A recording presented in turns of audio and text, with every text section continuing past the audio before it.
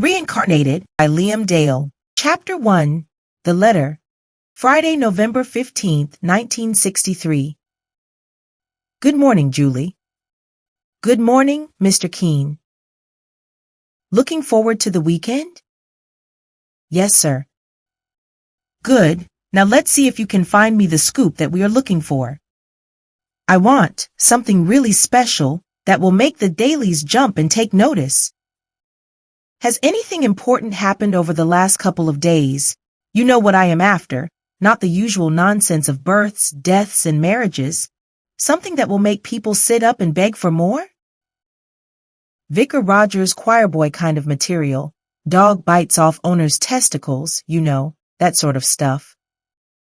The more dramatic or sordid the event, the greater the reader's interest. Our vicar would never do that, sir. He is my father. Sorry, girl, I forgot. It's just a common expression in the newspaper business, and of course I have known him for longer than you have. Mind you, in his younger days when he played rugby, he was quite a lad and didn't calm down until your mother came along. What was he like, sir? I could do with a good story to hit him with when he delivers one of his holier-than-thou lectures, if I stay out too late. I think you know what I am after. At last, you are finally sounding like a real investigative journalist, Julie. Snooping on your own father, I like it.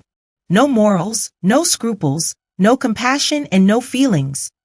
If you maintain that approach, you may well go a long way. And who knows, your temporary job could easily be extended into a long-term contract. So go for it, girl. Find me that horny vicar.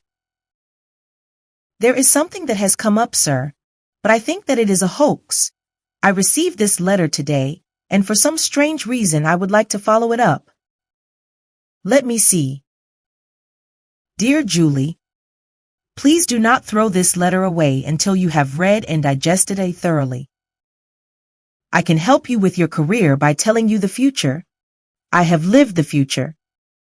If you are interested, please confirm by forwarding this very letter marked yes to the P.O. box below, and I will be in touch. Oracle. That is one strange letter, Julie, and to be honest, I do not like it. It is almost certainly a man and quite obviously a crank, so into the bin it goes. We receive nonsense like this all the time in the newspaper business. They are usually accompanied by a request for money. These people should be locked away in a secure home and the bloody key thrown away. Ignore it and go looking for my deviant vicar, and when you find him, I may tell you a few stories that you can blackmail your father with. Thank you, sir. I will start with the Archbishop and work my way down.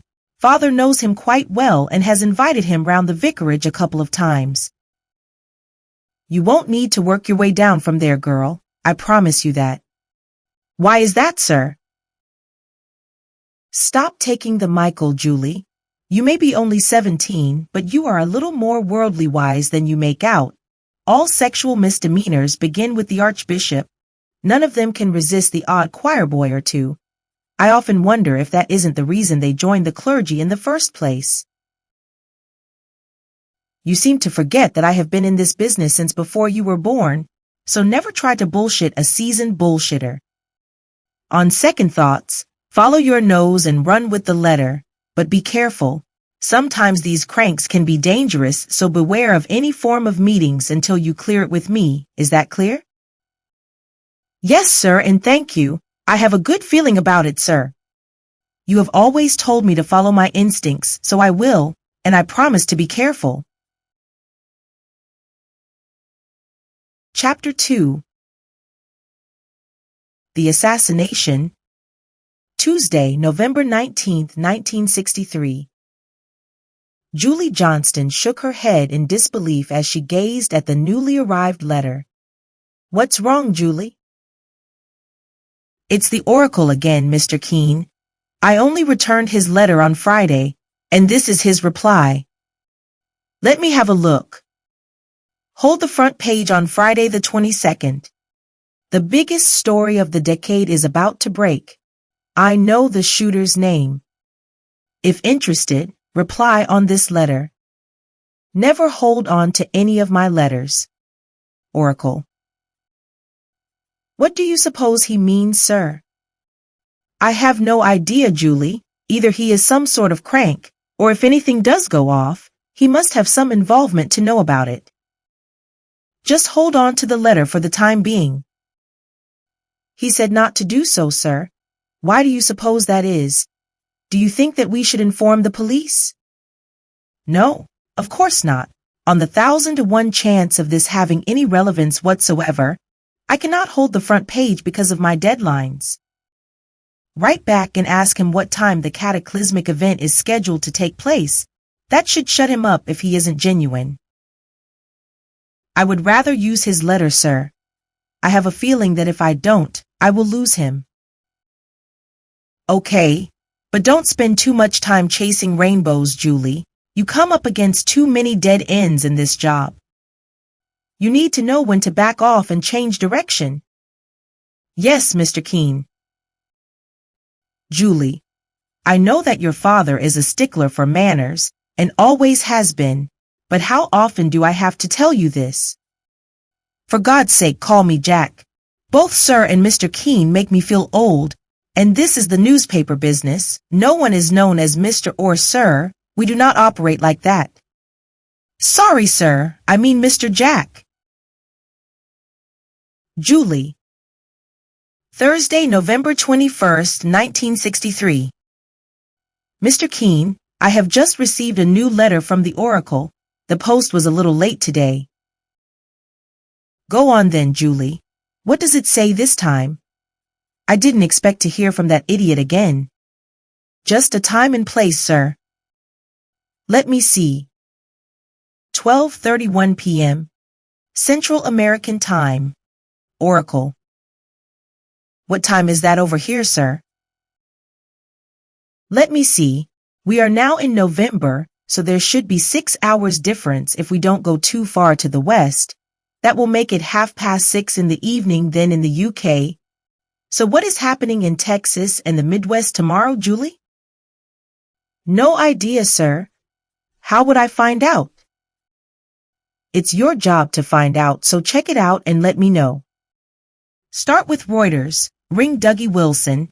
His number is in my address book. He's the main man in London and an old mate of mine. I am beginning to be intrigued by our friend the Oracle. It isn't often that a story gets my juices flowing, Julie. I have a gut feeling that we may well be on to something. Friday, November 22nd, 1963, 6:30 p.m. Well, so much for your Oracle lover boy, Julie. It's 6:30 and there wasn't a mention of any world-shattering events on either the BBC or the ITV News. Time for home, I reckon, so switch off the TV and let's be off. He did say 6:31, sir, so the news channels could have missed it. Come on, Julie. I don't mind putting the hours in, but there comes a point where you have to stop grasping at straws. It was a hoax. Certainly an intriguing one, but nevertheless just a hoax. Probably one of your boyfriends of old trying to get even with you for dumping him. It's usually the other way round, sir. I'm the one that always gets dumped. I don't believe that, Julie. You are one of the prettiest girl in town. No one in their right mind would let such a mouth-watering sex object slip through their fingers. That's the problem, sir. I'm not a sex object. Ah, I see. Testosterone-charged loins and wandering hands. A tricky combination, I must admit. It is something that you will have to get used to, girl. Maybe, just maybe, you can pin the blame on the feminist movement that old Emile Pankhurst began. Once you achieved the vote, you lost the perceived vulnerability of being the weaker sex. You don't believe that, do you, sir? Of course not. It's just a form of a soft landing, an excuse that we seasoned hacks use as a get-out-of-jail card if we come up against some sharp-tongued feminist figure when we have put our foot in it in one of our columns. You also must take into account the birth pill. It has only been available for a couple of years now, but it makes it a hell of a lot more difficult for a woman to say no. I suppose that it removes the most important weapon in your armory if you are determined to protect your modesty.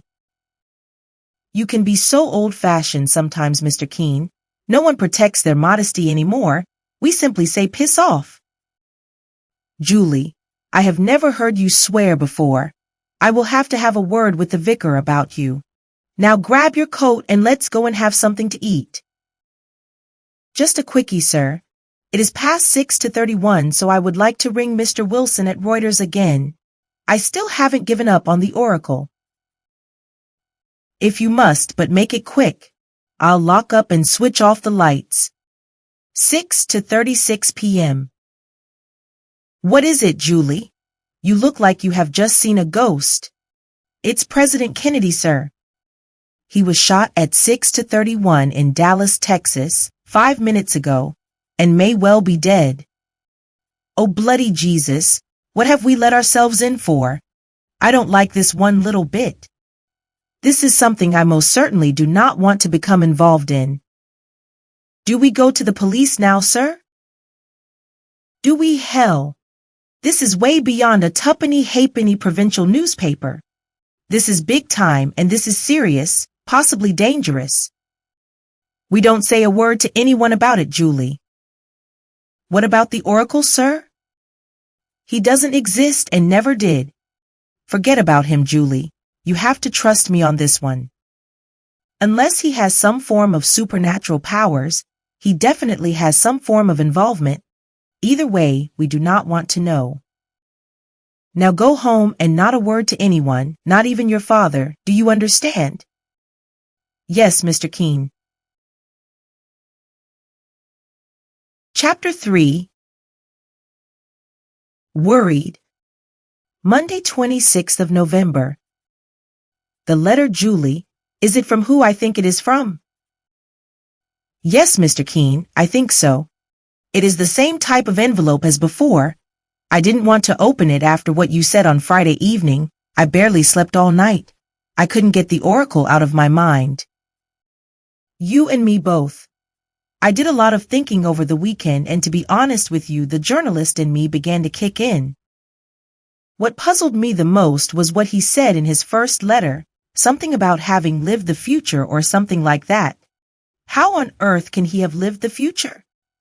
That's bloody impossible. It is like something out of a science fiction novel. It's time travel, for heaven's sake. Quatermass and the pit kind of scary, sir. Yes, Julie, something like that. Only this isn't a television program. This is real, and it's a now kind of scary. I thought about telling Dad, Mr. Keene. I know that you told me not to, but I was scared. Did you tell him? No, sir. It's a bloody good job that you didn't, girl. The last thing that we need now is for God to become involved, or in this case, probably the devil. How the hell could he have known in advance that Kennedy was going to be shot? Why didn't he tell anyone? An anonymous phone call to someone in authority would have started a security alert and world history would have been changed. Wow, wait a minute. If he has lived the future, that one phone call would probably completely change the future, and he would no longer be able to see it or to do anything about it. He could help the whole world, though, Mr. Keene. He could prevent wars, warn about natural disasters like earthquakes and hurricanes, tell the police who murderers were, or even prevent them from happening. You are missing the point, Julie, can't you see? If he were to change one single thing that affected one important world event, the future would be completely different to the life that he claims to have lived, and he would no longer be able to tell the future. He has no option but to sit back and watch world events happen, knowing that he must do nothing about them. Perhaps I am being a little presumptuous in assuming that he has in fact lived before. Let's find out, girl. This is becoming intriguing. Do you think that I should open the letter, sir? I'm a little nervous. Pass it here. We're journalists in a dingy Manchester news office and not soldiers on the Western Front, for God's sake. Who knows? This could be a career-defining moment for you, girl. The break that every investigative journalist dreams of. There is no need to feel afraid, Julie. I am not involved. I do not read the future. I have lived the future. Have you told anyone else? Reply on this letter only if you wish to continue. Oracle. There, he said it again, Julie. What do you suppose he means when he says that he has lived the future, Mr. Keene? Could he be one of those clairvoyant people, you know? The ones with a crystal ball like the one that I saw at Blackpool a couple of years ago? You do make me laugh sometimes, girl. He clearly states that he doesn't read the future, so he isn't your common or garden gypsy Rose Lee. I've been around for a long time in this game, but I have never come across anything quite like this. Let's run with it. Let him know that you do want to continue and be open about it. Tell him that you have told me and that you trust me. Emphasize that no one else is or will be involved. It's kind of scary, Mr. Keene, but really exciting. Do you think that he will be sending us scoops so that we can run before the dailies do? Wouldn't that be great? Great, but dangerous. We cannot run with anything before something happens, but we can be in the right place at the right time with a camera. We could make a small fortune if we were the only ones with the pictures of some important event, or maybe even a catastrophe. The more bodies there are, the more cash the photographs and stories will be worth. It's all a bit mercenary, I know, Julie, but nevertheless, it is the nature of the beast. Shall I reply then, sir? Yes, girl, why not? Thank him for the information that he has already supplied and ask him how he would like us both to proceed. Stress that no one else is or will ever be involved. Oh, and another thing, if he has lived the future, ask him how far he went before returning to the present. That should be interesting to know. Nuclear obliteration has always worried me, so it would be great to think that we may still be alive for the next few years. Dad didn't think that we would make it during the Cuban Missile Crisis, sir. None of us did. It scared the whole world shitless. Do you think that the Oracle was involved, sir? No, Julie. He dare not have been involved, or the whole course of history would be changed. Crikey, it was around this time last year when it almost kicked off. Makes you wonder if there is some connection with the Kennedy shooting. Either way, I don't suppose that we will ever know. You think that the Americans had President Kennedy killed, sir? Who knows, Julie? What I do know is that the CIA can be ruthless if something challenges national security. That is why we need to tread carefully with your Oracle friend. If he knows the future and they become aware of it, he will either be shipped off to America and imprisoned, or he will be killed. From the tone of his letters, I rather think that he is fully aware of that. And us, sir? We have to take things very slowly so as to not alarm him or to put ourselves in any form of danger, one step at a time, and see where it leads us. If I suspect anything risky or any form of underhanded tricks, we are gone, and I mean it. Is that clear? Yes, Mr. Keene, perfectly. Monday, 3rd of December, 1963. Mr. Keene, I have just received a letter from the Oracle, and he says that he would like to arrange a meeting. I would really like to meet him, sir. Let me take a look, Julie. The whole saga is quite intriguing, but I am still having doubts about it, though. Something isn't quite right. Things like this do not usually fall into your lap without a reason or consequences. Why would he want to contact a small provincial paper like us and promise to help with your career? No, I reckon that it is probably the other way round. He needs our help because he is in some kind of trouble. Thank you for your cooperation. I would like to meet. No strings attached. No danger. If agreed, return this letter with contact phone number. I will be in touch. Oracle. Why not, Julie? Let's live dangerously. What do you say? Why not, sir? He might even be dishy and sweep me off my feet. That's what I am afraid of, so I will be coming with you. Make sure that you make it clear when you return his letter. Spoil sport. Chapter 4. The Meeting. Julie Johnston and Jack Keane were sat in the Coffee Pot Cafe a couple of blocks away from Manchester Piccadilly when the stranger walked in and joined them at the table.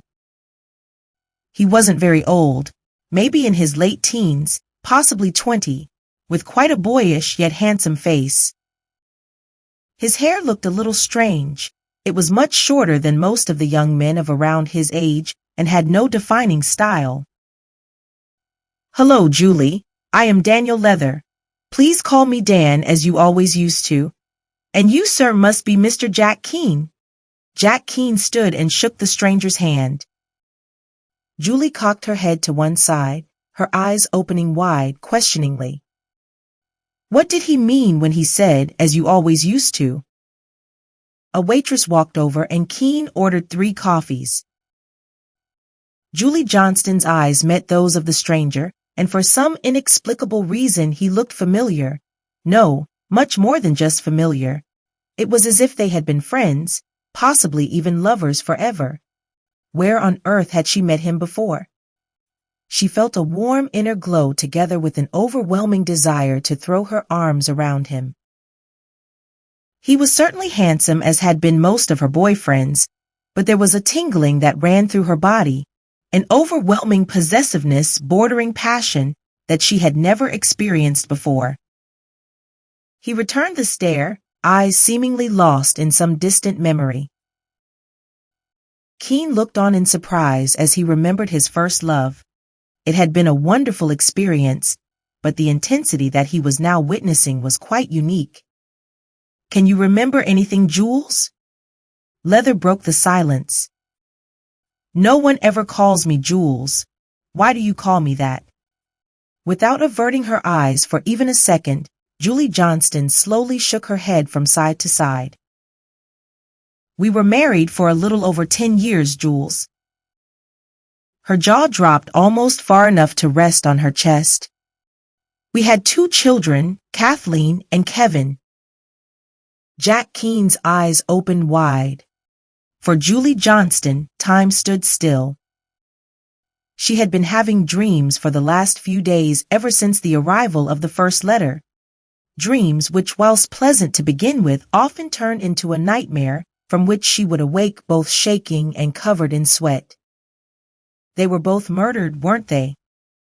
Julie's face took on an expression of anger as she spoke. "Yes, Jules." "Oh God, they weren't dreams. They were real."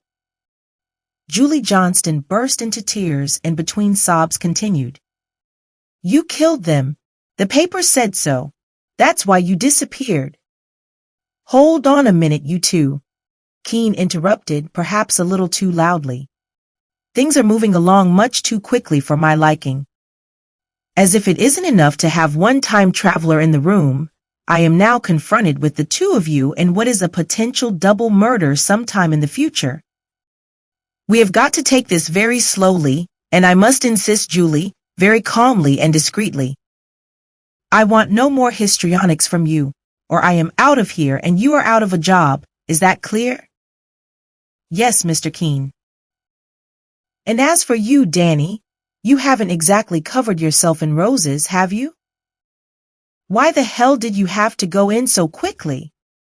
For Christ's sake, she is still only a girl, and to be presented with such information within minutes of meeting her was bloody stupid, to say the least. I know I couldn't help myself. I have regretted and had to live with what happened for over 50 years. There wasn't one single night when I didn't think about either Julie or our children." "Were they murdered?" Keane's eyes narrowed as he spoke. "Yes." "Did you do it?" "No, of course not. I was set up so well that the evidence was completely overwhelming. I didn't stand a cat in hell's chance of being found innocent. I had to run and take on a completely different identity. I kept my name, though, in order to constantly remind myself of both Julie and the children. That doesn't seem to have been a very smart move, Danny. Keen's face broke into a frown. I know, but I was several thousand miles away, and no one even knew about the event. Set up by whom, Daniel?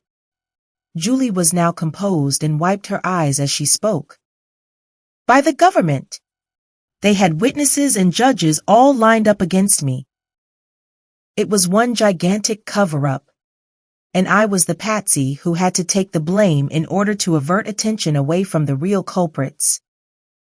Who were they covering for, Danny? Keen tilted his head slightly, questioningly as he spoke. Someone very high up in the Heath government. Heath became prime minister in 1970, and years later it emerged that there was a pedophile ring involving several of his cabinet ministers, with links going as high as even the royal family. Heath, prime minister, eh? That could be worth a few bob at the bookies. You can stick a few bob on Harold Wilson to fill in the gap years.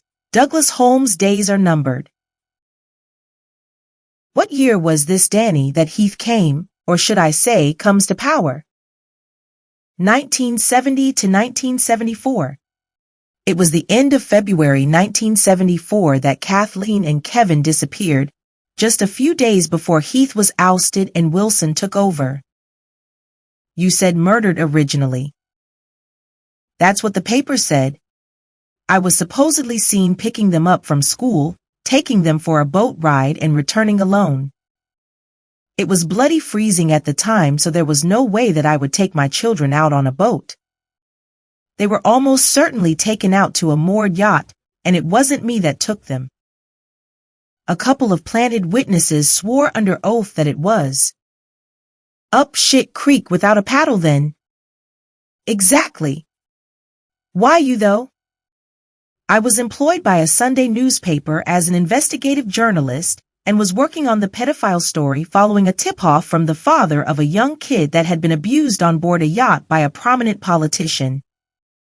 He had been bought off from pressing charges but decided to break the story anyway. I got a little too close to the truth, and my kids paid the price. Then you simply disappeared into thin air, leaving Julie here to pick up the pieces. That was a bastard of a thing to do. No, you are wrong. It was a better option for her than to be married to a child killer who may have been hung for murder.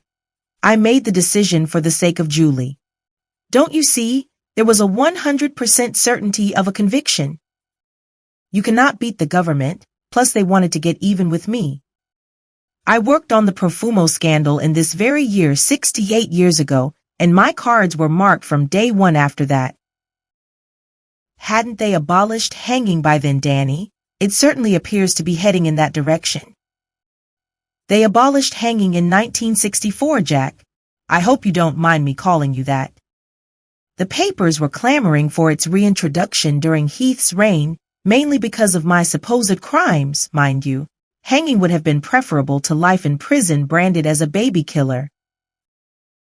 The three people remained silent for a minute or so before Julie spoke. How old are you, Daniel? I am either 19 or 87, take your pick. When did we marry? On your 20th birthday. The children? Kathleen was 7 and Kevin 6 when they disappeared. What were they like? Keen stepped in. It would probably be a good idea to leave that one for a while, Julie. I would think that there are far more important issues to sort out before we go there. How are you for money, Danny? Good, in fact, very good. I have always been intrigued by football and soaked up information like a sponge. I wouldn't say that I have a photographic memory, but for some reason football results have always logged themselves in some hidden drawer in my memory banks. One of my jobs as an 18-year-old apprentice was to report on matches for a local paper, and even after near 70 years I can still remember many of the results of the matches that I went to. You are fleecing the bookies, in other words. Both men burst out laughing as Leather nodded. You are spreading it around, I hope. Yes. Who wins the league and the FA Cup this year? Liverpool and West Ham in that order. You and I are going to get along just fine, Danny boy. I'm pretty sure of that. Are you free tomorrow evening? Sure. Good. Why not come round to my place for dinner, the pair of you? I rather feel that we all have much to talk about, not least of which is a double murder that will take place 10 or is it 11 years from now. For the time being, however, I guess that you are in the clear. Few people get arrested for something that they haven't yet done. Leather smiled. Is that why you have come back, Daniel? No, Jules. That was beyond my control. I truly have no idea why or how I came back. I will tell you about it tomorrow night. Chapter 5. Before dinner. Jack Keene's bungalow was situated a few miles out of Manchester in the small town of Worsley, with views overlooking the Bridgewater Canal. Daniel Leather looked down at the canal for a few minutes, his mind hovering between a past and present life. Nothing had changed, yet in many ways everything had. Memories surfaced and tears began to fill his eyes and run down his cheeks. His son Kevin was being rebuked by Kathleen for throwing a stone at the swans that she was feeding with slices of bread, the swans in turn attacking the ducks who were trying to join in with the feast. He visualized the orange line slightly above the waterline of the birds, brought about by the dull yet extremely prominent iron pirates that stained everything that came into contact with it. He pictured Mr. Pendleton at the Lee Grammar School that he attended as a boy, lecturing the class about the Industrial Revolution and of how the Duke of Bridgewater had the canal constructed to carry his coal to the industrial centers of Manchester and Liverpool. The canal itself branched into an arm that disappeared deep into the hillside, where the coal was mined, and the rich seam of iron pirates was the reason for the prominent orange color. Everything was exactly the same as it had been over 60 years ago. Even the old boathouse hadn't changed. One of the door panels leading into the canal was broken and was hanging at an angle into the water. Why had no one fixed it in 60 years? He laughed out loud at such an absurd thought, his mind changing direction. Were the fish in the canal the same ones as the ones of 60 years ago? If so, they would be the ones that he and his best friend Dave had caught on their numerous fishing trips. How had this happened? Why was he here and why now? There had to be some unseen power involved somehow. Mankind could never achieve time travel. Could God have something to do with it? He had long ago discounted the existence of a God. Aberfon saw to that in 1966. No God would allow 116 children to die in a coal slurry slide without giving some kind of warning. That is 3 years into the future, he almost said out loud. He could prevent it, but he knew that he dare not. It was too big an event, and the non-occurrence of such an event would almost certainly alter the course of history. History had to remain the one constant in his life. So what about Julie? Would not marrying her result in any major change in future world history? Would he have to have 2 children with her to ensure the steady and predictable nature of this history? Would it even make the slightest difference if he just disappeared once again and spent the rest of his life sitting on some remote desert island Robinson Crusoe fashion? The Vietnam War would surely still take place, the Argies would still invade the Falklands, and his Thai wife back in Bangkok would meet someone else and marry. So why the heck should he care? His inner vision flashed to Noi. She wasn't yet born in this life, but would she now be grieving over him in the life from which he had returned? Surely he couldn't be unmarried even if the time was 50 or more years in the future. Did he really owe any kind of debt to either Julie or his two dead children that hadn't yet been born? This was nonsense. If he didn't marry Julie, there would be no children to murder. His mind flashed back to his work all those years ago on the Profumo scandal. Profumo had resigned this very year in June. This wasn't possible as he had been personally instrumental in discovering Profumo's liaison with Christine Keeler months earlier. So who had taken his place at the time that he was in Bangkok and aged 86? He had only been back in the present for 2 months, so how had his part in history been erased? Without his input, the scandal would never have been brought to his newspaper editor's attention. Who had taken his place and fulfilled his role? It was his chance meeting with Christine Keeler and a little too much alcohol that had started the ball rolling. History couldn't just erase his input. He had been real. He was a living person and had existed then just as he existed now. Everything in his current life was exactly as it had been 68 years earlier, but the Profumo affair bothered him. Its exposure by the News of the World Sunday newspaper could never have happened without him, so why had it happened without him? He still had a sister called Jean. The meeting with her a couple of weeks earlier had been difficult, bordering impossible. He had known exactly what was coming his way. It's all your fault that Mom and Dad have split up. The words were spat rather than spoken.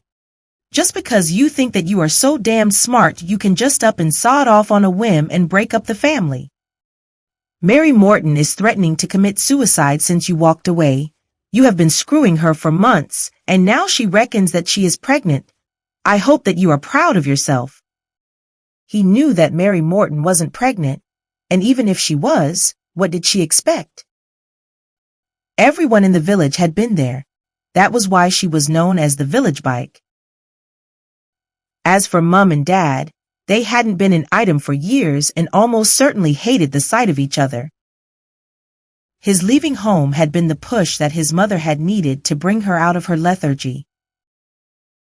Dad wasn't violently abusive, more mentally so. He found fault with everything that his mum did.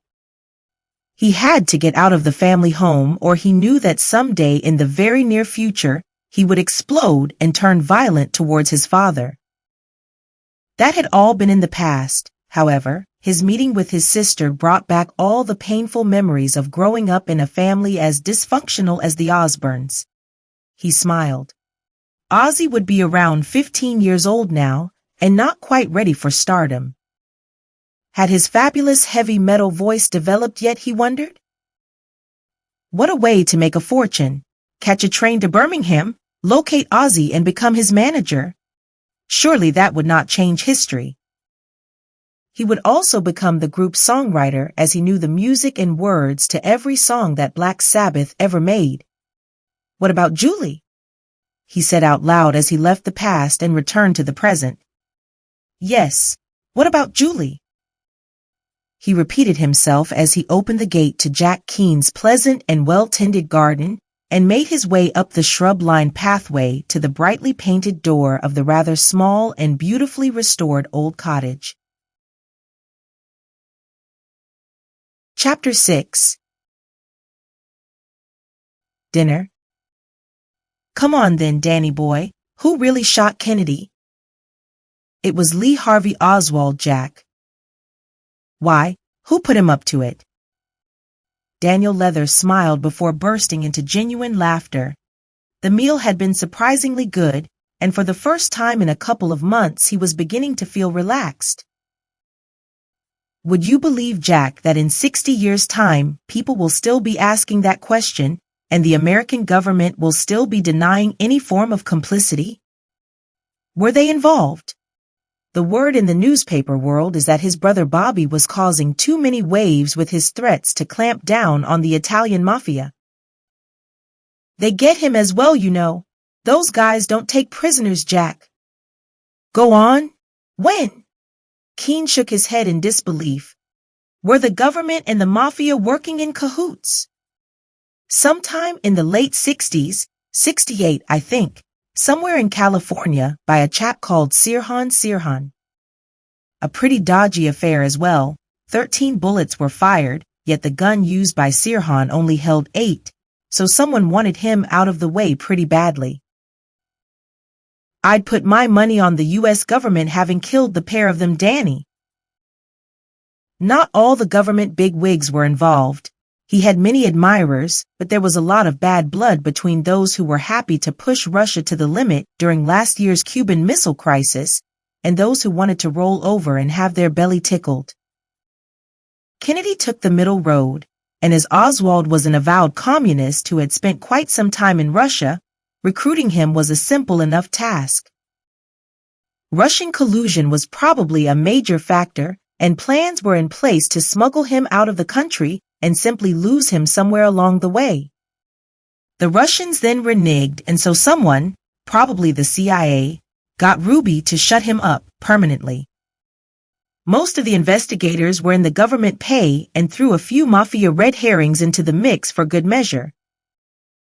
Good God, Danny, it's difficult to grasp when you keep saying was, other than the shooting of Kennedy, none of the rest has yet happened. Who was Ruby? He's the man who shot the president before he was shot by another man, got it? Not really the case, Jack. Ruby died in a Texas hospital a few years later under suspicious circumstances. He had been a dead man walking for several years. Damn governments, can't trust any of them. Keene shook his head as he spoke. Our lot are just as bad if you ask me. You cross the American government at your peril. That is why they have the CIA, to do their dirty work for them. Martin Luther King goes a bridge too far in the near future and pays the price sometime in 1968, if my memory serves me right, round about the same time as Bobby Kennedy. Assassinated? Yes, Jack, sniper's bullet in Memphis. I don't think that the bookies will take a bet on that one. Both men burst out laughing. Julie broke up the laughter. That really isn't funny, you two. I like Dr. King. He is fighting for the rights of the black people of the country. They aren't even allowed to use the same toilets as white men, and their children have to go to black-only schools. How would you like that if you were black? Don't be so sensitive, Jules. Leather was again smiling.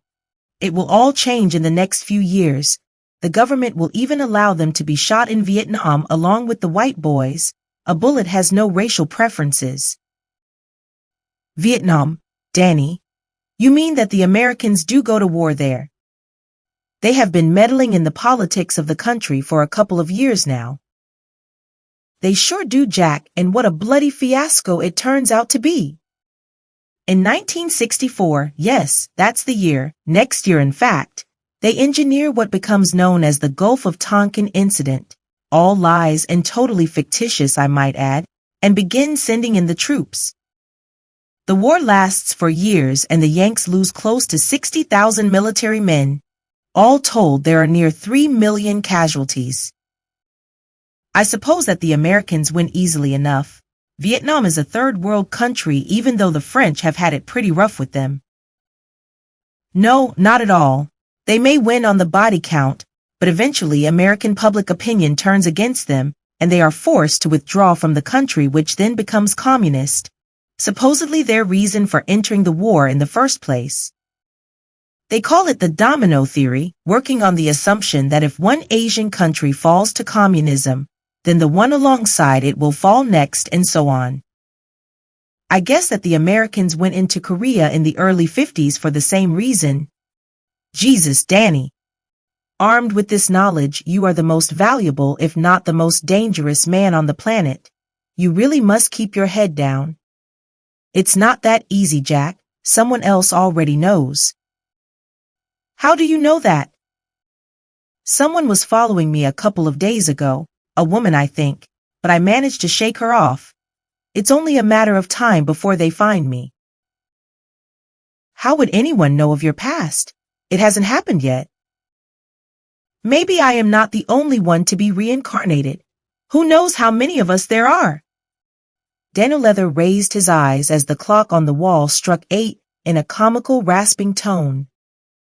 Keen smiled. It's getting old and tired, a little like me. I often wonder which of us will reach our end day first. It's on its last legs now by the sound of it. Have you tried oiling it? A big grin crossed Julie's face. No, Julie, I never touch it. I have kind of learned to live with the tired old lady. Chapter 7. Alone Again. It was a rather pensive, if a little morose Daniel Leather that turned the key in the front door of the little bed and breakfast house that he had been staying in for the past 2 weeks. You will bring no girls into my house, nor will you smoke or drink. Mrs. Watson had told him when he first went to view the place following an advert in the local Manchester Evening News. I am a religious woman, and this is not a den of iniquity. How times had changed for him. His earlier life in Bangkok had involved many dens of iniquity. People showed him respect, partly because of his ever-growing sex trade and nightclub empire, but also because of his reputation. People did not cross Don Leather, the name given to him by the local Thai mafia. His son Michael saw to that. Michael had been born with a vicious streak and a highly combustible temper. Stephen was smarter, a thinker, a planner. Maybe he should have handed over control of his empire to Stephen. No, that would not have been right. Michael was the elder and Stephen was pretty much a stabilizing influence. The transition had been seamless and the business rate of expansion grew ever quicker under the stewardship of his ambitious sons. When Michael set his mind on a site or property to open a new brothel or nightclub, he simply made them an offer they dare not refuse. Daniel Leather quietly climbed the old wooden stairs, opened the bedroom door, undressed, and flopped onto the creaking old bed, wondering which life his dreams would take him to tonight, and who was the mystery man who had fired the fatal shot either 68 years in the future or 2 months ago in the Bangkok Temple. He turned forward his memory clock to his meeting in 11 years' time with a mystery man in a London pub. The man was killed in a hit-and-run accident the next day. His alibi no longer existed.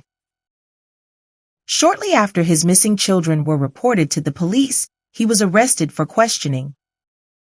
2 unknown witnesses came forward and picked him out at an identity parade as being the man to have taken them out on the boat that fateful day, the day of his meeting with the mystery man. It had to have been linked to his ongoing pedophile investigation, and when he discovered that the perpetrators had links with the royal family, he should have got the message and backed off. He stupidly ignored a series of threatening phone calls and his children paid the price. He had escaped England by more luck than judgment, and his escape from the initial hearing before his trial had been nothing short of miraculous. The poor copper charged with guarding him had been caught seriously short with an acute bout of diarrhea, just as a scuffle had broken out between a prisoner and another policeman. He had simply walked out of the courthouse without a backward glance and climbed into the back of a lorry that was fortunately bound for France and held up in traffic. On reaching Calais, he had climbed out from under a mat as the ferry berthed and walked straight through customs unchallenged before heading north. With no money at all, he had wandered through the French countryside by night, stealing food where possible, but living mainly on a diet of fruit and vegetables that he had nocturnally gathered, forever heading for the Dutch port of Rotterdam. Back in England, the hunt was on for the by now most wanted and hated murderer in the country. Former friends were forever on the TV explaining how they had always thought of him as being a little strange. Wasn't he the fellow who was linked with the Christine Keeler case and the Russian spy? One man asked. I always suspected him of being a communist. He had in many ways been fortunate, the time of year being early autumn, and the unseasonably warm weather had allowed him to sleep outside without freezing to death, with much of the farm produce still to be harvested. On reaching Rotterdam, with the help of a Dutch girl who had taken pity on him, ragged and bearded, he had bought his way into working a free passage on a freighter bound for Singapore, skipped ship as it was unloading, and on crossing the causeway between Singapore and the mainland, slowly made his way through Malaya, posing as a French student backpacking on his gap year. His years learning French at Lee Grammar School had finally paid off despite his hatred of Claude, the French language teacher. Claude was a sadist, an ex-World War II commando who took an instant dislike to him on his very first French lesson. He had been a little old to be a backpacker, but somewhere along the way he had met up with an Australian girl called Janet, who had been more than just a traveling companion and also appeared to be quite wealthy. Janet had been beautiful with deep blue eyes and long, unkempt, shiny flaxen hair. Almost immediately he fell under her spell. He hadn't really fallen in love with her, but in many ways her company alleviated the constant pain that he felt for Julie. Julie never left his thoughts. She and the children were there every waking hour and in his dreams. He could never tell Janet about Julie, yet somehow, she always seemed to be aware that someone in his heart would never leave. There wasn't enough room for the two of them, and when the couple eventually reached Bangkok, she gently kissed him on the cheek one morning as he slept before disappearing forever from his life, leaving $50 American on the pillow. The bed creaked as he turned and focused on the dim light bulb above his head. Tears flooded his eyes and he began to sob as he visualized Noi sitting up and smiling at him. "Come to bed, big boy," she would say. His sobs got louder. He hadn't had sex with Noi for almost 20 years, but it didn't matter. He loved her with all his heart, but now she was almost 70 years away. Noi was almost 30 years younger than he was and hadn't yet been born. How could he be in love with someone who wouldn't be born for another 10 years? He tried to work out the maths, but images of the 20-year-old beauty on the day that he had first met her got in the way. Jasmine had been her allocated working name, and it was her first night as a hostess, having left her poor Isan village in search of the gold-paved streets of Bangkok little more than 2 days earlier. "How are you, big boy? You buy me drink?" had been her opening introduction, not knowing that he wasn't just the boss of the Bangkok nightclub, but also the owner. She had burst into tears and run to the toilet in shame as one of the working girls had spoken to her in Thai. The sobbing stopped. He could never again love Julie. He could only love a Thai woman who had yet to be born. "I can never let her go, nor can I ever let go of her," he said out loud. "When the time is right, I will find you, Noi, no matter what it takes." Daniel Leather turned to one side and closed his eyes. The creaking old bed groaned. He wondered which life his dreams would take him to tonight, and who was the mystery man who had fired the fatal shot, either 68 years in the future or 2 months ago in the Bangkok Temple. Chapter 8. Home in Bangkok. Sleep did not come easily. Vivid images flashed around randomly in a kaleidoscope of color, firstly without structure before slowly rearranging themselves into an almost chronological order deep within his mind. The clarity of each image became near perfect, and he realized that he was in an almost autobiographical mode, visually reenacting and reminding himself of events that had shaped every phase of his life. His memories were in reverse gear, often traveling at great speed, pausing at specific points as if to remind him of past events, then moving on to the next significant juncture in his past life. The journey stopped. Was he dreaming, or was he really back in Bangkok some 60-plus years into the future? Everything was so real. His back was still painful from the fall. It wasn't an age thing.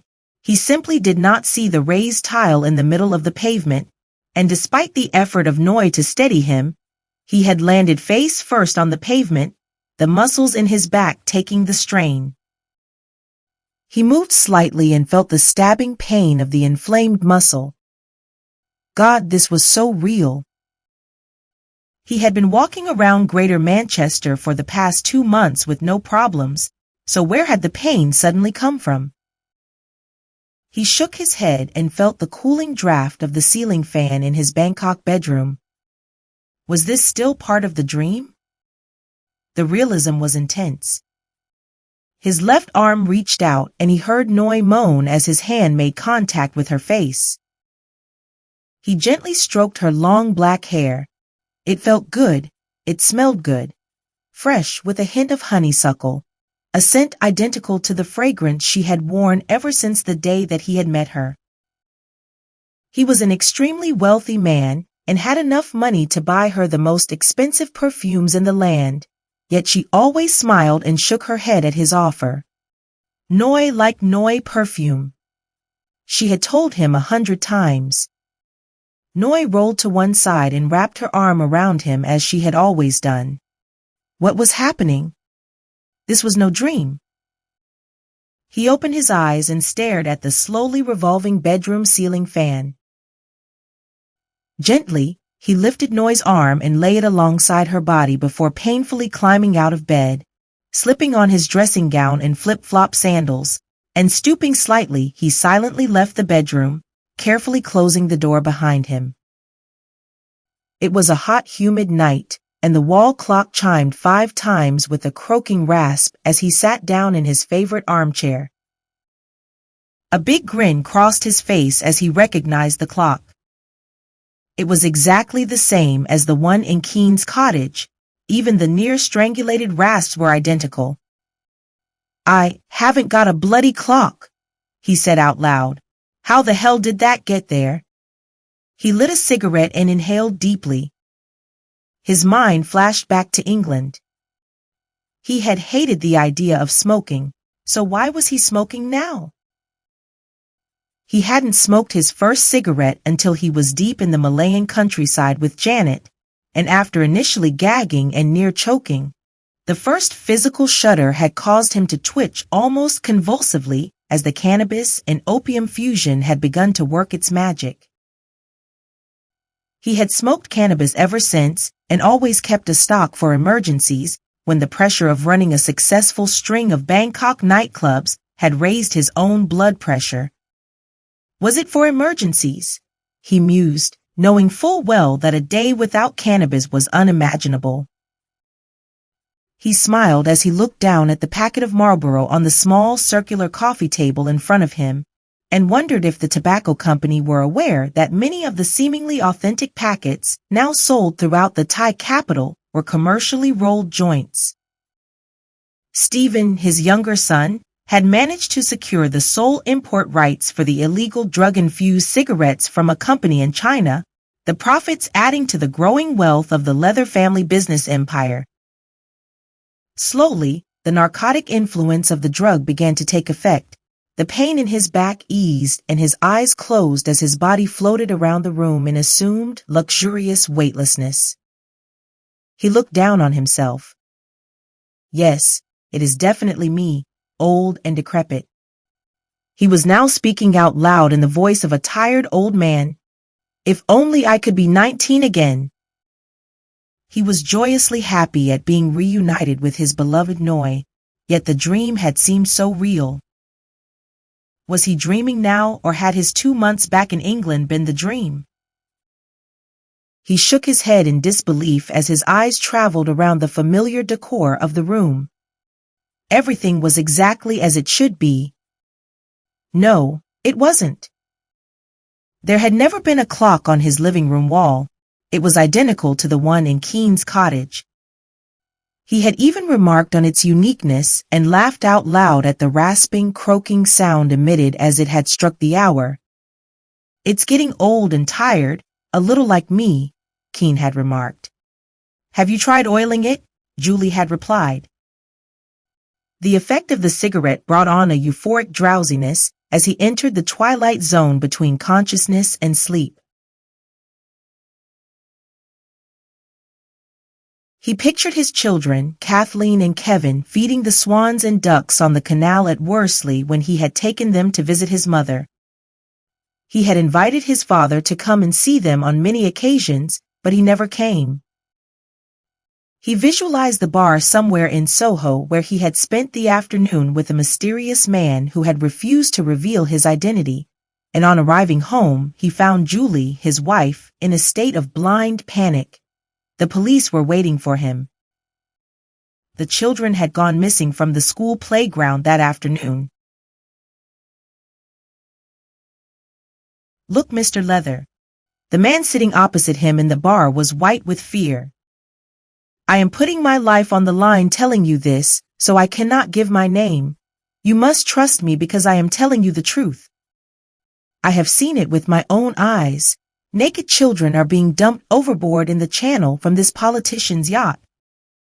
I'm not the only one to have seen it. A French trawlerman fished out a young girl a couple of months ago around 3 miles out of Dover. She had a chain wrapped around her body.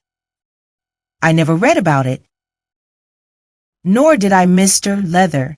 It was definitely reported to the authorities but never made the press." A photograph of the man appeared in the daily press a couple of days later, the victim of a hit-and-run accident. His alibi no longer existed. His only witness was dead. Chapter 9. The morning after. The banging on the door grew louder as Daniel Leather awoke from a deep sleep. "Mr. Leather, I distinctly told you about smoking in the room. I can smell smoke." Mrs. Watson sounded angry. "I hate smoking in my house, so please do not do it again." "Sorry, Mrs. Watson. It will not happen again." He could smell smoke. Not tobacco smoke, but the sweet aromatic fragrance of cannabis. His jaw dropped and his mouth opened wide as he stared in disbelief at the half-smoked Marlboro cigarette between his fingers.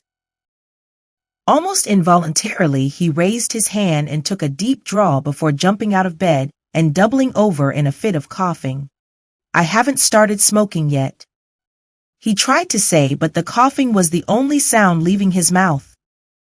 As the coughing abated, his senses slowly returned together with the relaxed sensation of well-being that only cannabis can provide above all other drugs. The single draw that he had just taken could never have achieved such a state. His vision was blurred, and the tiny window in his room appeared to be in constant motion. His mind flew back to his dream.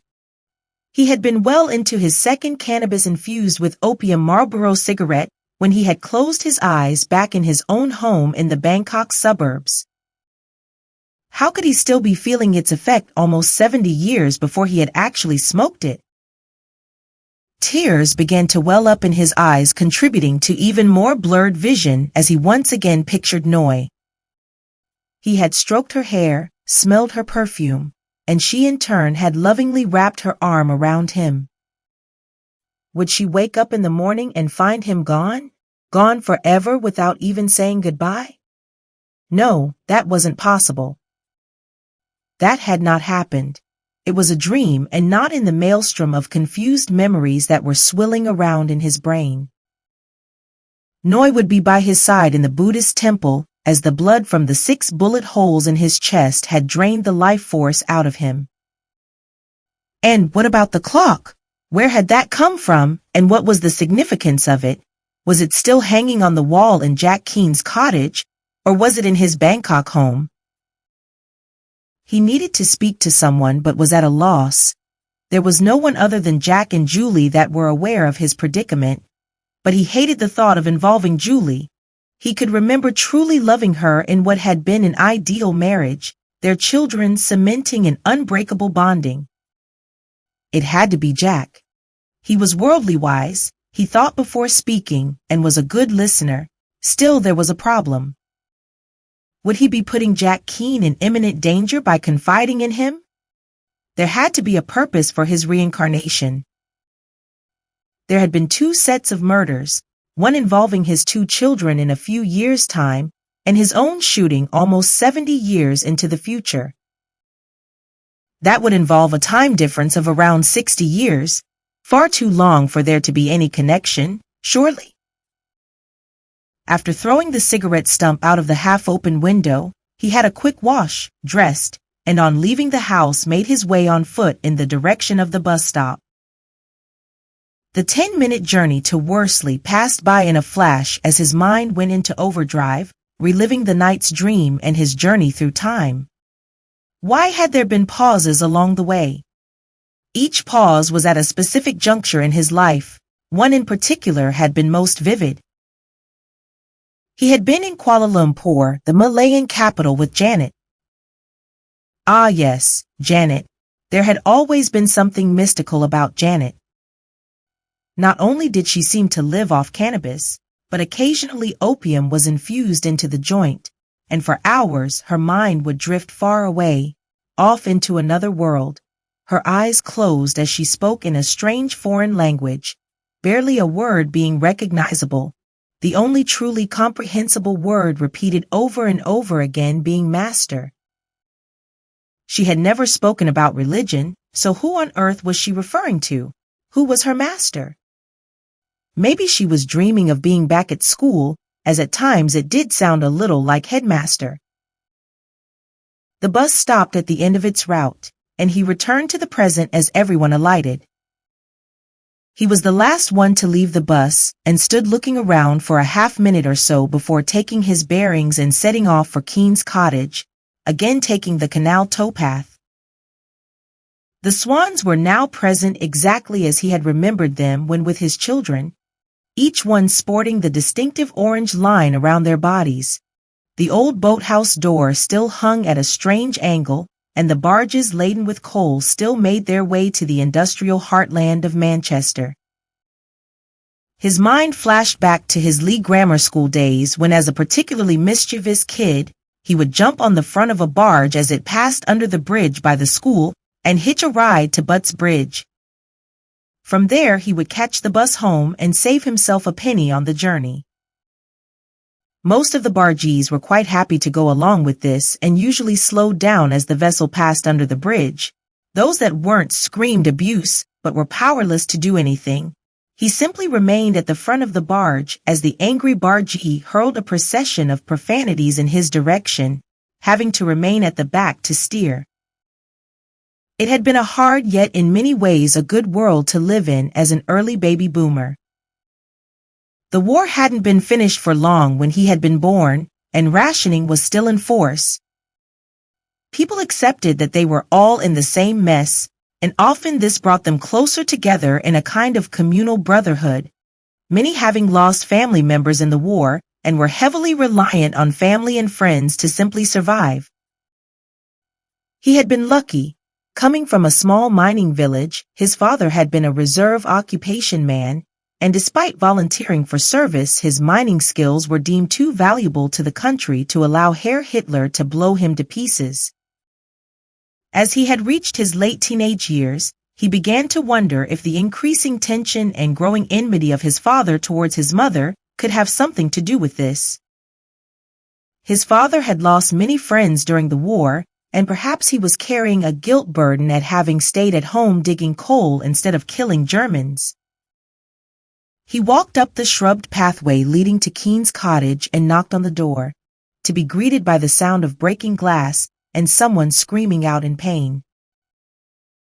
The door wasn't locked, and in one bound he was inside, ready to spring into action.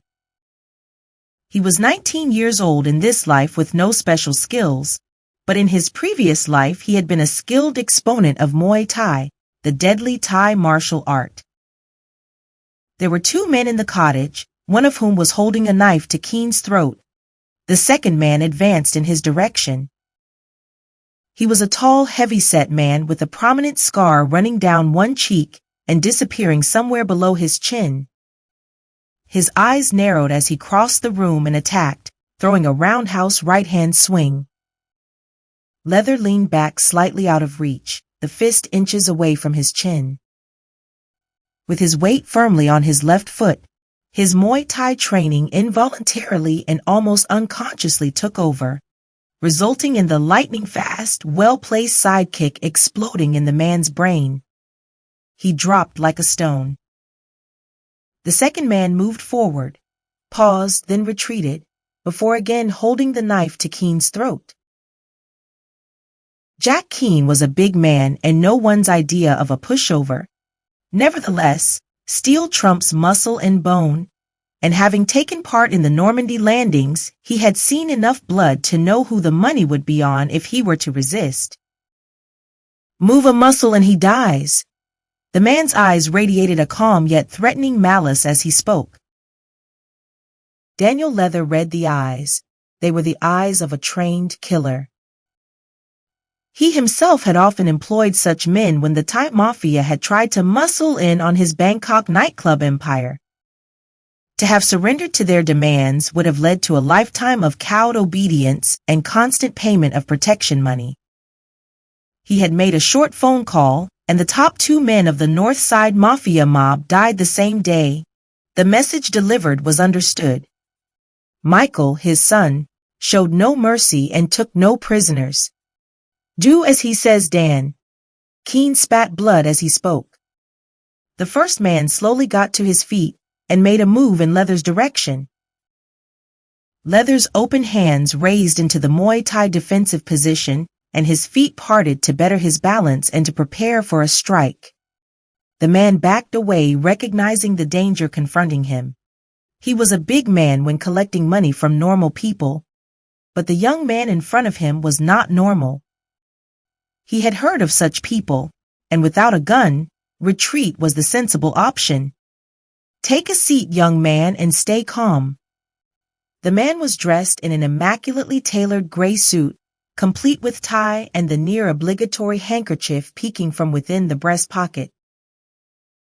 The voice was cultured with no sign of panic or concern.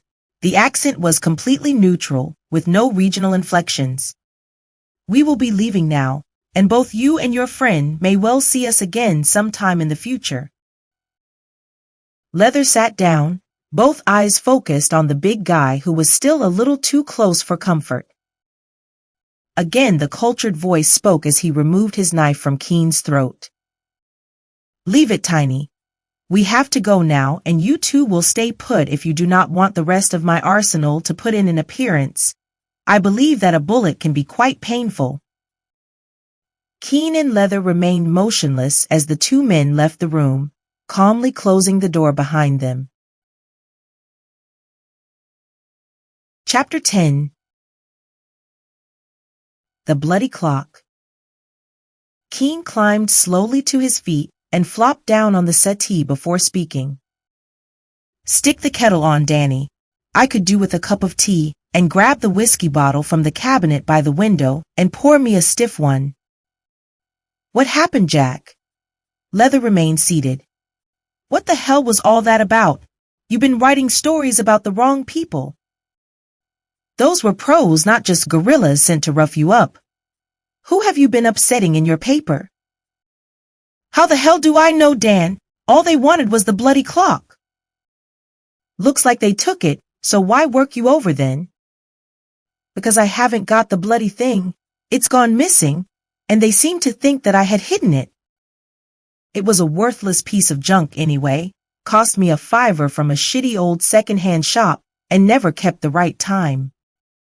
It was on the wall when I went to bed last night, and I didn't even notice that it had gone missing until those 2 jokers arrived. I'll get you the whiskey. We have got to talk. Daniel Leather poured a large whiskey before speaking. Do you mind if I pour myself one, Jack? I think that we will both need one after I tell you my story.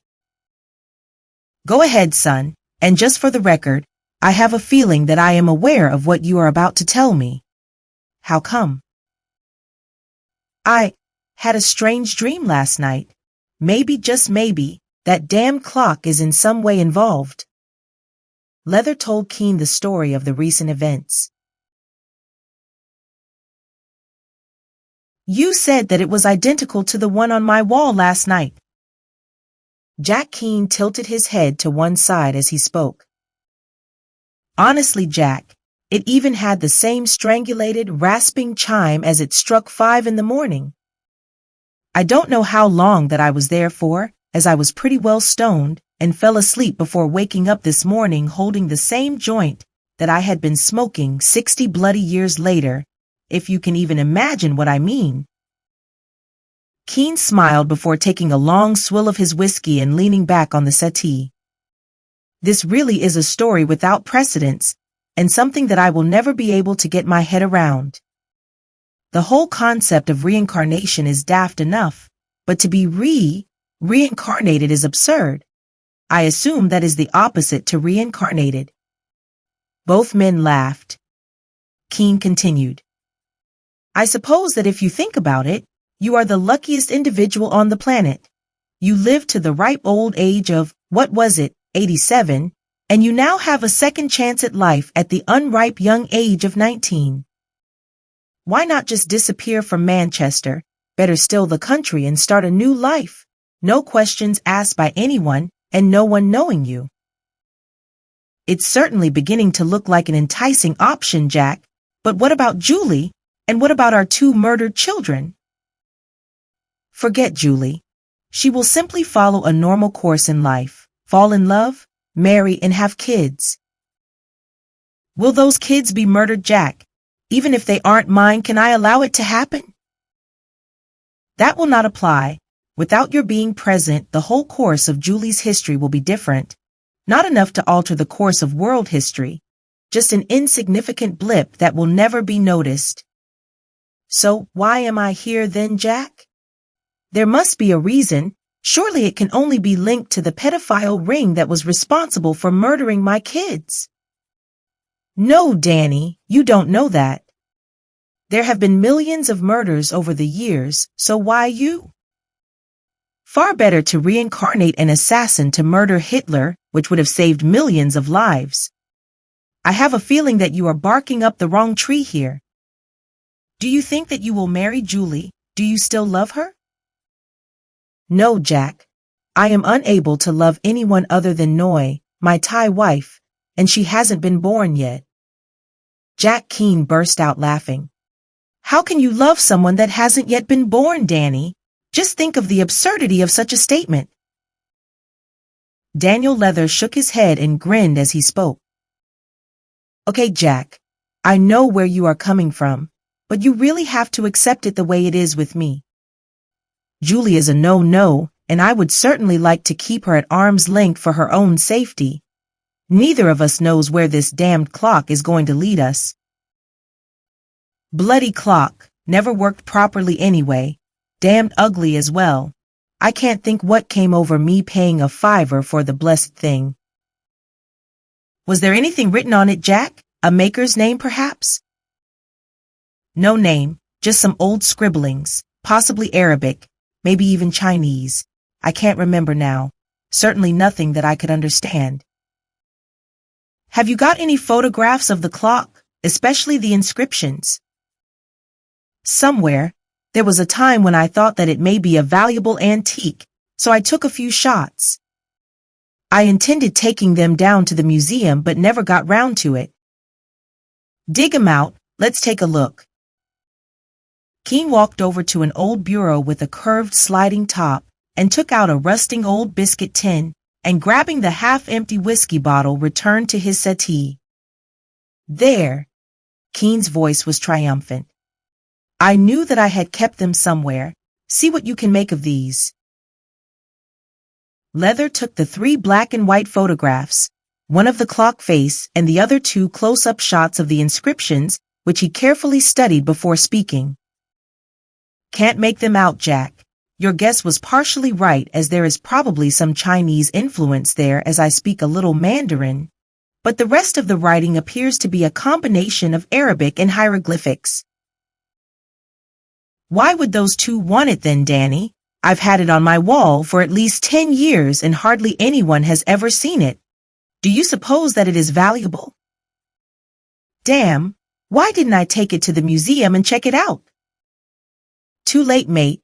It's hanging on my wall in Bangkok now. Leather grinned as he spoke. If it is worth anything, I'll sell it if I ever go back. No, it isn't in Bangkok, Danny. It doesn't get there for nearly 70 years yet, so where the hell is it now? How can it move thousands of miles in 70 years? You are not the only time traveler. It seems the damn thing has taken a liking to you. God only knows where it's living now. Anyway, I have a bad feeling about those two jokers who attacked you. The smooth one with the knife is most definitely a professional gun for hire. I can tell them a mile away. Bangkok was full of them, and in my business, I had to employ a couple of permanent minders to look after both the clubs and myself. Tell me a little more about it, Danny. I have a feeling that your life may well have been slightly more interesting than that of a second-rate provincial newspaper hack. One condition, Jack. Which is? Not a word to Julie. I don't want her involved from here on in. Plus, of course, as I was still married to her, I would hate her knowing that I spent near 60 years being unfaithful to her. Deal. Keen suddenly burst out laughing. What the hell am I agreeing to? This is your new life now, Danny boy. All your indiscretions and infidelities are still in the future. If Julie is to be completely kept out of the picture, you can do what the hell you like, you lucky bugger. Yes, that's what you are, a lucky bugger. 19 years old, tall, dark, and handsome with the knowledge of 60-plus years of the future. If your memory holds out, you can skin the bookies forever and become incredibly wealthy. I do become incredibly wealthy, Jack. I control the biggest sex and nightclub empire in Thailand. Even the Chinese tongs stay clear, as my two boys have their own private army of minders and enforcers. Is that really necessary, Danny? Are we talking gang wars here? Not really gang wars, Jack. I left that behind years ago on my way up. I now operates at a much lower level. Well, I used to do. I deal directly with the big boys, including both police and military. If I want anything doing, and I do mean anything, I simply make a phone call and the job will be done. Does that include killing people? I'm not living under British rules or standards of behavior in my Bangkok life, Jack. It's a different world with different codes of morality. Money is everything and rich men are the kings. Corruption is rife, endemic, you might say. That's just the way things are. You either live by those rules or you are crushed into submission. Sounds like hell to me. No, Jack. Once you have reached the top of the pile, corruption becomes your best friend. Hell is for the ones who don't make it. They are the ones who are trampled underfoot. Doesn't that lifestyle worry you, Danny? I mean, having to live with the threat of constant danger, plus of course the morality of earning a living in the sex trade? The sex trade over in Thailand isn't what you imagine, Jack. For the girls, it is pretty much a career choice, the alternative being a lifetime of subsistence farming, often wading ankle-deep in flooded paddy fields for days on end, and acting as incubating machines for unfaithful husbands. Thai men can be violently abusive to their wives, and many of the girls who work for me are simply escaping this violence. I've seen a few of the working girls plying their trade around Piccadilly in the evenings. Personally, I wouldn't touch them with a barge pole. Keen grimaced. They are too old and too ugly. You never know what you might catch. You wouldn't keep my girls at arm's length, Jack. Leather burst out laughing. Most of them are bloody gorgeous with bodies to die for, and I insist that every one of them carries a supply of condoms. They all know that AIDS kills. What's AIDS, Danny? It's a sexually transmitted disease caused by a virus. At the point where I left Bangkok, they still hadn't found a cure for it, but if you catch it early enough, certain drugs can slow down its progress. If you leave treatment too late, you are dead meat. Keen shuddered. Christ, Danny, how do you stay in business if your customers know that? Easy, Jack. Sex sells and always will. If you take precautions, you will be okay. If I ever get to Bangkok, Danny boy, I might just look you up. I don't get there for another 11 years, Jack. You were there last night, mate, so who knows what the future holds. Do, Jack, I know. Chapter 11. The Warning. It was a little after 10 the next morning as Daniel Leather entered the neo-Gothic building that was the museum situated off Manchester's Oxford Road and headed for the archaeology section. The museum was one of Britain's finest and contained over 4 million artifacts from every continent. A middle-aged lady was sat at the reception desk reading a book. She looked up and smiled as he approached. "Can I be of assistance, sir? Is there any particular period that you are interested in?" Her voice was kindly and her willingness to help shone through as being genuine. Leather took out the 2 photographs of Keane's clock that displayed the inscriptions and handed them to her as he spoke. "I was wondering if anyone might possibly be able to translate the writing." The woman studied them closely. "Very old, sir. They appear to be of an early Hebrew origin intertwined with ancient Sumerian. The words Yahweh and Satan are most certainly prominent in the Hebrew text, but I know little about early Sumerian. The man to speak to is Professor Jacobs of the university's Anthropology and Natural History Department. He has spent most of his life reading ancient languages and is fluent in a dozen of them. Would you like me to give him a call? He adores challenges like this. If you could please, I would be most grateful." Leather was quite elated to think that at least one of the mysteries of his reincarnation may be explained. He stepped back a couple of paces as the words Yahweh and Satan suddenly sunk in. "Shit." He mouthed the words silently as the woman began speaking on the phone. Wasn't Yahweh the early Hebrew name for a god that he knew did not exist? Nor did Satan? Surely one could not exist without the other, both being the early source of all Christian children's indoctrination. "Professor Jacobs is on his way down, sir." The woman once again smiled. "We are lucky that he is between lectures. He is a most obliging man and helped me no end during my university days.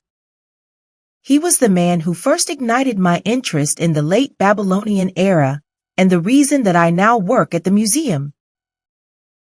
The woman leaned forward to hand the photographs back to Leather before suddenly withdrawing her hand and again studying them.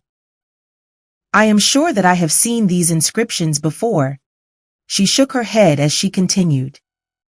"I have a feeling that there is an old clay tablet displayed in the museum in the Babylon section, but I cannot think of why it would be there as ancient Hebrew wasn't even in its infancy during the Sumerian era. Most peculiar." Leather was beginning to feel uneasy. It was a strange, empty feeling, not exactly a panic attack, but almost as if a hidden force was telling him to run and to keep on running. He no longer wanted to know about the damned inscriptions. Neither God nor Satan existed, so why the nagging void in the pit of his stomach? He felt the craving for a smoke. He needed the narcotic effect of cannabis to slow down his heartbeat, which was beginning to race. This was stupid. In this life he did not smoke, nor did he touch cannabis or any other drug. LSD may have been recently synthesized, but details of its hallucinogenic properties had not yet been released into the public domain, and Dr. Timothy Leary was still on the right side of the law. He burst into silent laughter and tried to hide his face from the receptionist. The word hippie hadn't been thought of, and to turn on, tune in, drop out, was still 4 years in the future in San Francisco Bay. "The professor is here now, sir."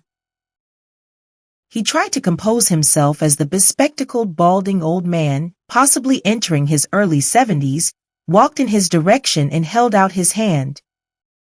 "I am pleased to meet you, young man." Professor Jacobs' voice matched neither his age nor his appearance. His delivery was crisp and bordering baritone. "Now, where are these photographs and how did you come across them?" The woman stood and walked from behind her desk and handed over the 2 photographs. Thank you, Samantha. Now let me see what we have here.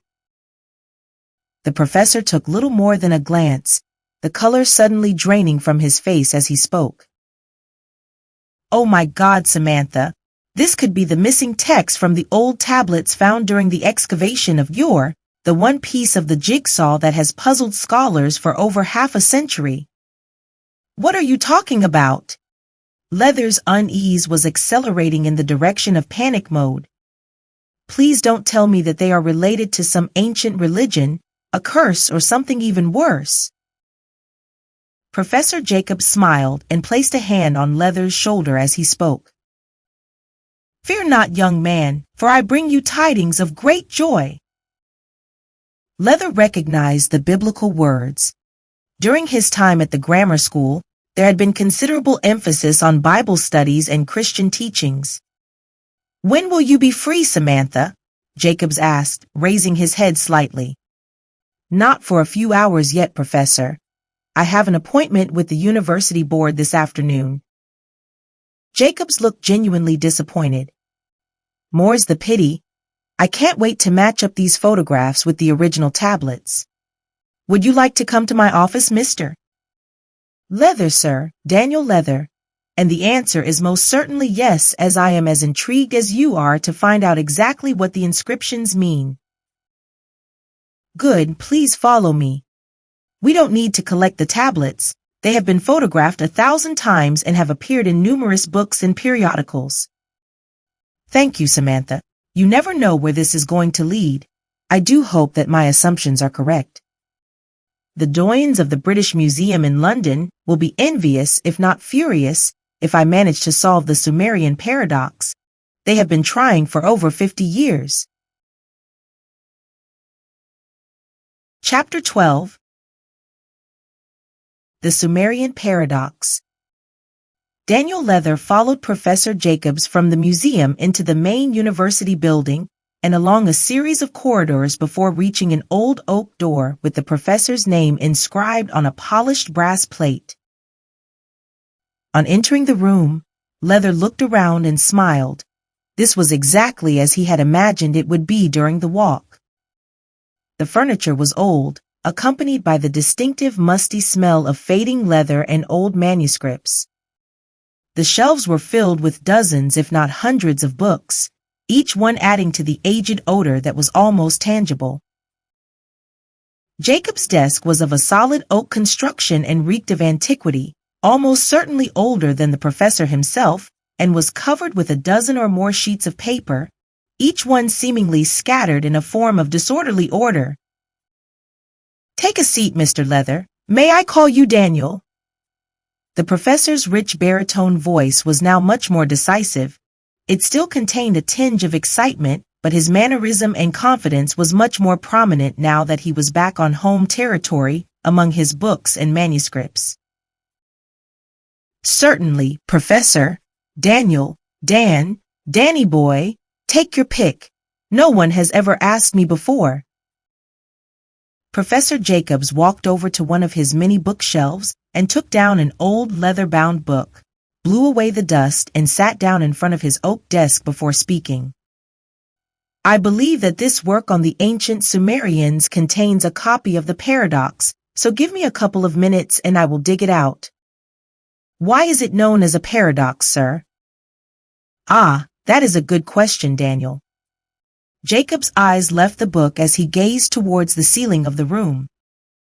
The Sumerian civilization existed in ancient Iraq, or Babylon, between 6 and 4000 BC. The tablets were discovered in the ancient Sumerian city of Ur and have been dated to around 5000 BC. This, of course, makes them around 7,000 years old. The paradox is, how can the tablets contain Hebrew prophecies written in the early Hebrew language when the language hadn't been invented at the time? This came around 3,000 years later when the Old Testament, or Hebrew Torah, was written. Maybe your photographs will help to solve the paradox. Very strange. Leather's heartbeat, had by now returned to normal as he warmed to the professor's calm, yet inwardly excited manner. In many ways, Jacobs continued, the inscriptions are a double paradox if such a thing exists. There are indications of human sacrifices, particularly children, in the inscriptions, but there is no evidence of such practices throughout the region at any time during that period. The nearest we have to that time scale is written in the Old Testament, where Abraham was willing to sacrifice Isaac, his son.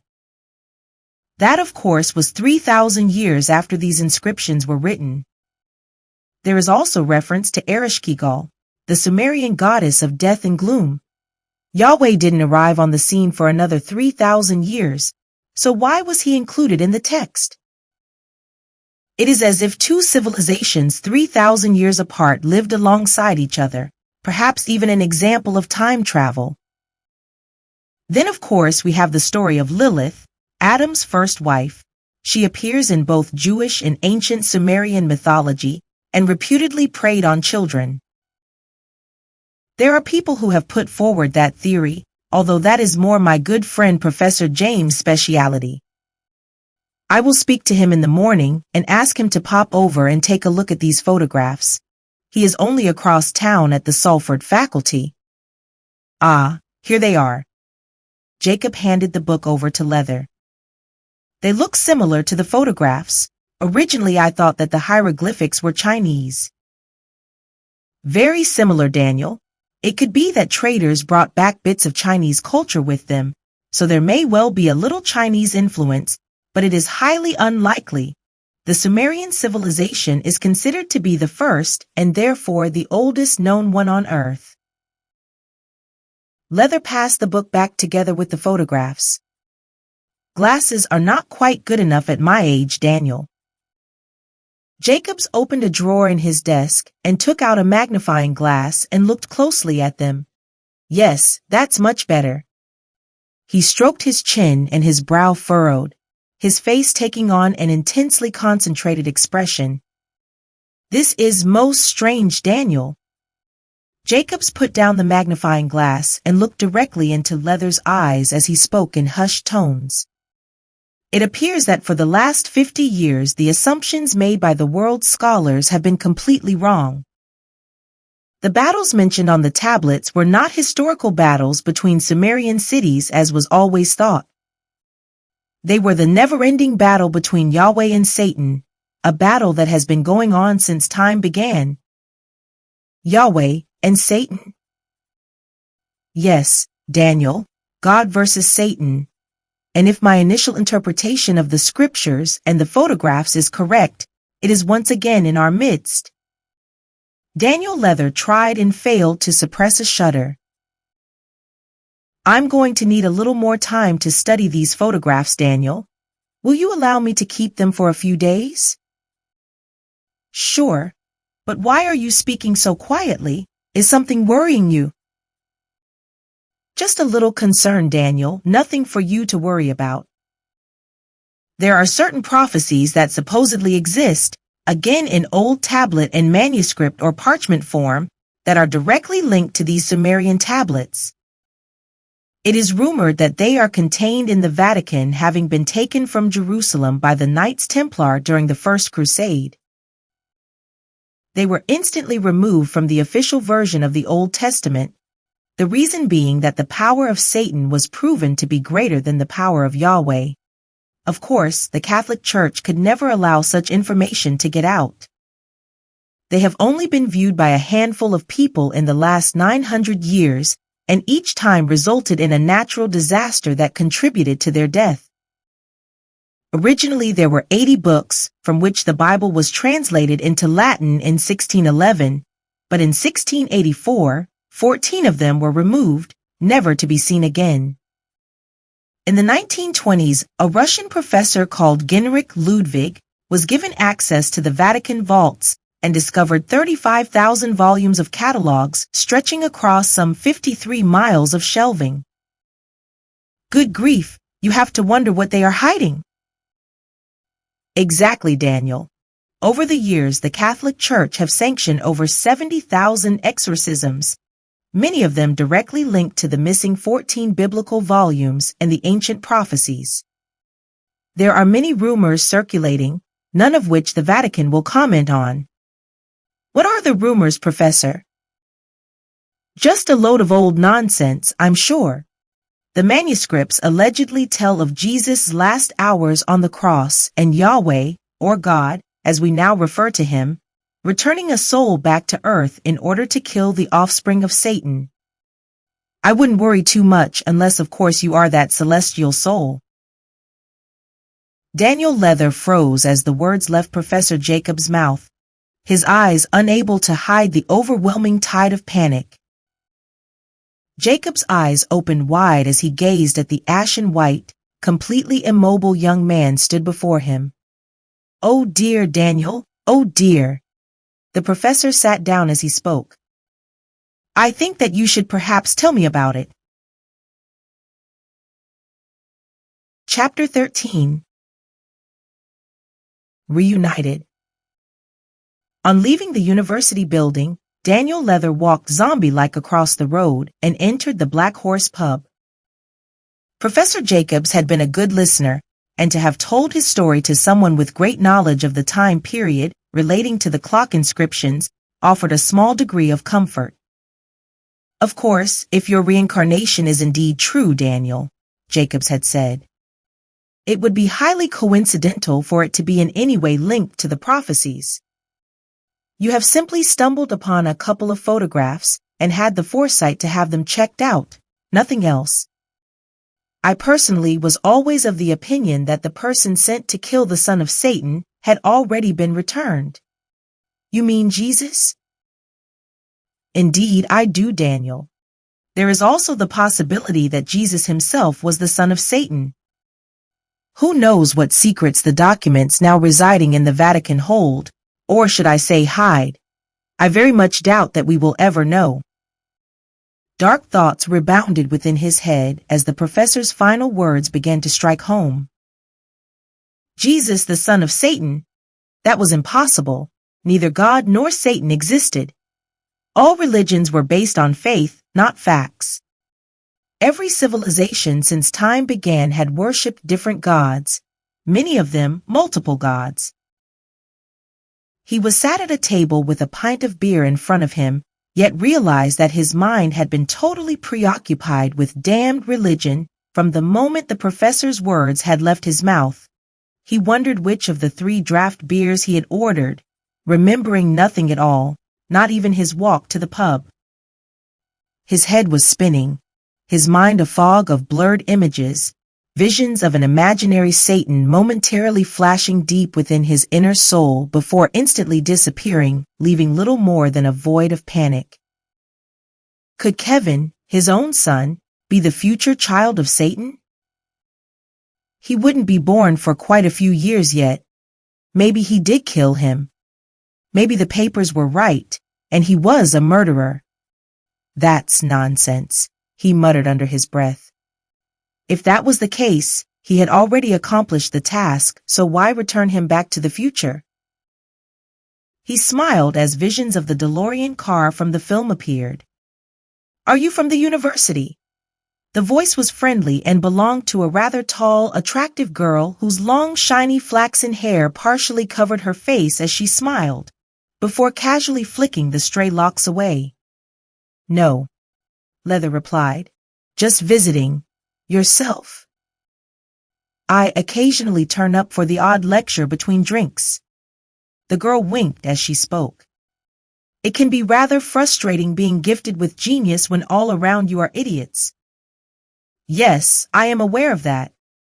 A big grin crossed his face as he replied. "And your subject?" "Old clocks. I like to study old clocks." The girl suddenly began to look familiar. Wasn't she sat a couple of rows behind him on the bus on the way to Keene's house? Leather took a sip from his beer. Despite always having had a love of most things alcoholic, this was his first taste of beer since leaving Bangkok for the first time after the shooting at the temple.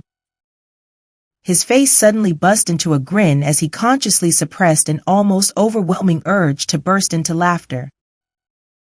He had left Bangkok 50, or was it 60 years into the future, and was now talking, perhaps even flirting with a girl who was maybe 18, yet was also 60 years his junior. Why had she mentioned old clocks? You managed to survive on the money I left you then, Danny boy? Daniel Leather froze. You are not the first, you know. There have been others, but none of them have succeeded. I have been returned to help you. The words Danny boy resonated deep within his subconscious. Many people had called him that, but Janet's Australian inflection had somehow always sounded more Denny than Danny. He looked into her eyes. They were familiar, a deep, mesmerizing blue that touched his very soul.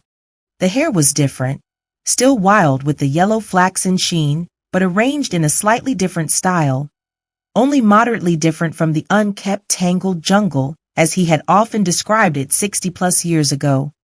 She was wearing lipstick and no longer dressed in the hippie-type backpacker clothes that she had always worn throughout their time together in both Malaya and Thailand. Well, bugger me. The words left his lips before his brain could even think of them. It had always been his favorite expression whenever he and Janet had got high. The girl began to laugh as he reached out for her hand and kissed it. How the hell did you get back then? Their eyes met and visually embraced as he spoke. His heart raced as visions of wild drug-fueled sex parties on the warm Thai beaches flashed momentarily before his eyes. I read about your death in the Bangkok Herald and went over to the temple to pay my respects, and you were there, still alive. So time moved again. Seems so. Before I could gather my senses, some Thai guy in a gray hooded jacket jumped out and shot you 6 times, then turned the gun on me. I couldn't move as I had spent the last 2 years in a wheelchair. I heard the 2 bangs and awoke in some B&B near the United Football Ground. You said that you had been returned to help me. How do you know that, and what on earth does an Aussie know about England? I have absolutely no idea how I came back. It just happened. I simply have this reoccurring dream about an old clock, and your face keeps popping up. Do you think that there is a connection? There is almost certainly a connection, but it is going to take me some time to work things out. Let's move on. I'm becoming a little paranoid at being so exposed. 2 shootings in one day is quite enough, even though it's a long way in the future. How safe we are here in the present is anyone's guess. Chapter 14. Time to die? Leather and Janet walked hand in hand through the streets of Manchester, talking and reminiscing about old times, occasionally catching sight of an old bombed-out building that had yet to be fully restored. Can you remember the time when we swam out naked to the island that day just before we reached the Thai border? Janet burst out laughing. Leather laughed out loud. How could I ever forget it? It took us ages to find the little bastards that stole our clothes, and the look on the villagers' faces when we walked into the compound completely starkers was priceless. We haven't done it yet, Danny boy. That has still to come. Do you think that we will meet up again sometime in the future and relive everything exactly as we did before? I haven't worked that out, Jan. However, not everything is exactly the same as before. Someone has taken my place by breaking the Keeler/Profumo story. That was originally my scoop.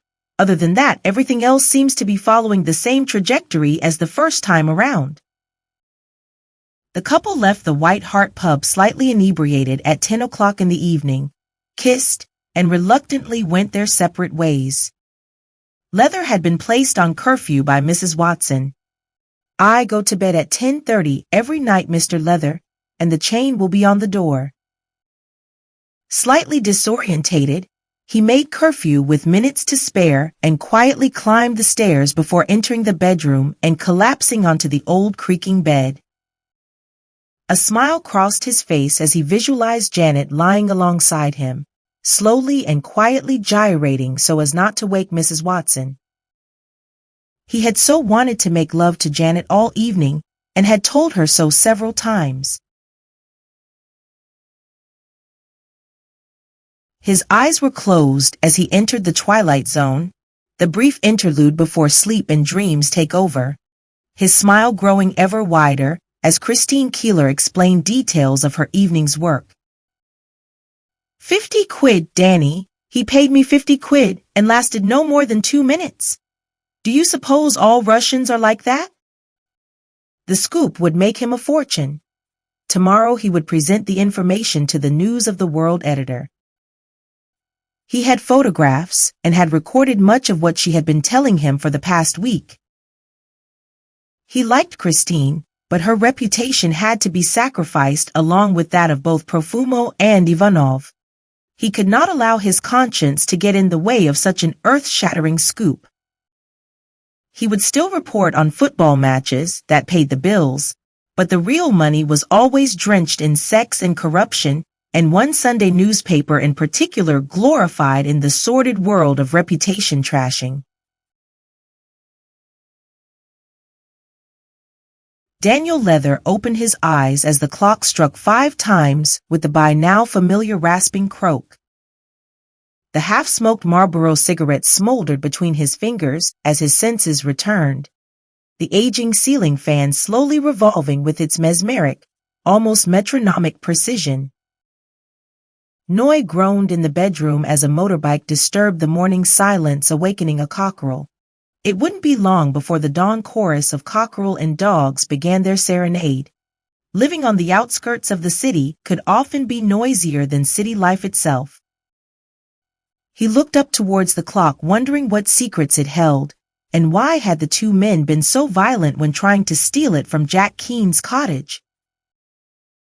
How the hell had it been transported through 60 years of time and across the globe? It was in Manchester a few days ago. He had seen it on Keene's wall. He had heard its rasping croak. He had spoken to Keene about it. Was this some never-ending dream brought about by the constant cannabis smoking, which he had first started during those halcyon, endless sexual days and nights with Janet during their journey through Malaya and Thailand? One day your dick will give up and drop off, she used to say. But in the meantime, he grinned outwardly. Sure, he had certainly overindulged in the sexual gymnastics department, but a never-ending stream of opium-infused cannabis fueled and replenished the testosterone levels. The clock once again caught his attention. The professor had mentioned an ancient Sumerian culture that was 7,000 years in the past. They didn't have clocks in those days, so exactly what part did the blessed thing play in his current circumstances? He stubbed out his cigarette and immediately lit another one, smiling inwardly as he did so. Janet would probably die for one of his cannabis-impregnated Marlboro, and he resolved to take a packet back with him, wherever he was next heading. Indeed, was he now here to stay, or would Manchester once again be graced with his presence? Was he the one chosen to eliminate the son of Satan? What utter nonsense! Neither Satan nor God existed. If so, why did bad people prosper and good people suffer? He was a bad person, not by design, more by necessity. That was why he and his family were so fabulously wealthy. Why were the parents of all those kids killed at Aberfon subjected to a lifetime of pain? They were not bad people. He wasn't a killer, yet on the odd occasion he had made the necessary phone call and a Bangkok mafia upstart who had overstepped the mark became a missing person, often found floating face down in the Bangkok River. The police were well aware of his connections, and as in most of Asia, their salary was supplemented by the nightclub owners in return for providing protection and services. He and his family had prospered and become very rich without God's help, so why would he want to be involved now? The bedroom door opened and Noy entered the room, a slight disapproving look crossing her face as she caught sight of the cigarette and smelled the unmistakable odor of cannabis. The clock greeted her with its rasping tone as it struck 6. All thoughts of Janet disappeared in an instant as a warm glow engulfed him. It had been like this ever since their first meeting in his club. He knew that it was love, the intangible inner glow of longing and possessiveness that created the strongest emotions known to mankind. A sudden feeling of guilt surfaced unexpectedly. During his brief meeting with Janet, the chemistry of his future and past life had returned, and he had longed to sweep her up and recreate the endless nights of sex and passion. Christ, he almost said out loud. My dick hasn't worked for 20 years. Will it still be working in Manchester, or will it drop off as Janet jokingly predicted? Please don't smoke too many, darling. We need to get up early for the temple. Noi spoke gently and lovingly. He nodded as she quietly walked towards the kitchen door to make his morning coffee, a ritual she had consistently followed for as long as he could remember. The temple, the words exploded in his head. Today he was to go there for the first time in many years. Today he was to die. What would happen if he didn't go to the temple? Would the whole future of human history take off in a different direction? Would the son of Satan grow up to rule the world, or was it just some mindless joke? Maybe even a scare story put out by the Vatican in an effort to revive its waning influence throughout the world? No, he would go to the temple, and he would confront his attacker. He still loved Noi beyond all other emotions, but the opportunity of rekindling his relationship with Janet was simply too tempting. What the hell did he have to lose? He was an old man who was well past his sell-by date. Who wouldn't want to be 19 again? He lit another cigarette before closing his eyes and drifting into unconsciousness, a sleep of many dreams. Visions of immaculate clarity surfaced, nights on the beach, drinking, smoking, and making love with Janet. His children climbing on board a boat accompanied by someone who looked remarkably like himself, his beloved Noi, who he could now hear making the coffee in the kitchen no more than yards away. She would soon be fussing over him as he readied himself for the temple. His mind again flashed back to his children. The man helping them onto the boat did look remarkably like him and was wearing what appeared to be his favorite blue rainproof jacket. Could it have been him? Why would he kill his own children? His whole life revolved around them. Damn the government. He experienced moments of intense pleasure punctuated by chilling visions of a child. It was no more than a normal child lying peacefully on a bed of straw, but each brief sighting produced an involuntary shudder, a feeling bordering revulsion. The vision of a man nailed to a cross momentarily flashed before disappearing in an instant.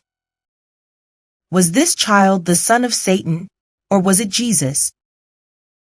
Was he to kill an infant in order to save humanity from the devil's dominance? No, this was nonsense, merely a scare story put out sometime in history in order to force a gullible population into abject control and subservience. This was religion in all its inglorious stupidity, a nonsensical collection of stories about a fictitious character never actually seen nor heard from. Every civilization since records began had found the need to create such a deity. Many scientists spoke of the existence of something that they called the God gene, mysteriously lurking somewhere within the inner sanctum of the human brain. Daniel Leather had long expelled his God gene. Aberfon and 3 months of watching his grandfather writhe in agony as the cancer ate its way slowly through his body had seen to that. Professor Jacobs could wrestle with his Sumerian paradox for as long as he liked, but there would forever be no room for either God or Satan in his life. God would never have sanctioned the many killings by his son Michael, whilst allowing the family to have achieved such wealth and status. Only Satan would accept that. Maybe the world had forever got it wrong. What if Satan is sat on the heavenly throne and not God? That would explain why good men fail and evil triumphs. His thoughts again turned to Noi. Very soon her daily duty to her god, the Buddha, would begin as she handed out food to the wandering shaven-headed monks, lit the joss sticks, and left food and drink outside the house for Buddha. He never turned up to eat any of the food, the local stray dog pack being the only diners. The stupidity and futility of such gestures never left him throughout his time in Thailand, but he now accepted her faith. It made Noi happy. In their earlier time together, he had attempted to reason with her. Luck is what you make for yourself, not what you pray for. If everyone prays to Buddha for good luck, why are most of the people in your village living close to the poverty line? Only the poor people pray. The rich know what has made them rich. In most cases, it has been down to corruption. Why does Buddha reward corruption? Like all Buddhists, she stubbornly refused to accept such logic, firmly believing that Buddha could do no wrong and a person's position and status in life was of Buddha's choosing and not their own.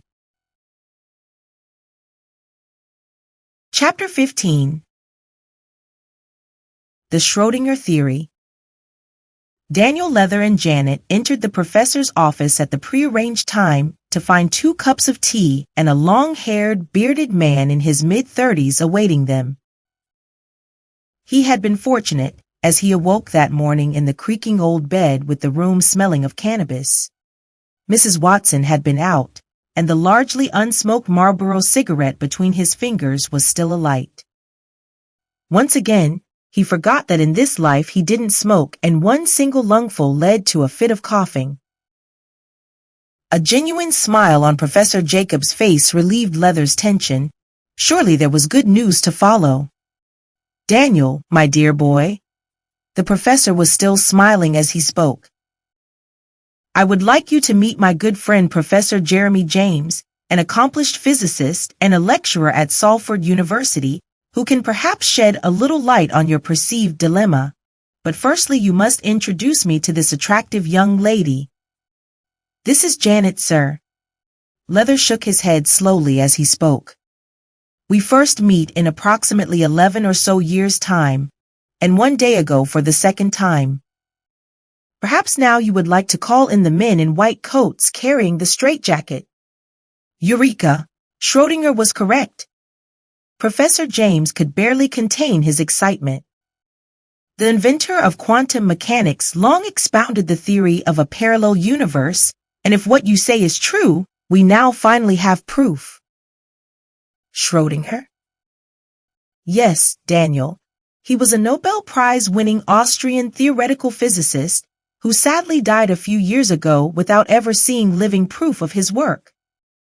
I myself have been working on his equation for a number of years, and the only missing link was the one that all physicists overlooked. The equation was missing one element, one that seemed to be so impractical that it rendered the entirety impractical. There is a time differential between the 2 universes that throws the parallel theory out of line. Janet cocked her head to one side as she spoke, a smile suddenly appearing. Brilliant, Janet. This time continuum, if we knew what it was, would be the key to solving the equation. When did you learn about quantum physics? Professor James looked suitably impressed. I didn't. It was just a guess. Janet grinned as she spoke. Leather jumped in. I was 87 when I got shot, and now I am 19, so a time difference of 68 years. I will need a little time to compute the figures. James was still excited. However, I have a gut feeling that we may have solved one of the great mysteries of the universe. This has happened before, but scientists and physicists have forever been barking up the wrong tree by calling the blessed thing extrasensory perception, often reincarnation, maybe even an act of God. You people are the living proof that Schrödinger's equation has been correct all along. There is a parallel universe, maybe more, maybe even dozens of them, each one peopled by us, yes, us, you and me, all living our own lives completely unaware of our own existence in a different time and dimension. Assuming that you are correct, sir. Why us? What possible reason can there be for Janet and I continually jumping between universes? My God, Daniel. James's jaw dropped before he continued speaking. You mean that you have been back to your future, or should I say your past? It's all a little confusing. Yes, sir, 2 times. In fact, I managed to smuggle a little present back for Janet.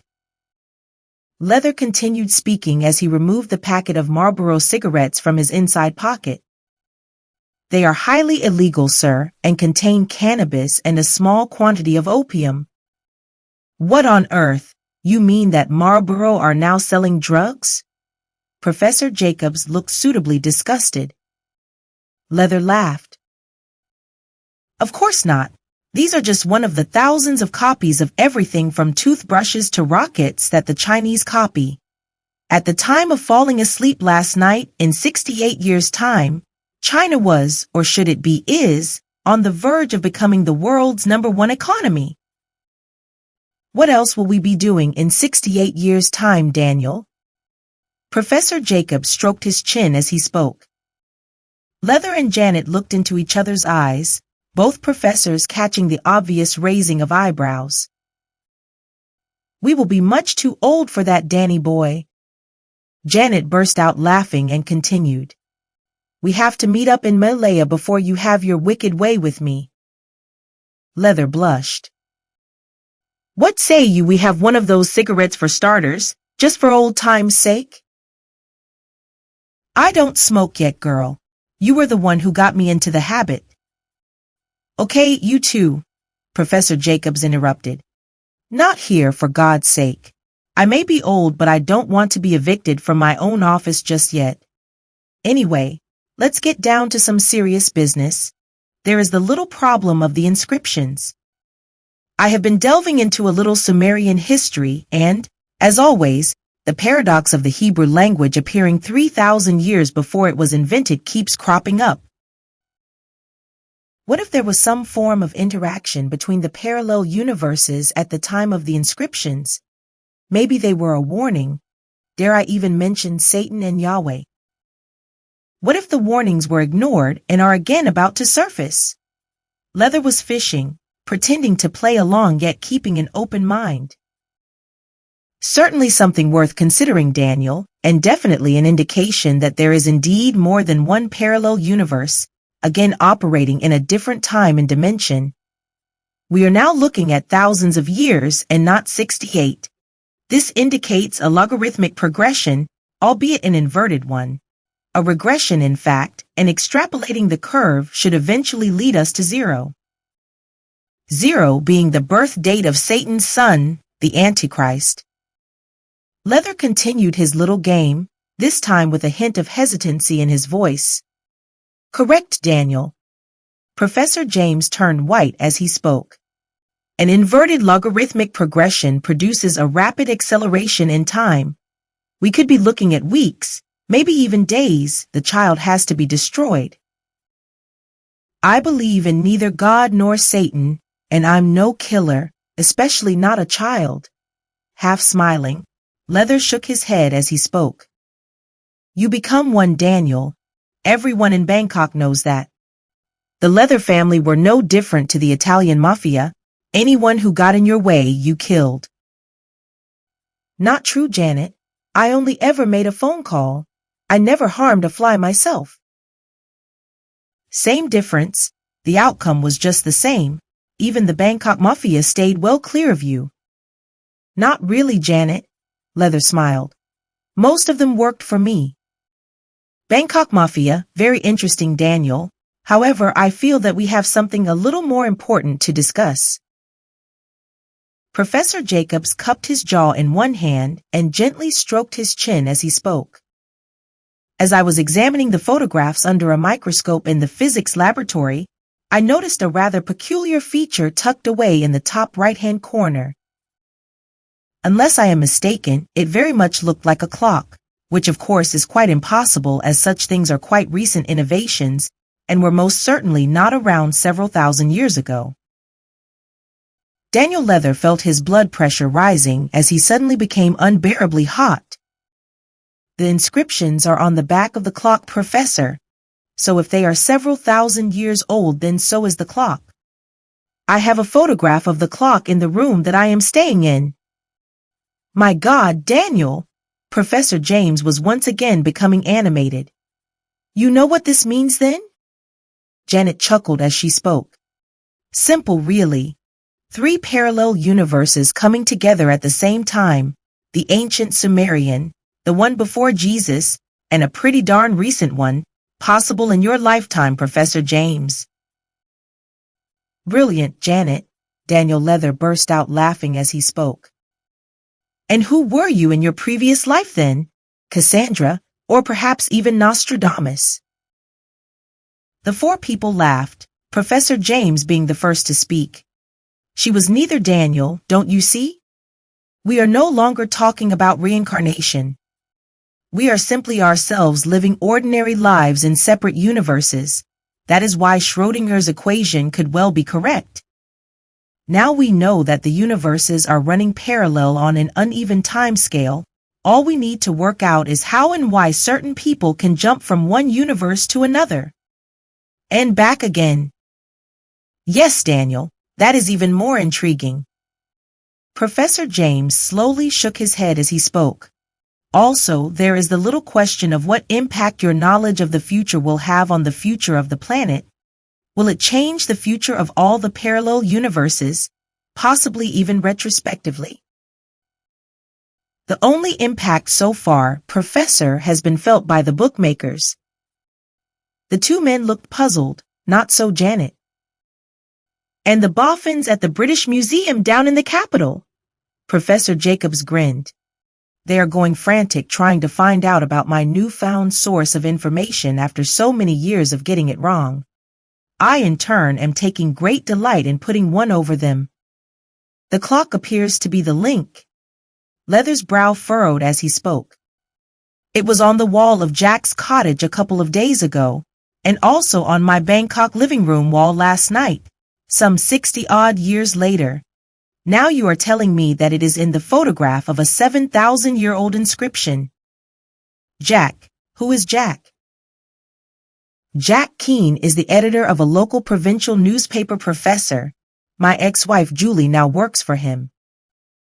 Ah, that's the secret that you always kept from me, Danny boy. I always knew that you were keeping something back. That is why I fought so hard against falling in love with you.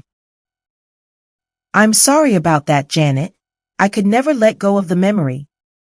It took me many years to overcome the all-consuming guilt complex, especially with the death of my children. Janet remained silent and unmoved at Leather's mention of his children's death. My God, Daniel, wife, children, Bangkok crime lord, plus what appears to be some rather dodgy goings-on with drugs and poor Janet here. Janet and the 2 professors burst out laughing as Daniel Leather acted wounded. I was a businessman, Professor Jacobs, not a crime lord. This young lady here forced me into smoking the drugs. My life was completely blameless until I fell under her spell. Now, Danny boy, you loved every minute of our time together. You never stopped telling me so. Especially the time in Kuala Lumpur when we snuck into the embassy and gorged on caviar and vintage champagne. Do you remember? I had to share you with the ambassador's daughter for the whole night. Don't stop now, Janet. This is far more interesting than the existence of a few parallel universes. Professor James was sporting a big grin as he spoke. Professor Jacobs clapped his hands together. Jeremy, my dear boy, from what little information I have gleaned from today's gathering, it appears that I have been the one living in a parallel universe to these 2 young people. I have devoted my entire life to my books and my studies without ever considering that beyond my office in the museum, there is a whole new world out there just waiting to be discovered. Janet grinned. You are quite correct, Professor. Danny boy and I have discovered and gorged on it once, and hopefully we can recreate the good times without falling into the traps of the more dangerous ones. You want to go backpacking in Malaya again, Janet? Why not? Manchester is wet and boring. Hold on a moment, young lady. Professor Jacob's voice took on a serious tone. You appear to be abdicating responsibility. How?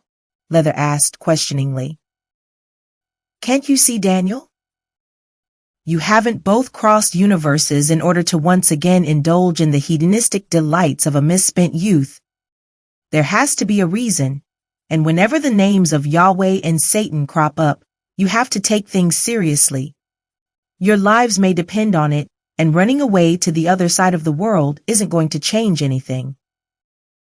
Are you sure of that, Professor? Janet is right. Manchester is very wet and boring. I can't believe that I stayed here for so long the first time around. The professor is right, Danny boy.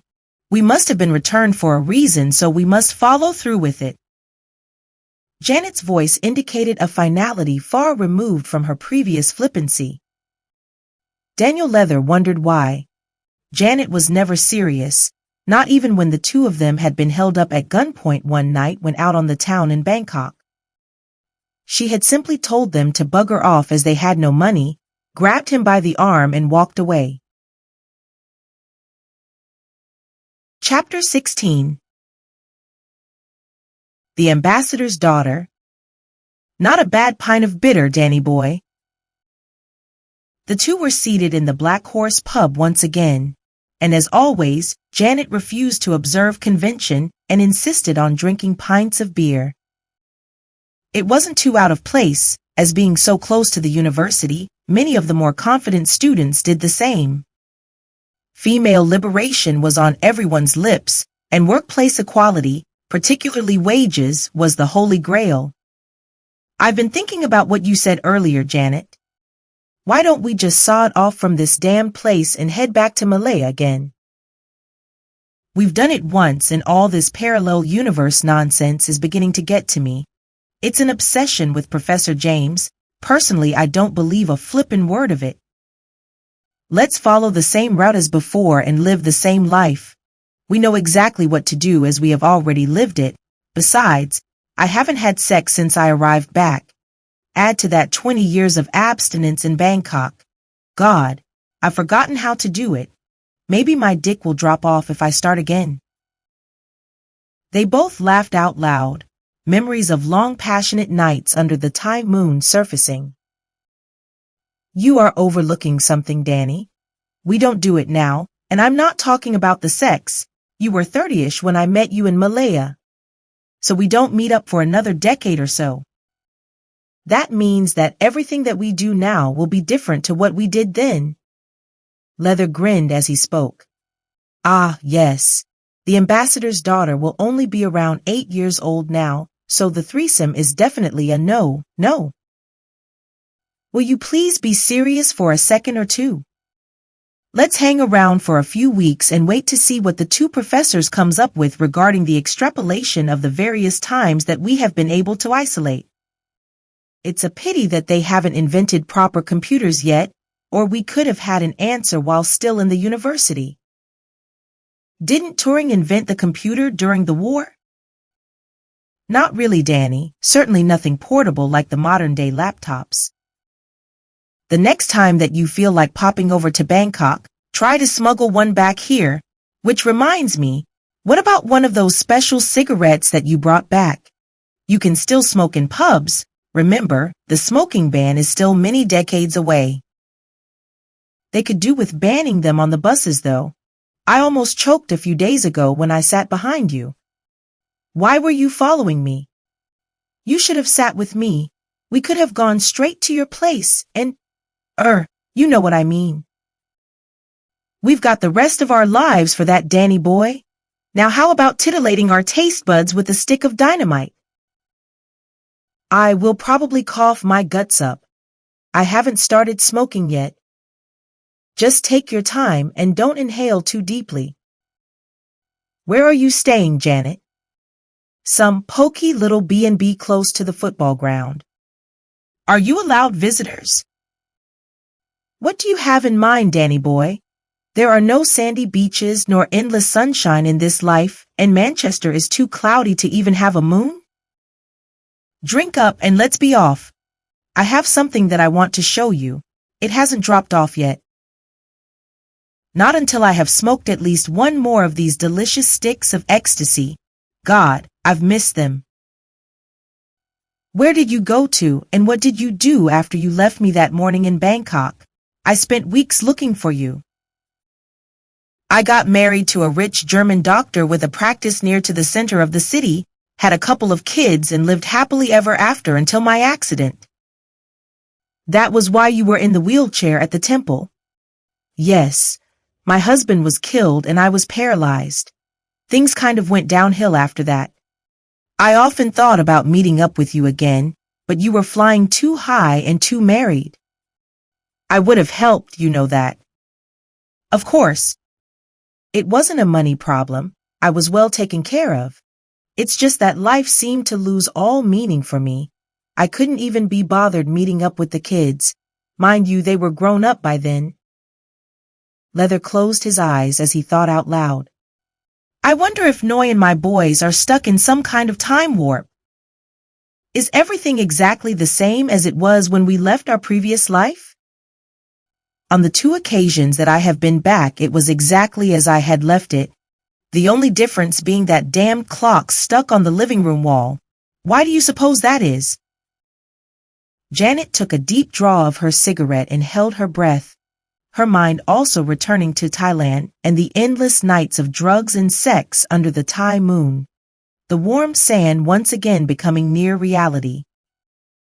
She could both smell and taste the sea air and remembered the tide washing over them as they frantically writhed around in the throes of deep passion. Come on, Danny boy. She stubbed out the cigarette in the ashtray. These sticks of dynamite are taking effect. We have some unfinished business to be getting on with at my place. Chapter 17. A Painful Welcome. It was early evening as the couple walked hand in hand along the canal on their way to Keen's cottage, both a little giddy from the effects of the cannabis-infused Marlboro cigarettes, yet excited to have rediscovered their appetite for each other. It had been a little cautious to begin with, each in turn caressing the other's body as if they were 2 virginal teenagers about to embark on a scary adventure, not knowing where it would lead before committing to a reincarnated passion developed throughout their year-long journey in the magical Orient. Why is the canal orange, Danny boy? Don't you do clean water in England? Just a little chemistry, Janet. The old boathouse door was still hanging at an angle, and the swans were suitably decorated along the Plimsoll line as they turned off to walk to Keen's cottage. I hope that Julie isn't there. They walked up the shrub-lined pathway towards the front door. Is she still important to you? Julie was my wife in 3 years' time. I marry her on her 20th birthday. Christ, Danny boy, does she know that? A scream of pain rang out as they approached the front door. Stay here, don't move. Leather shouted as he shoulder-charged the cottage door, which flew open too easily, throwing him off balance. He hit the ground hard and looked up the split second that the gun crashed down on the back of his head. Daniel Leather was familiar with the saying, seeing stars, and that was exactly what he saw as his senses returned. It wasn't the first time that the Milky Way had flashed through his mind. On numerous occasions during his Muay Thai fighting days, he had received many concussive blows, and the steady stream of twinkling lights often moved silently by as he lay semi-conscious on the ring floor. He was pretty good in the ring, but the much smaller and more agile young Thai men were often better. Fighting was their national sport, and every kid in the land dreamed of becoming a Muay Thai champion. The cold cloth being applied to the back of his neck slowly helped to clear his vision, but did little to ease the intense pain deep within his brain as each heartbeat magnified the effect. What the hell happened? His voice took on a quiver as he spoke. Strangely, he could barely hear himself speak. The two goons decided to have one more try for the clock, Danny. Jack Keene's voice appeared to come through in waves rather than the more straight-talking style so common among newspaper men. How are you feeling now, darling? Janet's voice was soothing as she continued to apply the wet cloth to his neck. I'm still a little groggy, babe. Are you okay? Leather sat up as he spoke and winced as a sharp stabbing blow seemed to rebound against his skull. I could do with a medicinal shot of the whiskey that you keep in the cabinet, Jack. I've got one hell of a headache. So what happened?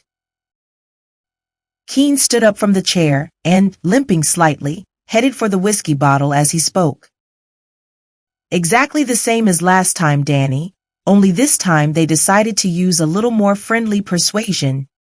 The big bastard, the one who clobbered you, Scarface, smacked me around a little before setting about breaking my arm and leg, slowly. That was when you decided to demolish my door, and thank God you did. It was only when Janet began screaming that they headed for the front door and disappeared. They are professionals, Jack, so who do you suppose hired them, and what is this obsession with the clock? Anyway, Janet and I have things to update you on regarding the photographs of the inscriptions on the damn thing. And boy, oh boy, are you going to be surprised. I have to say, Danny, my inbred sense of cowardice is suggesting to my natural journalistic curiosity that I back off at this point.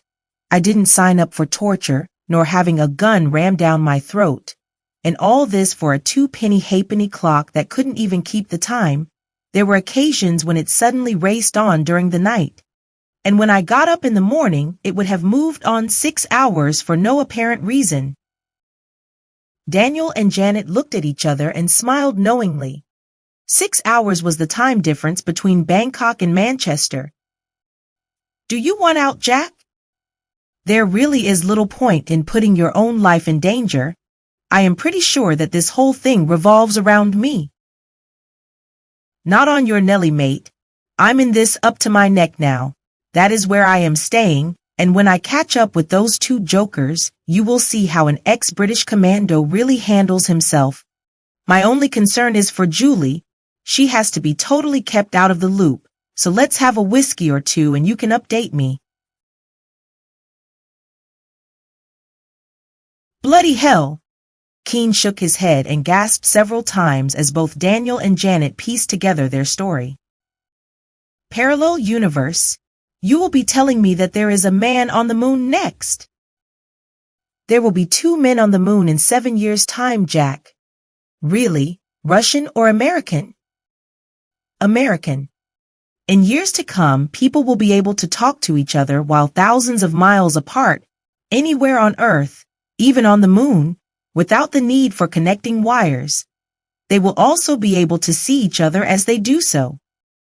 Televisions will be full color and as big as your wall, yet less than an inch thick. Computers will hold accessible information covering everything known to mankind at the touch of a button.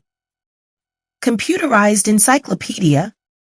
Sort of, only containing thousands of times more information. Isn't that dangerous?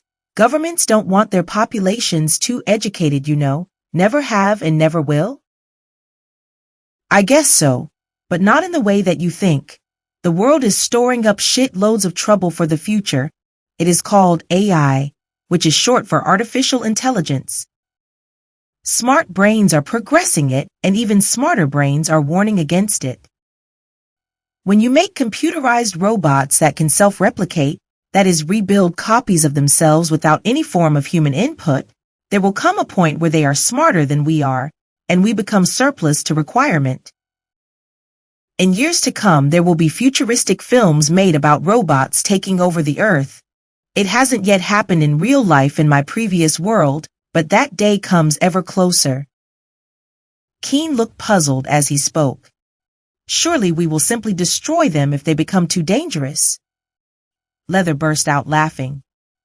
Not if they are locked into our nuclear weapons launching codes. That is the current situation in my other world, and if they are smart enough to read our intentions, they will simply turn our own weapons against us, Unlike us, Jack, they will be completely impervious to any form of nuclear radiation. Nor will they have any form of morality or conscience, Janet added. Bloody hell! The expression on Keen's face raised a smile from both Janet and Leather. Not to remove from us journalists, then, Leather continued. There will be hypersonic rockets that travel at thousands of miles an hour that can deliver a nuclear bomb hundreds of times bigger than the Hiroshima bomb within minutes of being fired. Russia, China, and the U.S. all possess them, and the first time one of them explodes, things will escalate out of control and all-out nuclear war will follow. The entire human race will become extinct. Apparently, only cockroaches will be able to survive a nuclear exchange. Can you imagine what kind of a creature they will evolve into over the next few million years? That means that World War IV will be between robots and cockroaches then. The three of them burst out laughing at Janet's comment as the whiskey began to kick in. Stuff the robots, Danny. At least I am now happy that it doesn't happen in my lifetime. Keen grinned. Daniel, Leather, and Janet suddenly stopped laughing. The same thought occurred to them simultaneously. The two parallel universes were out of sync, and if Professor James is correct, they could be moving closer together on a collision course at an exponentially shortening and inverted timescale. This would be a future world-changing event that would render redundant all current knowledge of things to come. It would be far greater than the butterfly effect, as would have been the breaking knowledge of the Kennedy assassination. For the next 60-plus years, the world will avoid any form of nuclear warfare if the future remains constant. But one major change of worldwide significance, and the butterfly effect will almost certainly change that future dynamic. So, what are we to do, Danny? Keen frowned as he spoke. I have no idea, Jack. Yahweh and Satan are both mentioned in the inscriptions. That is the scary part. But now we are at a dead end with no clues as to why Janet and I are here, nor what we are to do about it. As for Julie, I don't think that she is a part of any master plan, nor is the death of my kids. Those events were perhaps pre-programmed to create this moment in time. 60 years ago, Danny? Janet shook her head. You don't really believe that, do you? I really don't know, Jan, but what little knowledge we have now appears to be leading in some form of a religious direction. The problems to come with the death of my kids are or will be linked more towards politics than religion. Pedophilia isn't politics, Danny. It can easily be linked to religion, though. Oh, come on, Jack. It's a disease of the mind. We're not linking sexual perversion to human sacrifices. That really is a bridge too far. I just want Julie completely kept out of the loop. She is in the loop, Danny boy. Janet's facial expression looked pained. Without her, there would have been no kids and no murders. Nor would you have gone on the run and met up with me on the other side of the world. Daniel Leather had never told Janet about his past life throughout their Oriental sojourn, yet she appeared to show little surprise on learning of the death of his children back at the university. As we are now at a loss to move forward in any direction, I have a suggestion. Leather looked thoughtful as he continued. The only people who seem to have any connection with events are the two goons that attacked you, Jack. What if you were to post an advert in your paper, suitably disguised, of course, and try to arrange some sort of meeting on neutral ground? It seems clear to me that they are acting purely in a mercenary capacity, and so someone must be paying them. We need to know who that someone is. And what then, Danny? The likelihood of them ever reading it is pretty remote. The paper is heavily biased towards football, and neither of those jokers look like football fans to me. I don't know, Jack. Janet and I seem to have only two options. Follow this through, or get a one-way ticket to Malaya. I like the sound of that, Danny boy. Who cares if we do abdicate responsibility, as the professor said? Janet grinned. This place is becoming too dangerous. You got the money for that, Dan? We'll have tomorrow, Jack. I know the result of both the Manchester United and the Liverpool games. I covered the United one for my paper. I even know who scores in both games. Stick a fiver double on for me then. I could do with a little luck as it's nearing Christmas. I need to stock up on my whiskey supplies for the coming year. And I would like to stock up with my magic Marlboro supplies, Danny. So can you arrange a little trip to Bangkok tonight and take a large rucksack with you? The day that I next wake up in Bangkok is the day when I get shot at the temple, January. I know, I am there. 2 days later, didn't you say? Leather's head was tilted questioningly as he spoke. That's right. I have already told you. I went to the temple 2 days later to pay my respects and you were there. That means that you were shot, resurrected, and then shot again. Not even Jesus managed that. Anyone fancy another drink? Being tortured always seems to bring on a thirst. As does a bloody great lump on the head, Jack.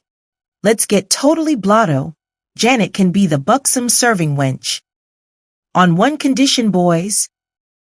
And that is, Keene was grinning. The serving wench gets as high as a kite. I've still got a few sticks of God's gift to hippies to keep me company. Keene lifted his head and looked directly at Janet as he spoke. What on earth are hippies? Both Leather and Janet burst out laughing, Leather speaking first. It's a term for useless, bone-idle layabouts who stick flowers everywhere, smoke dope, drop acid, and have sex with everyone they meet. They haven't been invented yet and only surfaced towards the end of this decade in San Francisco. You hypocrite, Daniel Leather! Janet playfully punched him. What the heck do you think that we were up to in Thailand? That was different, Janet. We never considered that we had found an alternative to the accepted or conventional way of life like those people do. We were just passing through a phase in our life, wondering where it would lead us. And where did it lead the pair of you? Keene rubbed his hands together in anticipation. And what is acid? Acid is LSD, a mind-altering, some say mind-bending drug.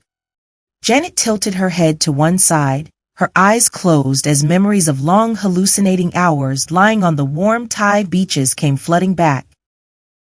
Tripping was wonderful. It opened up and expanded my senses to experiences that cannot be explained. I saw colors beyond mortal vision, heard sounds so beautiful that only angels could have created them, and smelled. Leather interrupted. It wasn't always so great, Jack, believe me. I remember Jan tripping out so bad one night that she swam out to sea and just kept on swimming until she was out of sight. I had to swim after her. The pair of us nearly drowned. Janet took a cigarette from the Marlboro packet, stroking and caressing it before lighting and deeply inhaling the sweet-smelling smoke. You boys stick with the whiskey. I am going to take a little trip down memory lane. I may even go for a swim, who knows? Chapter 18. The Execution.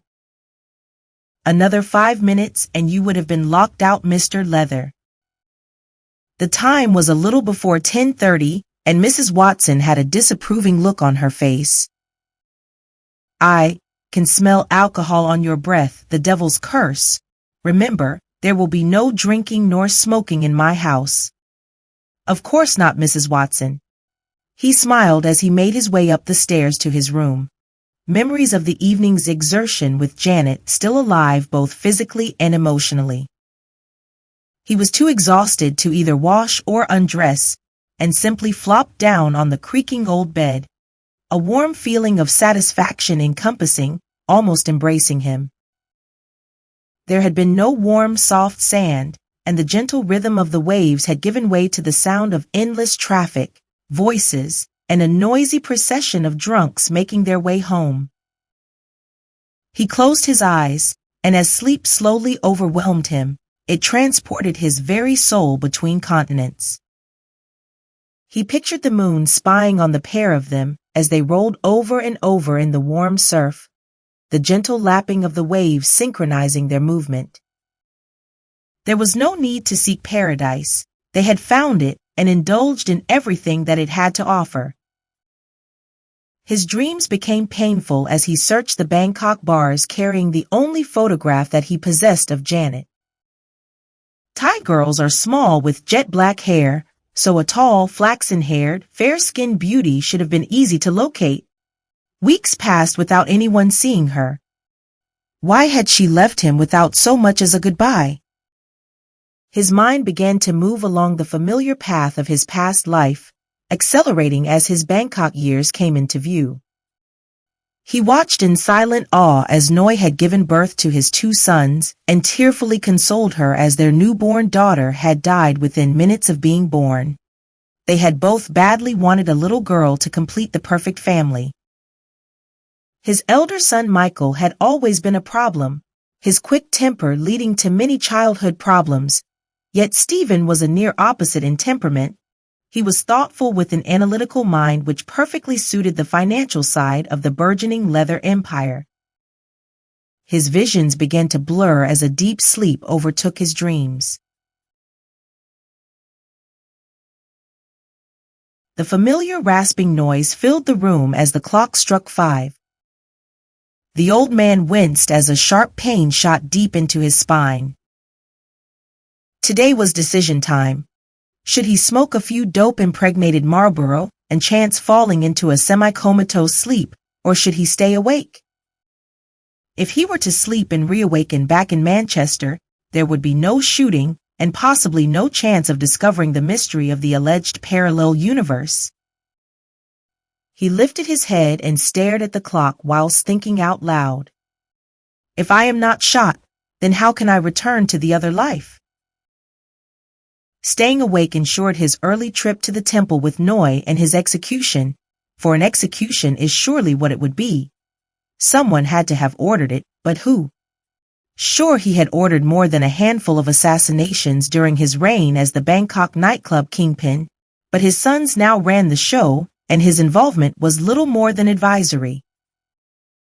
Did being a has-been figurehead still have any importance in the Thai underworld?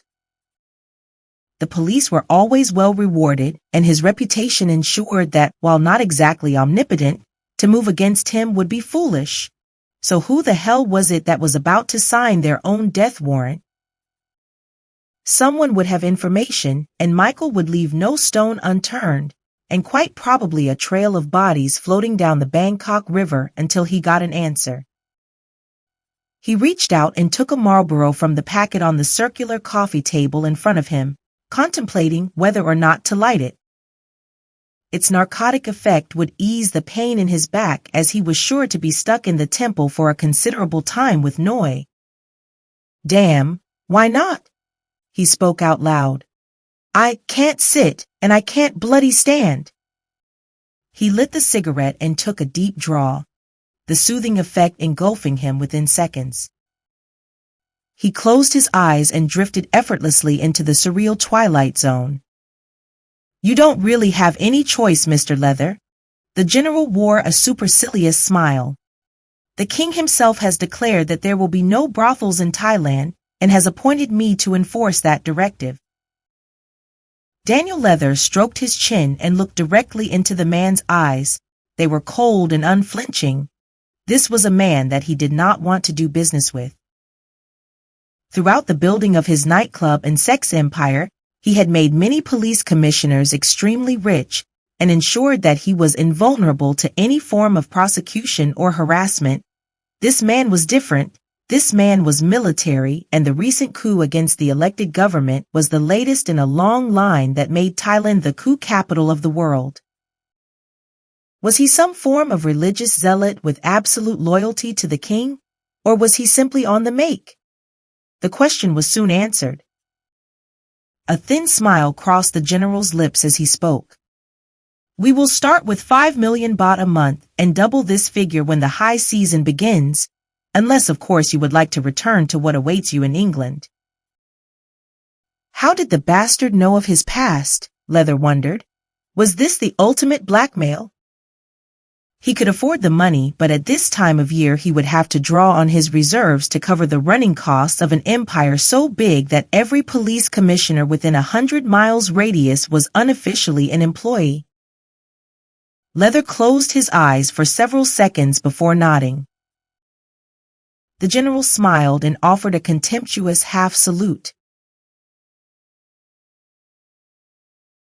The clock gargled and rasped as the hands indicated 6 o'clock, just as the bedroom door opened and Noi walked in wearing an oriental patterned dressing gown. His heart skipped a beat as the morning rays captured her beauty. She had always had this effect on him since the day he had first set eyes on her.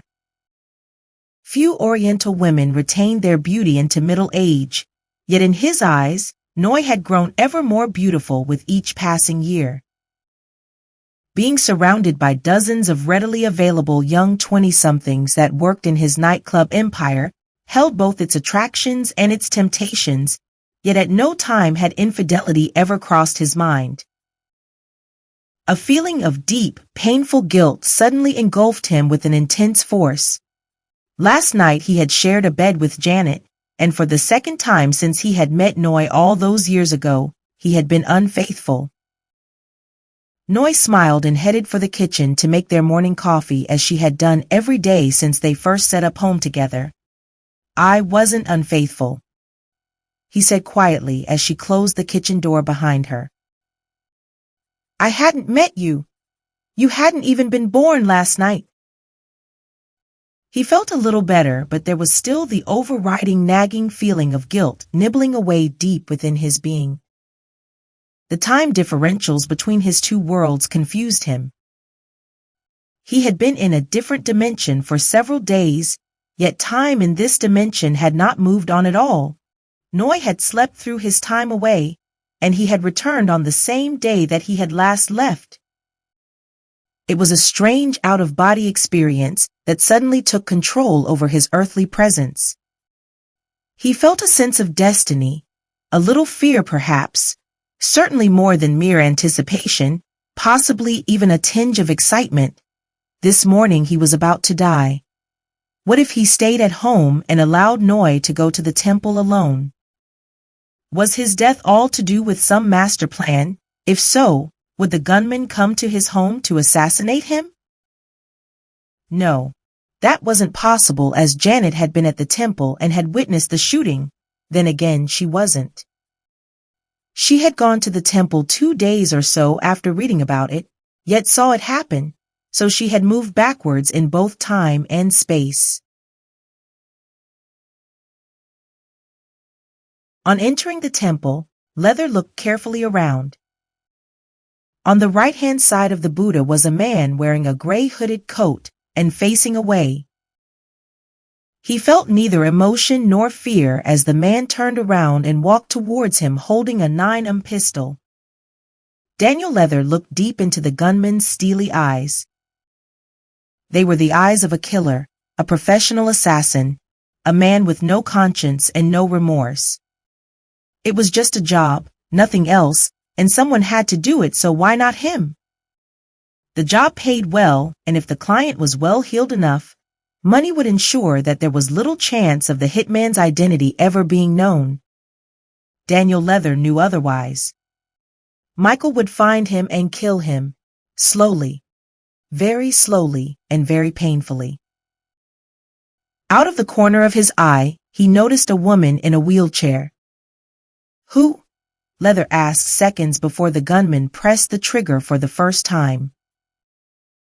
The gunman's eyes flickered slightly to one side in the direction of the woman as the words, "My master," left his lips. Leather slumped into semi-consciousness. The heart was no longer beating and the brain was slowly drifting away. There was no pain as his soul left the lifeless body. He looked down on the gathering of monks that now surrounded his body. Noi was draped around the prostrate figure screaming at Buddha. Buddha had let her down.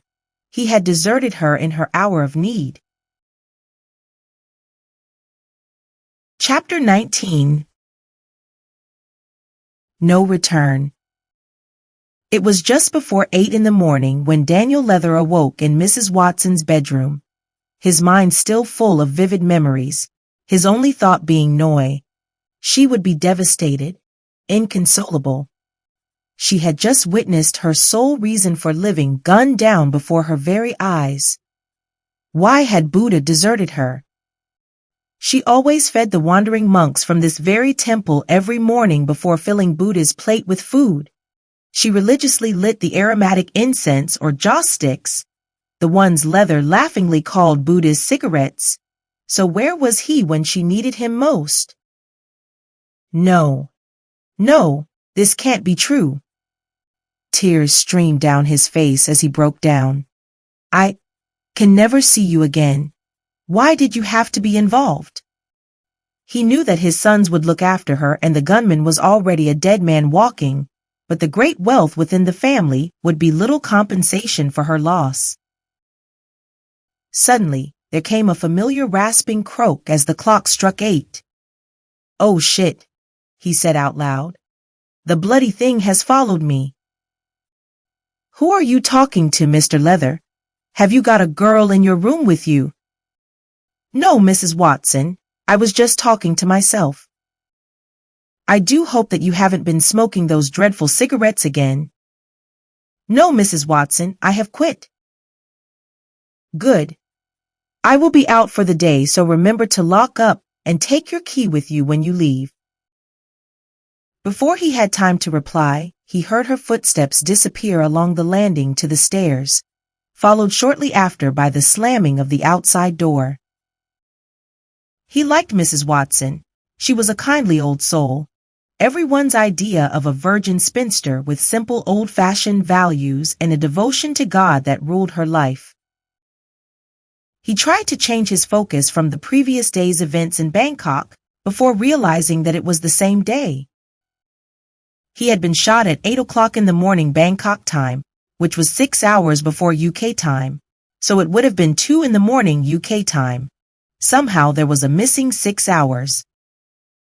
He glanced up at the clock which was mysteriously hanging on the wall opposite the door as he spoke out loud.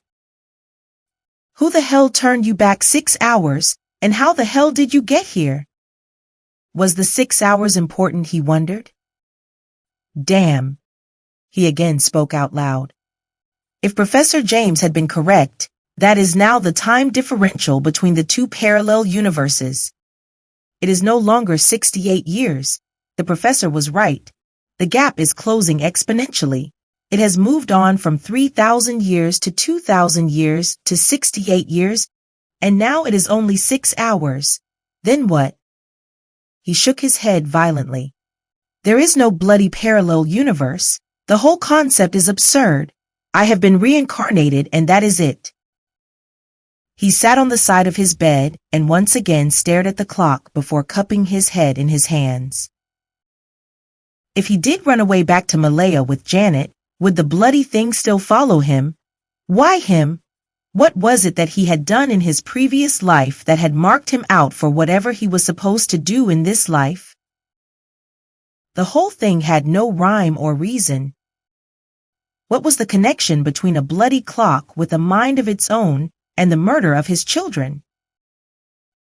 Everything that had happened in his previous life had been completely random, or had it? Was the chance meeting with Christine Keeler simply that, or was there some outside influence leading him onto the Profumo affair and subsequent scandal? Things were different this time around. Someone else had taken his place, so the two universes were not running exactly in parallel. This universe allowed for changes, the question being whether or not such a simple change would alter the whole course of the future of this universe. There is no parallel universe. This time he shouted, his effort to convince himself having little effect. An odd bet on the horses and football results would have zero impact on the future, but any form of disruption involving world events could have catastrophic consequences for the future of all mankind. He could have prevented the Kennedy assassination with one simple phone call to the American press or authorities, and JFK would not have been in the open-top limo or would have taken a different route. the result being a totally different lineup of U.S. presidents and almost certainly no Vietnam War. Daniel Leather smiled as he suppressed a shudder. He now had godlike powers, and the whole course of human history was in his hands. He could become the richest man in the world if he so wished. A few quid spent on Poseidon nickel shares would make him a millionaire in 1967 without influencing the world market. England would win the World Cup in 1966, and if he spread his money around a few dozen bookies, their losses would be barely noticeable. What price Jeff Hurst scoring a hat trick, he wondered. His thoughts returned to the clock hanging on the wall opposite the door. "Speak to me," he said out loud. "What do you want from me? Why me? What part of my life holds any relevance for you? Could it be the children?" He again spoke out loud. "What exactly happened to them? Do I have to marry Julie and have them all over again in order to guarantee no change in the future of this universe? Or do they just play a bit part? Something to pass the time, a means to an end, a stepping stone towards my future life in Bangkok?" Tears filled his eyes as he saw Kevin and Kathleen feeding the ducks and swans down by the old boathouse. If he did not marry Julie, would not having the children be a form of murder? He would be guilty of denying two beautiful human beings the chance to enjoy the life that they had once lived. Maybe he had been totally wrong in pursuing the idea that a governmental pedophile conspiracy was responsible for their deaths, as retribution for his involvement in exposing the Profumo affair. Who had exposed it in this life, he wondered? So far, this was the only noticeable change that he had come across between the two universes.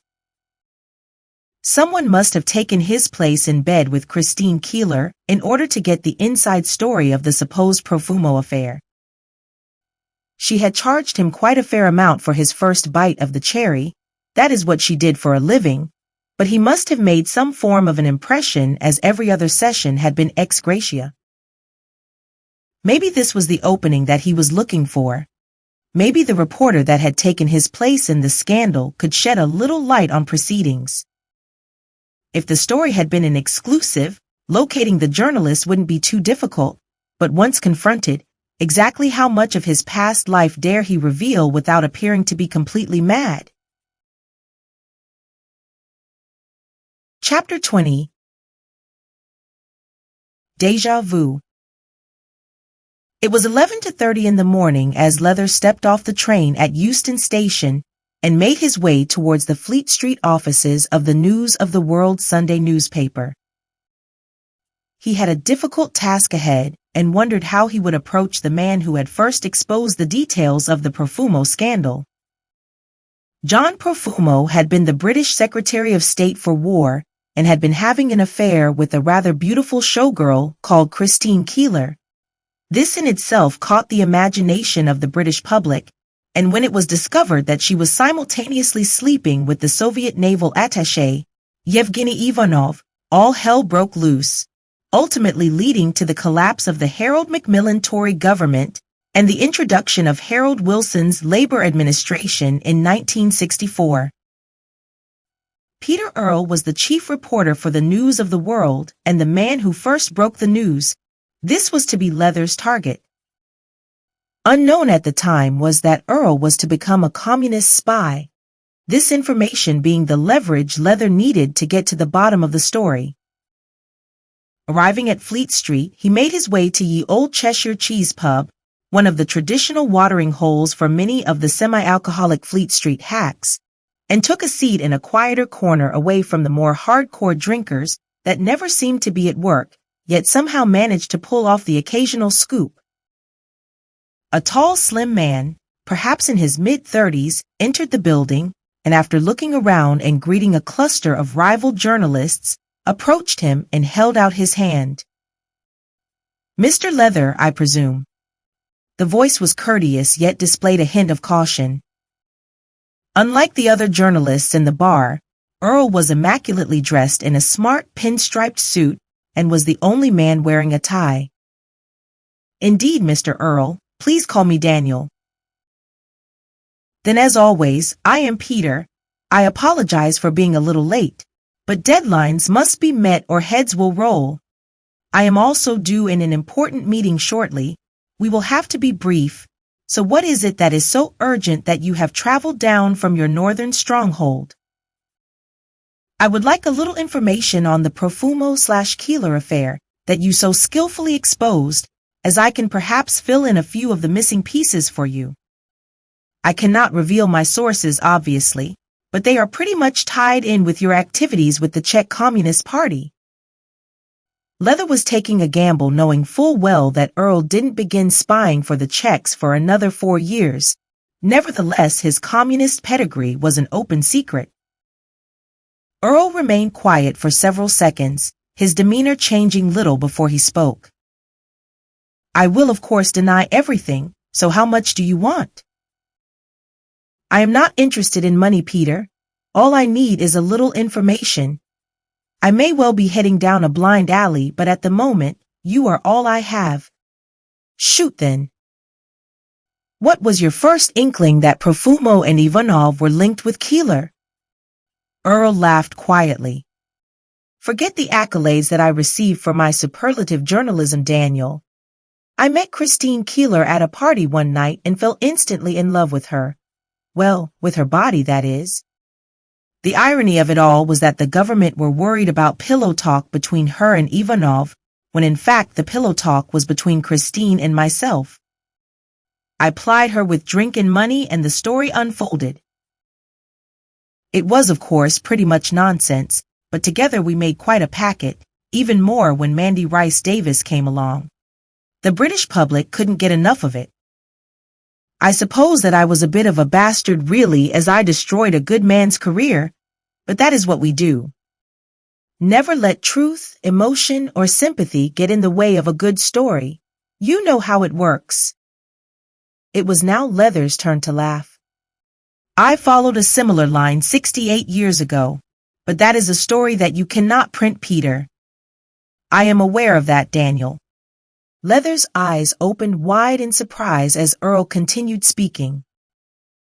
I was the editor of the paper when your story first landed on my desk, and I have been asking myself the same questions that you are now asking.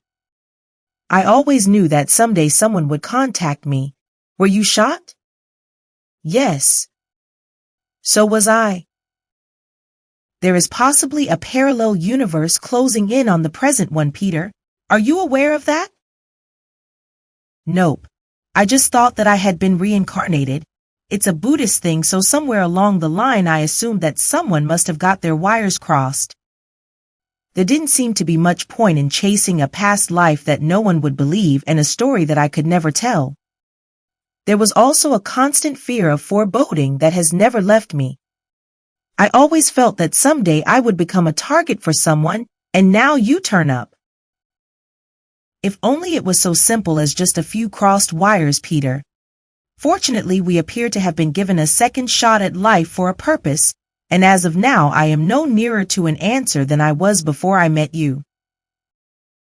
Earl's eyes momentarily took on a glazed look as a smile crossed his face. You didn't by any chance meet a rather attractive Australian girl called Janet on your travels, Daniel? She and I were an item for several months before Christine came along. In fact, it was Janet who introduced her to me. Around 19 years old, gorgeous blue eyes and long flaxen hair? Yes, Daniel. Do you know her? Oh my God, Peter, there is the link that I have been looking for. I meet her in around 10 years' time when she is 19. We spend a year together touring Malaya and Thailand.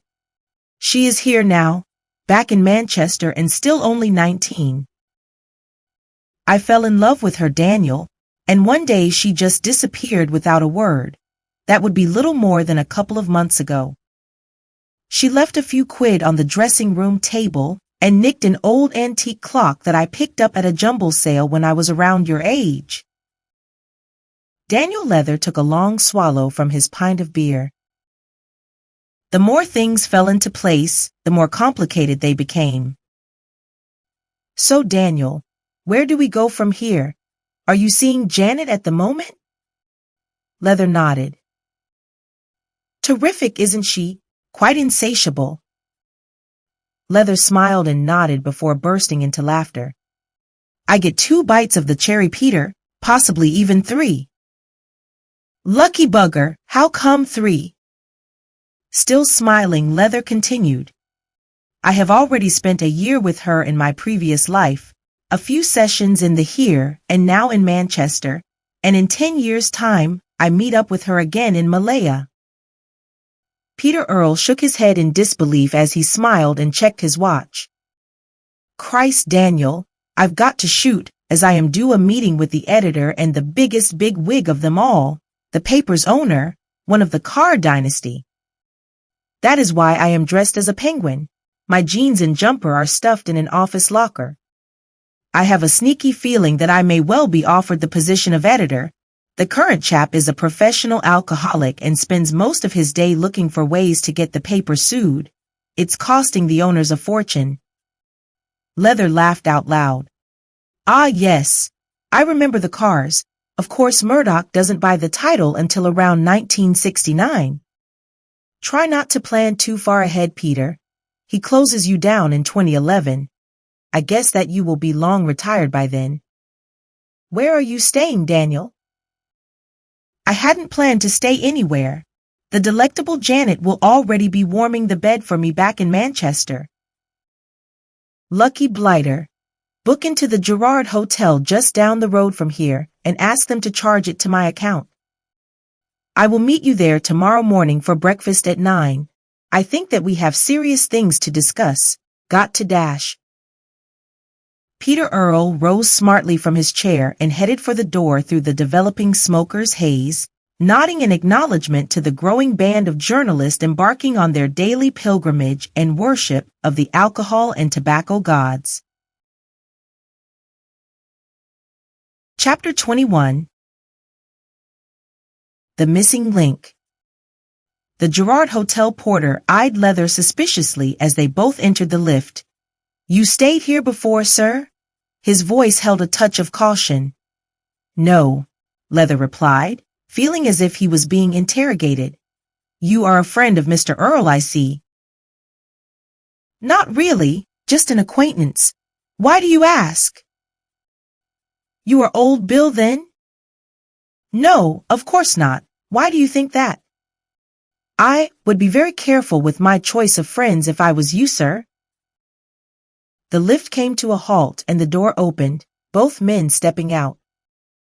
The porter continued as they made their way to room 305. There have been some very dodgy characters here lately, sir. Some of them carrying guns. 2 geezers in particular. I wouldn't like to cross them fellers. Big bastard as well, one of them. Why are you telling me this? Leather was wishing that he was now on the Manchester-bound train on his way to Janet. Well, sir. The porter opened the room door and handed the keys to Leather. He continued speaking in hushed tones as they entered the room. Mr. Earle often used this hotel for his sessions with the Keeler woman, and ever since the story hit the papers, everyone and their dog has been digging around for information. I've made quite a few bob without really knowing too much about it. One thing I do know, however, is that someone very high up in either the church or the government is pretty concerned at what went off, and those 2 bloody geezers keep coming back and asking questions. Leather sat on the bed for a few seconds before speaking. Why would they still be worried? The whole episode is yesterday's news and has gone cold. I don't know, sir. Things went quiet for a long time, but since Mr. Earle's new girlfriend turned up, things have kicked off again. She is attracting more interest than Keeler ever did.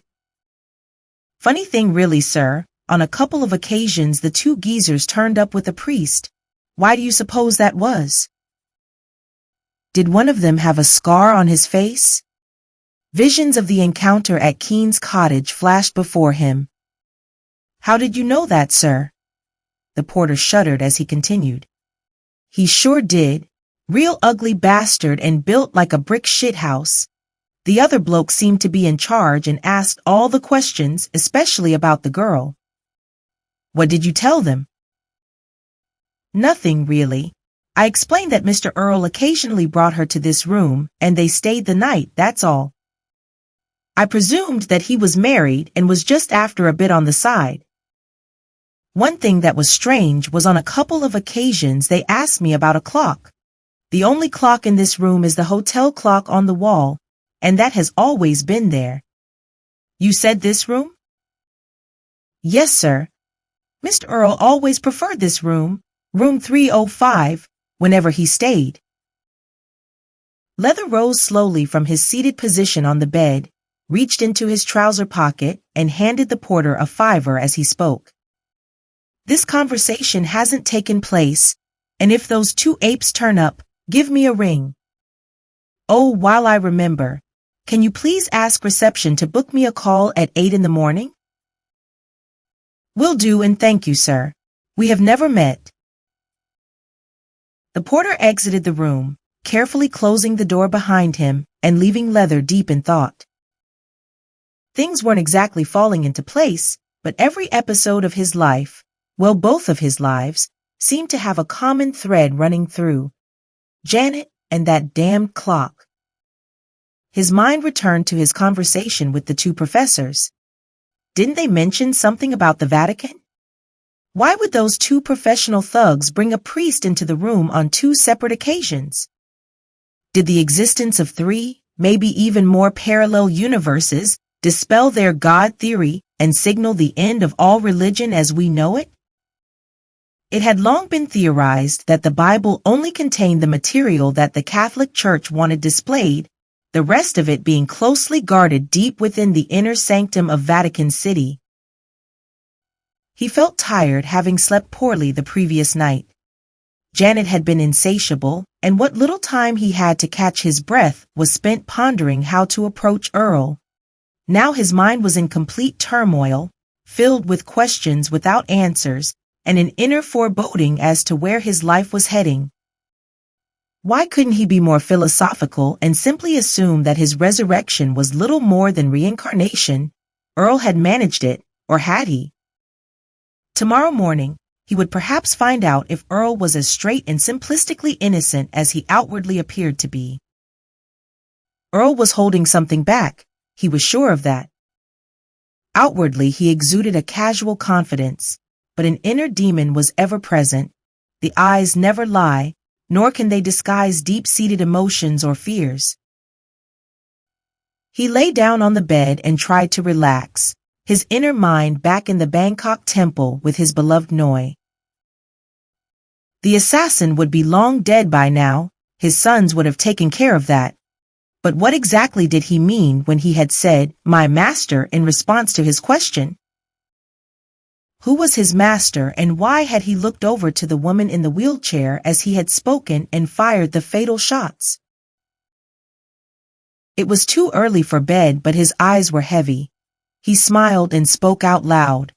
"Thank God I don't have to perform again tonight. Maybe you were right all those years into the future, Janet. One day my dick will drop off and you will be responsible." Still grinning, he undressed and headed for the shower, pausing as he caught sight of himself in the full-length mirror. Gone was the stooping old man. In his place stood a 6-foot, 19-year-old well-proportioned specimen in his prime.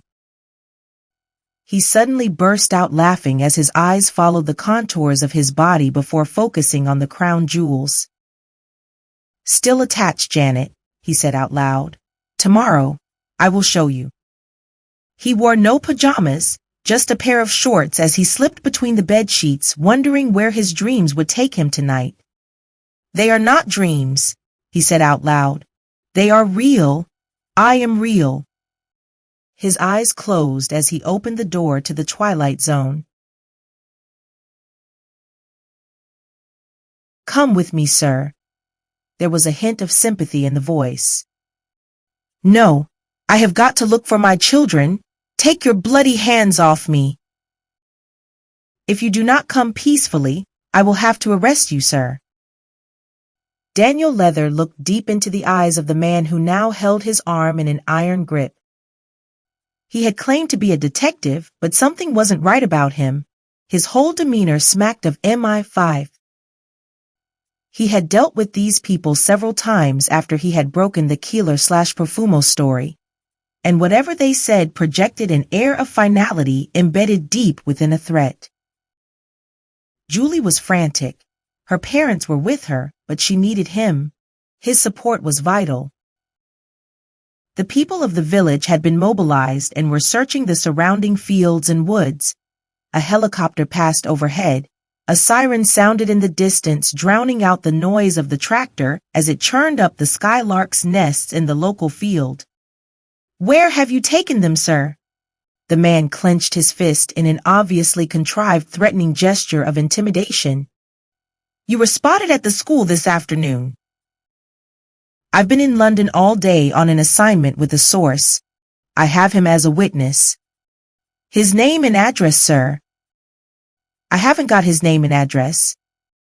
"Don't worry, sir, we have." Daniel Leather again looked deep into the man's eyes. Only this time he detected a feeling of pity accompanied by both guilt and shame. "I'm sorry, sir. You know how it works." "So the pedophile ring is real?" The man nodded. "Please come with me now, sir." "Will I live?" The man raised his eyebrows as he looked down. This was the end. He had broken the unwritten rule. No one screws the government and walks. He knew that. He had got lucky with the Profumo scandal. This was payback time. At 10 o'clock that evening, a man left the Bay Horse pub in Soho. A black Jaguar car accelerated. Leather's only witness became an anonymous victim of a hit-and-run accident. The familiar rasping noise awoke him as the clock once again gasped 5 times. His eyes stayed closed as he felt the warm air of the ceiling fan wafting over him. Noi moaned quietly from the bedroom, the door being slightly ajar. He felt an inner peace. He was now far away from his future life, 7,000 miles and 68 years away. "I'm not going back," he said out loud. "Stuff the temple. Today I stay here with Noi. My sons will protect me." It hadn't been a bad life that he had lived. Sure, the disappearance and probable death of his children had been a low point, but he had recovered, and following his separation from Janet in Bangkok, he had steadily risen to the dizzy heights of what the Italian mafia referred to as the Godfather. Yes, he was the godfather of the city nightlife, the undisputed king of the nightclub scene, the man who people crossed on pain of death. A far cry indeed from a junior hack working for a medium-circulation provincial Manchester newspaper. Brimming with youthful ambition, he had taken the plunge and become an investigative journalist after seeking out the bright lights of England's capital city. He opened his eyes and reached for the pack of Marlboro on the circular coffee table in front of him, lighting and deeply inhaling the aromatic fusion of tobacco, cannabis, and opium. Why would he go back? That would mean leaving his beloved Noi to grieve over his dramatic death at the hands of the temple assassin. 87 was a good age, and other than the temporary stabbing pain in his back, his health was still pretty good, with probably a few years to go before his destined appointment with the devil. One extra year with Noi in this life was worth far more than an entire lifetime in his future incarnation. "I am not going back," he said out loud, casting his eyes on the clock, almost shouting as he felt the anger well up inside of him. "Whatever your plans, I am staying, and you will not change my mind." Noi groaned in semi-consciousness in the bedroom, visions of the temple occupying her dreams. He had no idea as to where his anger was directed, but had an overriding feeling that somehow someone was controlling his destiny, and the blessed clock was most certainly connected. There were simply too many coincidences for his life to have been completely random. Someone had a master plan, and he no longer wanted any part of it. His gaze again focused on the clock. "I can kill you. One blow with a hammer and I can smash you to pieces." The clock rasped its defiant reply as the hands indicated 6 o'clock. Noi emerged from the bedroom and headed for the kitchen, disapprovingly sniffing the delicately perfumed smoke rising from his second cigarette. Leather picked up the phone and made the call. Soon Michael, his elder son, would arrive and a couple of his most trusted henchmen would be moving in with him for a few days. Today, he would not die. Today there would be no temple. Never again would he set foot in a temple, and if Noi wanted to go, he knew that he could never stop her. She would be accompanied by his own personal security. Chapter 22. Missing. Janet sipped the tea from the large mug as Jack Keene passed over the biscuits. He went to London, Janet, to meet the reporter who broke the Profumo story, you said? Yes, came the reply. He phoned me after the meeting and said that he would be staying over for the night and would be back around midday the next day. That was over a week ago, and I haven't heard a thing from him since. I thought that Danny broke the Profumo story. He did, but that was in his previous life. The chap that he went to see broke the story in this life, or as Professor James said, in this universe. Have you spoken to the professor recently then? I went to see him yesterday and he is more than a little worried. How come? He believes that Danny Boy has returned to his own world, the parallel universe, and may never return. Why is that a problem? Don't you see, if that is the case, the whole history of this universe may change? Ah, you mean the butterfly effect. Danny did mention that, not that I have ever heard of it before. Anyway, it was always going to change in this life, as he had no intention of marrying Julie and having children. That means that he would never be blamed for killing them, nor would he ever have met you in Malaya. So what is the difference? I accept that the disappearance of his children is not a world-shattering event. However, without it happening, thousands, if not tens of thousands of people will be in a different place at a given time, this growing exponentially with each passing day. Try to imagine how life would be if 9/11 had never happened. What? Sorry, Jack. That is still some way away and contributed to at least 2 major wars that would never have happened otherwise. Let's take the Kennedy assassination. Just supposing the gunman had missed. From that time on, perhaps forever, every American president would be different to the ones to come, certainly their time in office. There will be loads of wars in the years to come. How many of them could be avoided if a different president were to be in office? Yes, Danny did mention the Vietnam War. That's quite funny, really, Janet. When Daniel explained that he had reached the ripe old age of 87 in his previous life, I was damned relieved that humanity doesn't destroy itself with nuclear weapons in my lifetime, particularly after the Cuban Missile Crisis. That shit put the fear of God up everyone. That no longer holds true, Jack. If Daniel doesn't return, the whole course of history may change, and not necessarily for the good. Maybe the collision of the 2 parallel universes that the 2 professors talked about is just that, nuclear annihilation. Keene stroked his chin, a whimsical smile appearing accompanied by a mischievous gleam in his eye. Are you missing him? Of course I am. It seems like only yesterday that we were together in Malaya and Thailand. We lived off drugs and sex for a whole year. There were days when we barely ate. We were so high. If it wasn't for the inscriptions on that silly clock, we could simply up and off and live once again what was an incredible part of my life. That's still possible, Janet, but won't you have to wait another 10 years or so? Daniel was much older then and had been married for quite a few years. And what about the children? They seemed to have been an integral part of his life at the time. They were the reason that he wound up in the sex and drug world of the Far East. Keene winked. Janet smiled knowingly. I know that now, Jack, but at the time he never said a word about the kids.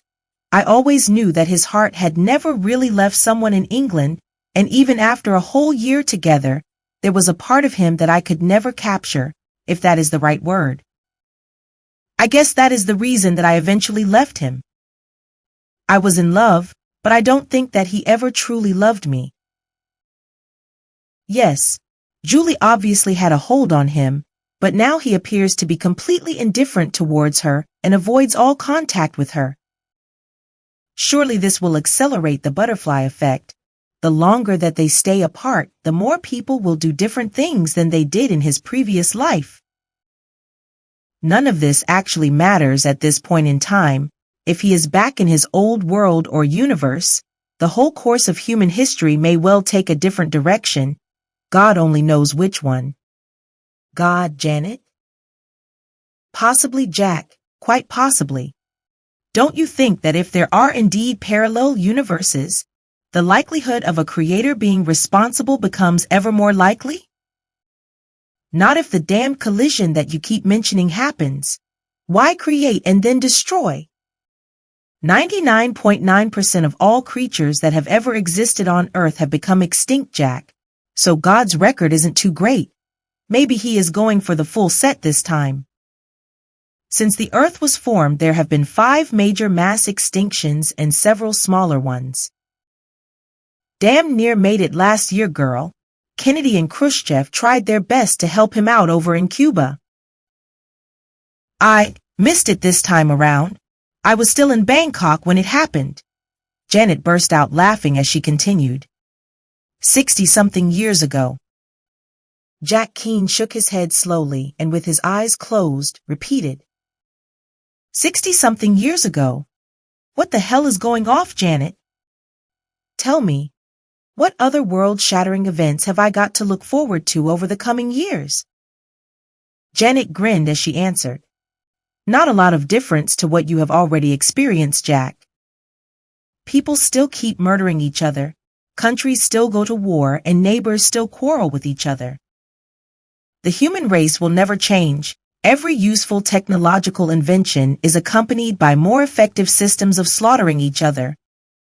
I suppose that you can measure a civilization's progress by its ability to kill more people more efficiently than the previous one. Ultimately extinction then. We already have the means.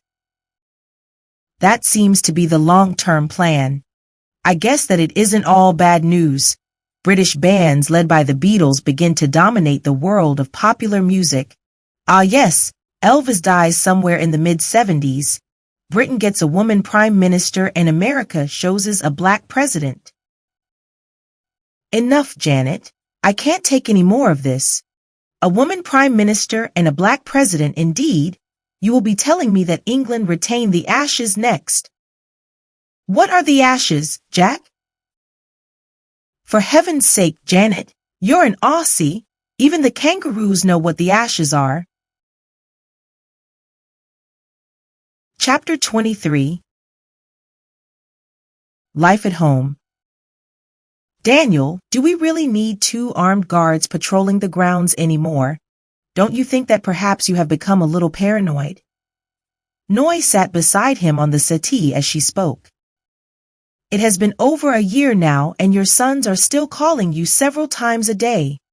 Why won't you ever tell me exactly what went off to scare them so much? It was little more than a problem with the club's darling, some rumor of a takeover by the Chinese Tongs. Those guys can be quite ruthless, and the boys are worried about my safety, that's all. Well, if that is what all this is about, I think it is time that we went back to being normal again. I don't like being followed whenever I go shopping or go to meet my friends. They even stand beside me when I am praying at the temple. Kindly tell the boys to leave me alone. I am perfectly capable of looking after myself. Daniel Leather smiled and put his arm around her. I know that you are, darling, but it is for your own safety. I don't like it. You never take me anywhere nowadays. When was the last time that you took me out for a meal? Okay. We will go out tonight to the little Italian bistro that you like so much. I will get the boys to check it out for me. No, for God's sake, Daniel. I want things to return to normal. I don't want them to check it out. I don't want them to drive us there. I don't want them to sit in the restaurant with us. Nor do I want them waiting outside. I just want to be normal again. Noi stood up from the settee and stormed out of the room and into the bedroom, slamming and locking the door behind her. He knew how stubborn she could be when she didn't get her own way. Capitulation was the only realistic option, or, as in most Thai households, the man would be subjected to hours, maybe even days of complete silence. During the early years of their relationship, he had always stood firm, knowing for sure that she would eventually come around. But not losing face was an integral part of Thai culture, and he gradually realized that to back down himself offered the least line of resistance. He walked over to the bedroom door, fully aware that it was futile to even try reasoning with her. "I'm hungry," he said in a loud voice. The clock rasped 5. "I will call a taxi and book with Luigi now, so be ready spot on 6, okay?" He knew Noi only too well after all these years together and continued, "And you can wipe that grin off your face." He heard the laughter behind the door and wondered how many times they had played out what had now become a game in which there was only ever going to be one winner. He returned to the settee and lit a Marlboro, his third one of the day, a beaming smile crossing his face. Noi was right, the danger had long since passed, and his life had almost returned to his pre-reincarnation days. He still adored her, and one single day with her was worth more than a lifetime in his other world. He wondered how the other world was coping without him. Had a whole year passed in the other world, or had time simply stood still waiting for him to return? What about Janet? Was she missing him? Her passion for sex was boundless. Surely there was no way that she had gone a whole year without someone taking his place. Peter Earle had filled in the gaps a couple of months ago, or was it a year and a few months ago? Anyway, it was before he had himself returned. It still puzzled him as to why she had returned long before he had, if they were shot on the same day. The clock rasped 6 as Leather and Noi left the house and climbed into the taxi. Despite the near standstill pace of the congested city traffic, the driver made good time, his knowledge of the city avoiding much of the rush hour mayhem. On the outskirts of the city, the taxi pulled up outside a rather nondescript restaurant, with the blue sign displaying nothing more than Luigi's Bistro swaying in the light breeze. As always, Luigi was stood outside awaiting their arrival and held open the door, bowing respectfully as the two entered the packed, dimly lit room to the accompaniment of Italian opera music. "Good evening, Don Leather. Your usual table is free." Luigi's wife smiled as she spoke. As they followed Luigi to their favorite table by the large window, they were aware of two people glaring at them, having been relocated immediately following Leather's booking. To seat someone as important as the Don anywhere else was unthinkable. He liked Luigi, who had always shown both himself and Noi great respect. It had been over 20 years earlier that Luigi had announced that he was closing due to unreasonable demands from the local Thai mafia for protection money. Leather had made a phone call to his eldest son and the demands were dropped. Not all power corrupts absolutely. The meal had forever been on the house, and so the service tip was always considerably more than the cost of the meal. A man arose from the adjoining table and walked towards Leather. The face was familiar. It was the same man who had shot him in the temple. Noi froze. Leather looked deeply into the man's expressionless eyes without flinching. 6 shots rang out. Luigi silently backed away. "Why, Luigi? Why?" Leather gasped as he hit the floor. "For my master," came the reply, not from Luigi, but from the assassin. Chapter 24. awake at the Gerard. The mind was floating in a vacuum of nothingness, traveling aimlessly through time, devoid of all thought and consciousness, as slowly the picture unfolded below him. He was looking down at the fat middle-aged man whose body was bouncing up and down on the beautiful, raven-haired Eurasian girl in the honeymoon suite of the Bangkok Hilton. Folded neatly over the chair alongside the bed was the military uniform bearing a general's insignia. 20 million baht had been transferred into the general's bank account over the last 4 months, and as high season was fast approaching, the monthly payment was set to double. "You can't take him out, Michael," Leather had warned. "He knows how I operate and is protected by round-the-clock security. He's got the ear of the king and a bloody great army to protect him." Rachel had been working the general for several weeks now, having been brought in from America. She didn't work cheap, but satisfaction was guaranteed. The champagne bottle by the bed was half empty, and one tablet was dissolving nicely in the general's glass, as with one final grunt he ended his exertions and walked across the room to the toilet. Rachel felt dirty. The man stunk and mixed a degree of violence and foul language into what could be loosely described as lovemaking. Rachel was a consummate professional, CIA trained and now working freelance. The two glasses were topped up and clinked together. As the general's eyes closed minutes later, the heroin-filled needle entered his vein and was left in place. The army never washes its dirty laundry in public, and the 20 million baht that disappeared from his bank account the same day was never traced. The telephone by the bed rang as Daniel Leather opened his eyes, his mind in a state of bewilderment. Where the hell was he? "Your early morning call, sir." Vague memories of the porter taking him to the room surfaced as he recognized the voice. The room was unfamiliar to begin with, the full-length mirror suddenly reminding him of the evening, 1 year earlier, when he had admired his youthful figure. He glanced down and smiled. "Still attached, Janet," he said out loud. It had been a full year since his meeting with Peter Earle, a year where he had gratefully grasped and appreciated every living second with his beloved Noi, yet here he was once again back in the supposed parallel universe, room 305, and barely one night had passed. Just how close in time were the two universes? Was it 1 year, or was it the equivalent of one night's sleep? No, this was rubbish. Billions of people could not be doing the same thing at the same time, even if the two universes were to meet. He shook his head violently, almost in a form of self-flagellation. It would mean that he would be able to shake hands with himself, so which one would be the true Daniel Leather? He didn't want to be here, and most certainly not now.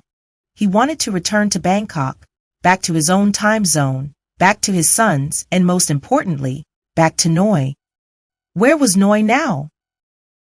She hadn't yet been born, but had been sat next to him at Luigi's bistro only last night.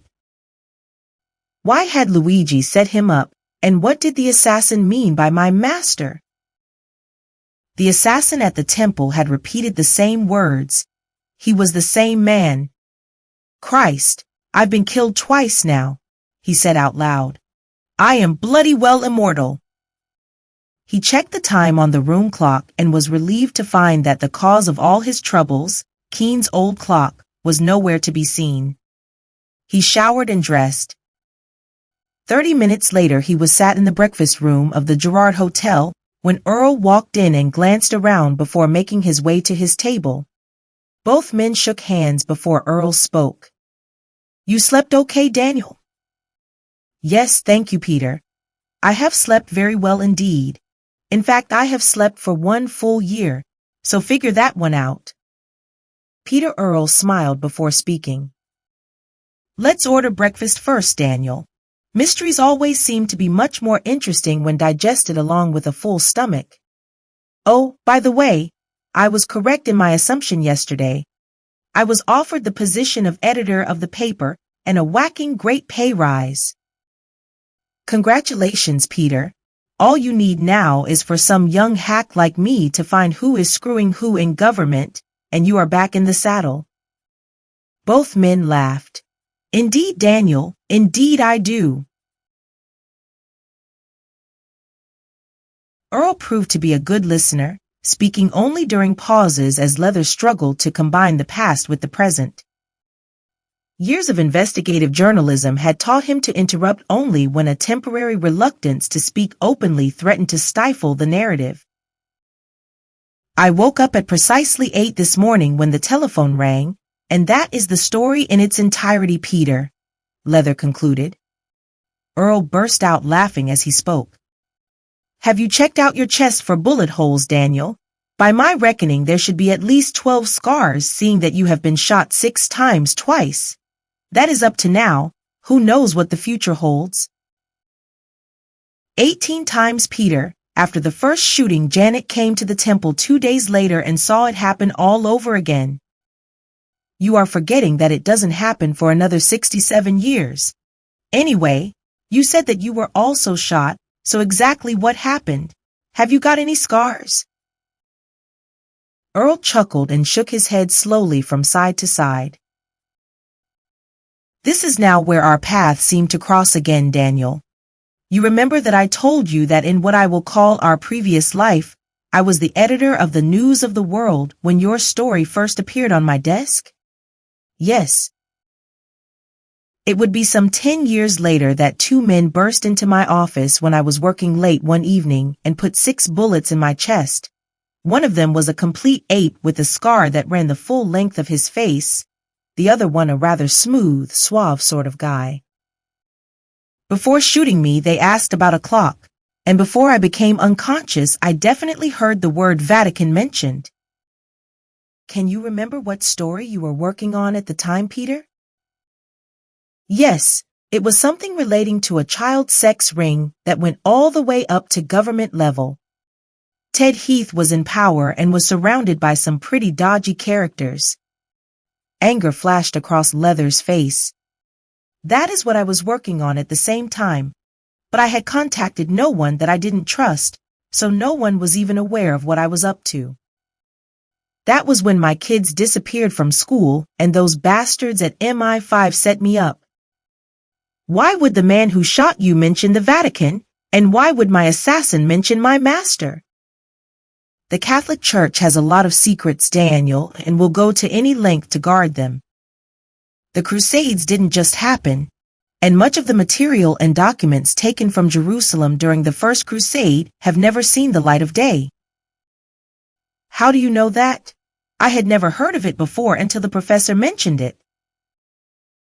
I received a phone call one day from a man who told me that he was a Roman Catholic priest and arranged to meet him in this very hotel. He was scared shitless and told me that the Vatican had issued orders for him to be killed. Why? From what I could gather, he had been working at the Vatican, if that's what they do there, and had come across some old parchments in a vault where he was forbidden to go. He had no idea what language they were in, so he photographed them and handed them over to me. Someone obviously caught up with him as he was shot dead a few days after contacting me.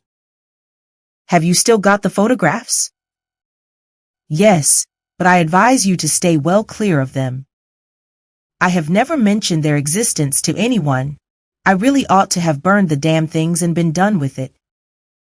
The Catholic Church has far-reaching tentacles, and something like this could spell the beginning of the end for them, if they are what I think they are. Peter, I am a journalist. Why not post them to me? Here is my address. Leather scribbled on a small hotel breakfast menu. Earl glanced at the address before folding it neatly and sliding it into the inside pocket of his old and crumpled sports jacket. I'll think about it.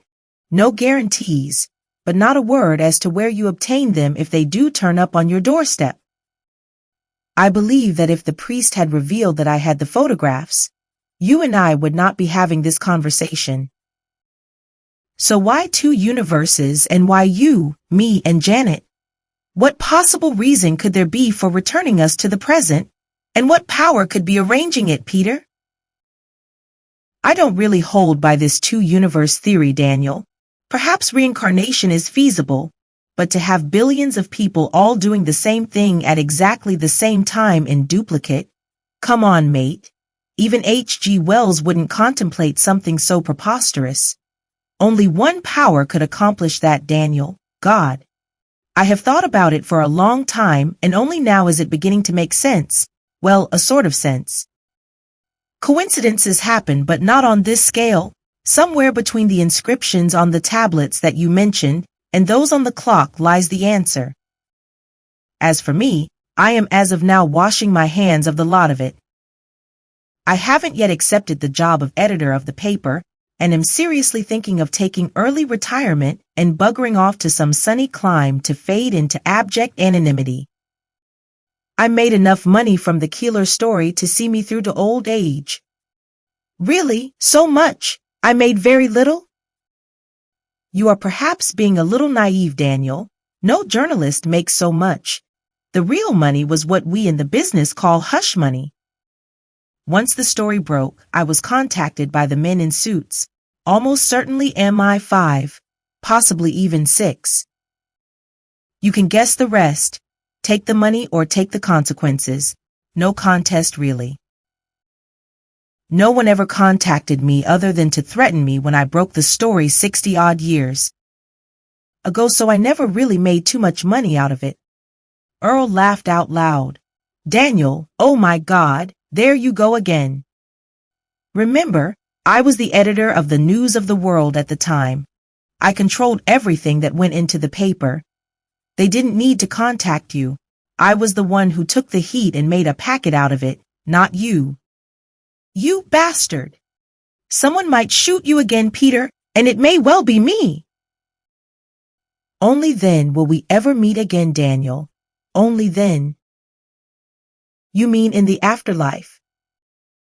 Maybe. Perhaps you will discover its existence somewhere in this life, Daniel. I wish you the best of luck. Oh, give my love to Janet. Tell her that it was great while it lasted, and thank her for the Keeler story. Mention that if she ever pops down to the city, room 305 will always be available. With that, Peter Earle stood, shook hands with Leather, and strode purposely towards the hotel exit. Chapter 25. The Missing Year. The train journey from London to Manchester passed by in a flash. He had tried to read the morning paper, but his mind continually jumped between the past, present, and future before sleep eventually overtook him, and dreams invaded his senses. Noi was ever present. His sons were questioning, torturing, killing people in their search for the assassin. The army general was no longer luxuriating in his newly acquired wealth reluctantly handed to him from the earnings of the leather sex and nightclub empire. Leather's mind temporarily settled on Janet. He knew so little about the life she had led before they had met, flippantly dismissing questions as irrelevant, emphasizing that only the present and future were important. There were times when, deeply under the influence of drugs, she would drift into her own psychedelic world, speaking in an incomprehensible foreign tongue. He was jolted into reality as the train pulled into Manchester, the station speakers blasting out a message that even the man delivering it could not decipher. Jumping into a taxi, he made his way to Janet's little B&B close to the United Football Ground in high anticipation. He had been a whole year in Bangkok and was eager to recreate the sexual gymnastics of a couple of nights earlier. Leather and Janet walked hand in hand along the canal on their way to Keene's cottage. You still haven't sorted out your orange water problem, Danny boy. Her laugh was genuine. And shouldn't those swans be white? He glanced across at the broken door of the old boathouse as he replied. Strangely, Jan, I thought about this moment quite a bit over the last year. I honestly had no intention of ever coming back to this world, and if I hadn't been shot, I don't think that I ever would have. I wondered if you would still be around and what you would make of my disappearance. Did you miss me? How could I have missed you? You said that you would be on the first train home the next day, and there you were knocking on my door at 11 this morning. I wondered what had got into you. You were like a wild animal. I had gone a whole year without sex. Girl, it isn't something that you think about too much when you are 87. Then again, would I have been 88 having spent an extra year there? Well, you certainly made up for lost time this morning. Thank God you hadn't been away for 5 years. The happy couple burst out laughing as they made their way to Keen's pretty little cottage between the small evergreen shrubs that lined the pathway. Leather paused outside the back door of the cottage and listened. What's wrong, Danny boy? Janet looked puzzled. Just being extra careful. The last couple of times that I came to the cottage, I found a reception committee waiting for me. Janet knocked twice and was greeted with a, "Come on in, the kettle's on." Keen put down the morning paper and shook his head as he spoke. Bloody London, it's turning into a gangster's paradise, almost as bad as Moss Side here in Manchester. A Manchester professor was found dead in a hotel room this morning after giving a lecture at the old museum. Apparently, he had been tortured. Why torture him if all they wanted was his money? Leather felt the blood drain from his face as he glanced at Janet. Does it give his name? Keen again studied the newspaper before answering. Professor Jeremy James. Oh shit, Janet almost whispered. Keen looked up, a pained expression crossing his face as he spoke. One of your 2 professors. Leather nodded without speaking. Oh hell, Keen shook his head slowly. That probably means that none of us are safe. Do you suppose that the same 2 fellers that attacked us here in my place were involved? I would certainly put money on it if I were a gambling man. Leather's face suddenly broke into a smile. Speaking of gambling, I could do with a bit of money. Fancy a little flutter, Jack? What do you have in mind? Well, it will be Boxing Day very soon, and if my memory serves me well, there are a couple of rather tasty results that will give massive odds in our favor. Try this one for size Jack. Liverpool 6, Stoke 1, and Burnley 6, Man United 1. Bloody hell! Are you sure of that, Danny? 100%. I went to the Liverpool game for the paper and distinctly remember the other game being the same result on the same day. How many bookies do you suppose we can hit before the games? Keen looked skywards before replying. We mustn't overdo it, Danny, so I suggest perhaps 2 in Liverpool and 2 in Manchester. How much money have you got? 100 quid tops. I can raise 500. Both men stared at Janet as she spoke. Well, I suppose I can chuck in 300 without breaking the bank. Keen paused for a few seconds before continuing. Why don't we split forces on the day and hit just the biggest bookie each in Liverpool, Manchester, and Bolton, get the best odds that we can on the day, and disappear like lightning as soon as we receive the cash. If word gets around, someone will smell a rat and we will find ourselves in shit street pretty darn quick. We will probably have enough money to go to Thailand, Danny boy. I've only just got back from there a few hours ago, Jan. I'll be getting jet lag. Keen looked puzzled. What are you on about, Danny? Grief, Danny.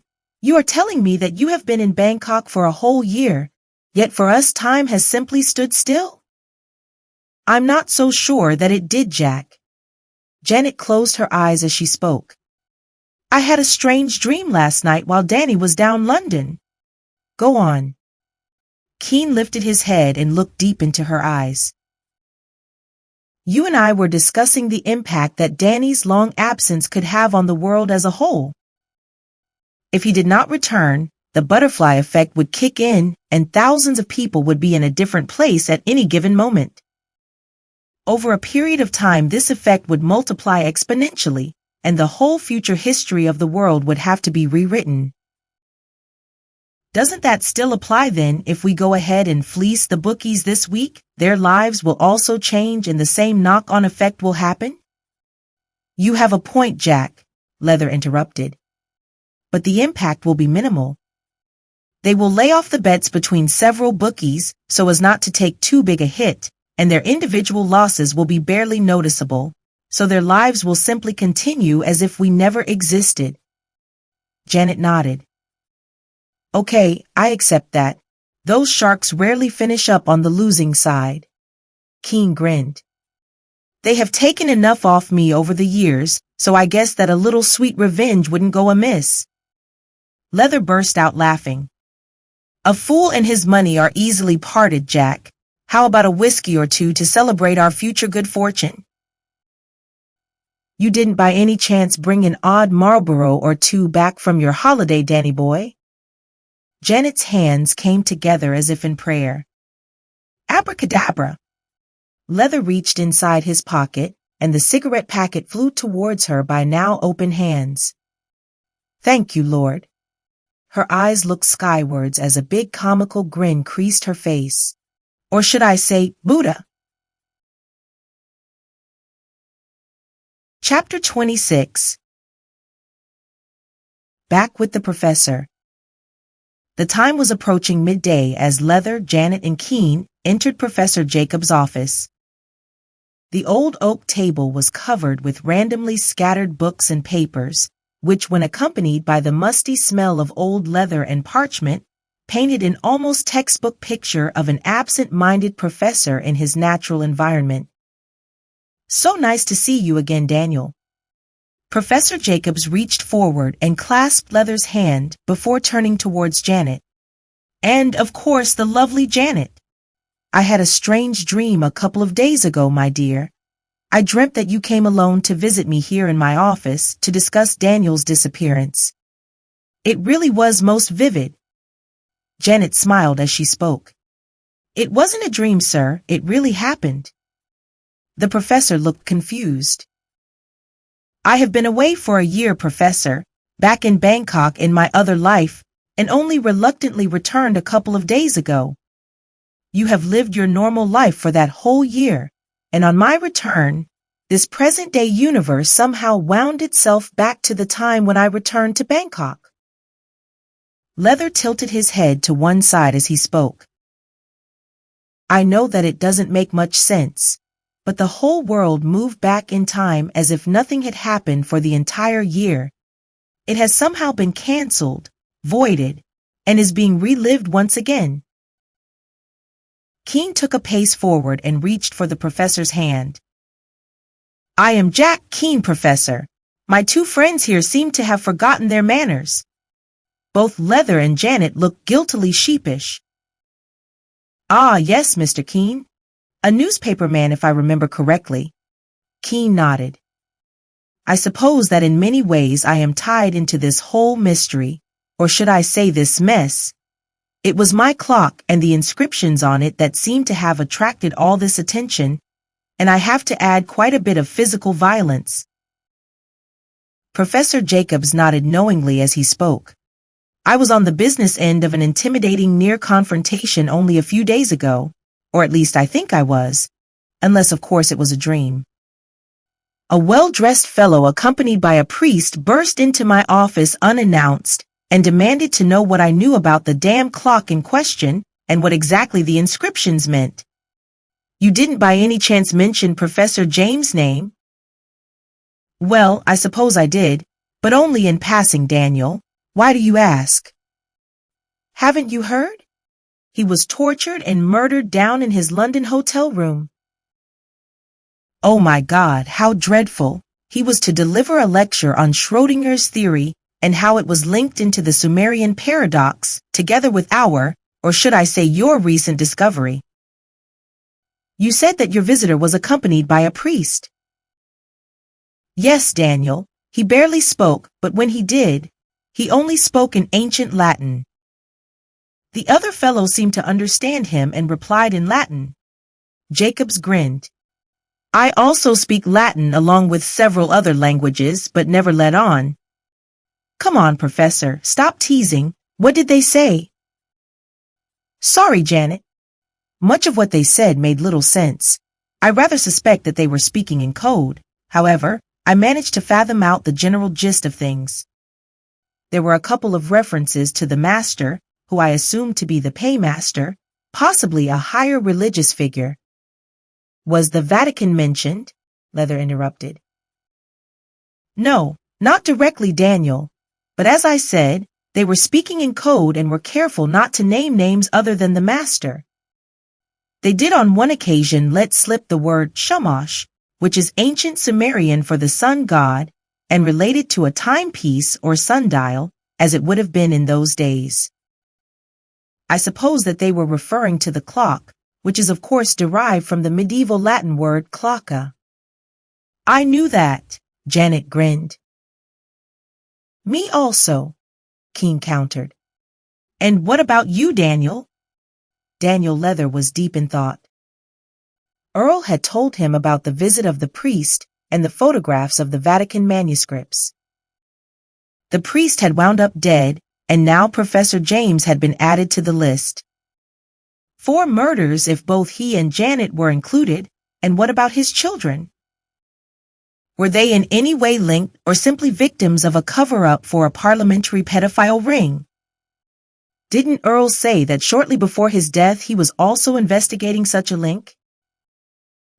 There was a knock on the door, followed by a much more intense series of knocks. Strange. Professor Jacobs looked concerned.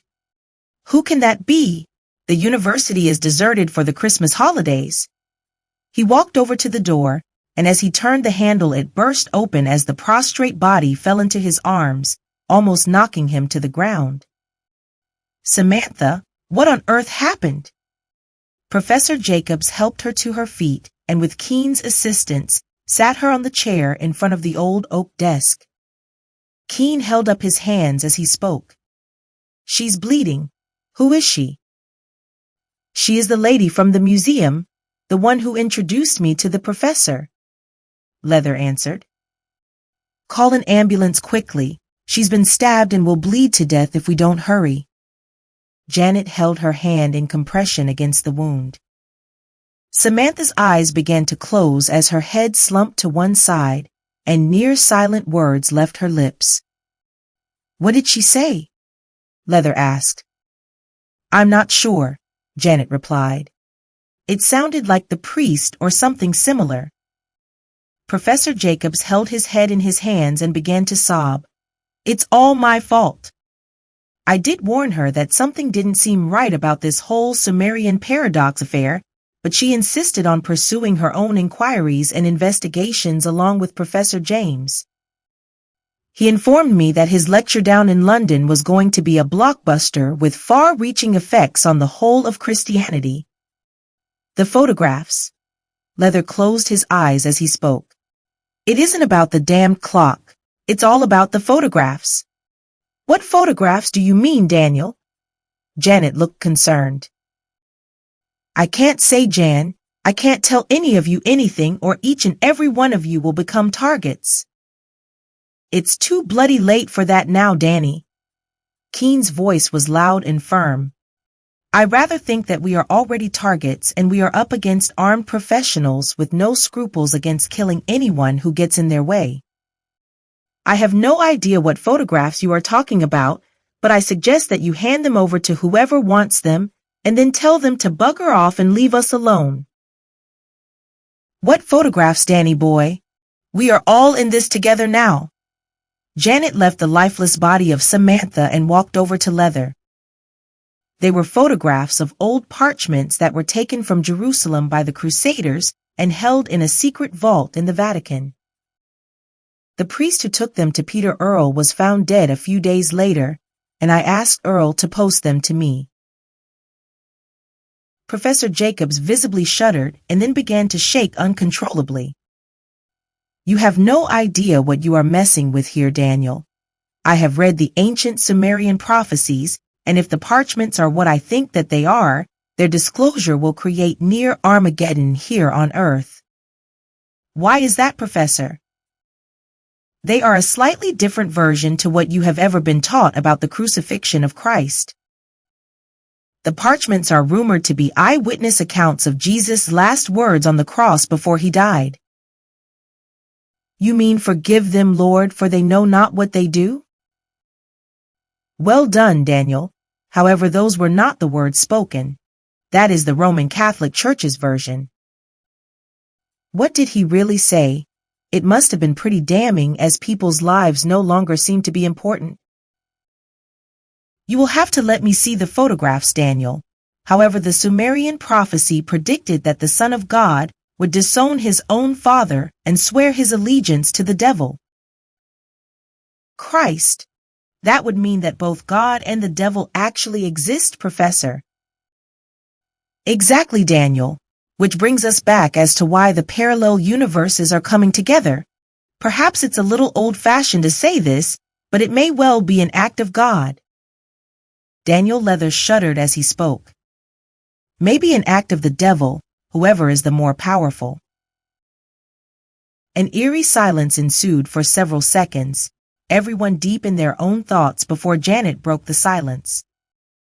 I suppose this means that if Daniel and I disappear to Malaya next week with our gambling booty, whatever is going to happen will still do so regardless. Professor Jacobs nodded as he spoke. I'm afraid so, Janet. To do nothing will change nothing. We must do something, but what on earth is expected of us? Keene took control of the situation. Firstly, we have to report this lady's death to the police and contact the priest. He may be a psychopath, but he is all we have to go on at the moment. Now, where are those photographs, Danny? The professor needs to see them. I asked Earl to post them to the address where I am staying. I guess that they will have arrived by now, and Mrs. Watson should have them. I didn't go back last night. I had business to attend to. The three grinning men looked directly at Janet, who responded with a one-fingered salute. Just a little catching up on old times, gentlemen, I assure you. Chapter 27. A surprise visitor. It was late in the evening as Leather and Janet stepped out of Keene's Ford Anglia in front of Mrs. Watson's terraced house, having spent wasteful hours at the police station. Hold on a minute, Jack. Leather held the car door open and raised one hand to stay Keene's movement. Why are the lights out and the front door half open? A torchlight briefly flickered in an upstairs bedroom. Someone is after the photographs, Jack. I guarantee that, and I want to find out who. Hold your horses, Danny. So far, everyone associated with whatever we are involved in has wound up either dead or injured, and we have both been on the receiving end of threats and violence. These bastards mean business, and all your fancy Oriental fighting tricks are no match for a gunmate. He's right, Danny boy.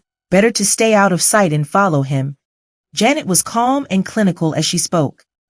Move the car over to the corner shop, Jack, and then we can stay down below this hedge and keep watch. It was a freezing cold night as the three of them shivered, their hands buried deep inside their pockets, their bodies hidden by the well-leaved privet hedge. Speaking only in whispers, their breath drifted like cigarette smoke in the slight breeze. He's coming out. Janet's words dispelled all feelings of discomfort as an adrenaline rush coursed through all their bodies at the sight of the hooded figure emerging from the house carrying a small package. That's the package that Earl sent, Leather whispered. I guarantee that. But where is Mrs. Watson? We need to know if she is in trouble. Jack and I will follow him, and you go back to check on the old girl, Janet. I have a bad feeling about this. As the hooded figure walked briskly along the dimly lit road, Leather and Keene kept a respectable distance, where possible seeking the shadows and carefully avoiding closing the gap. The figure crossed the road. He's heading for that car at the end of the street, Jack. You stay with him and I will try to cut him off down this alleyway. We've got to take him or we will lose him. Stay well back, and if he pulls any form of weapon, run like hell. Out of sight, Leather sprinted along the small alleyway that ran parallel to the road, arriving a few yards past the parked car and ducking into a shadow behind a small hedge. The hooded man fumbled as he tried to fit the keys in the door lock, giving Leather just enough time to close the gap. As the car door opened, a fist landed with great force on the hooded man's chin. Leather grabbed him under both arms to prevent him from hitting the ground, and as Keene arrived, the two men bundled him into the back seat of the car, sitting either side of him and closing the door. Bit of a boxer then, Danny?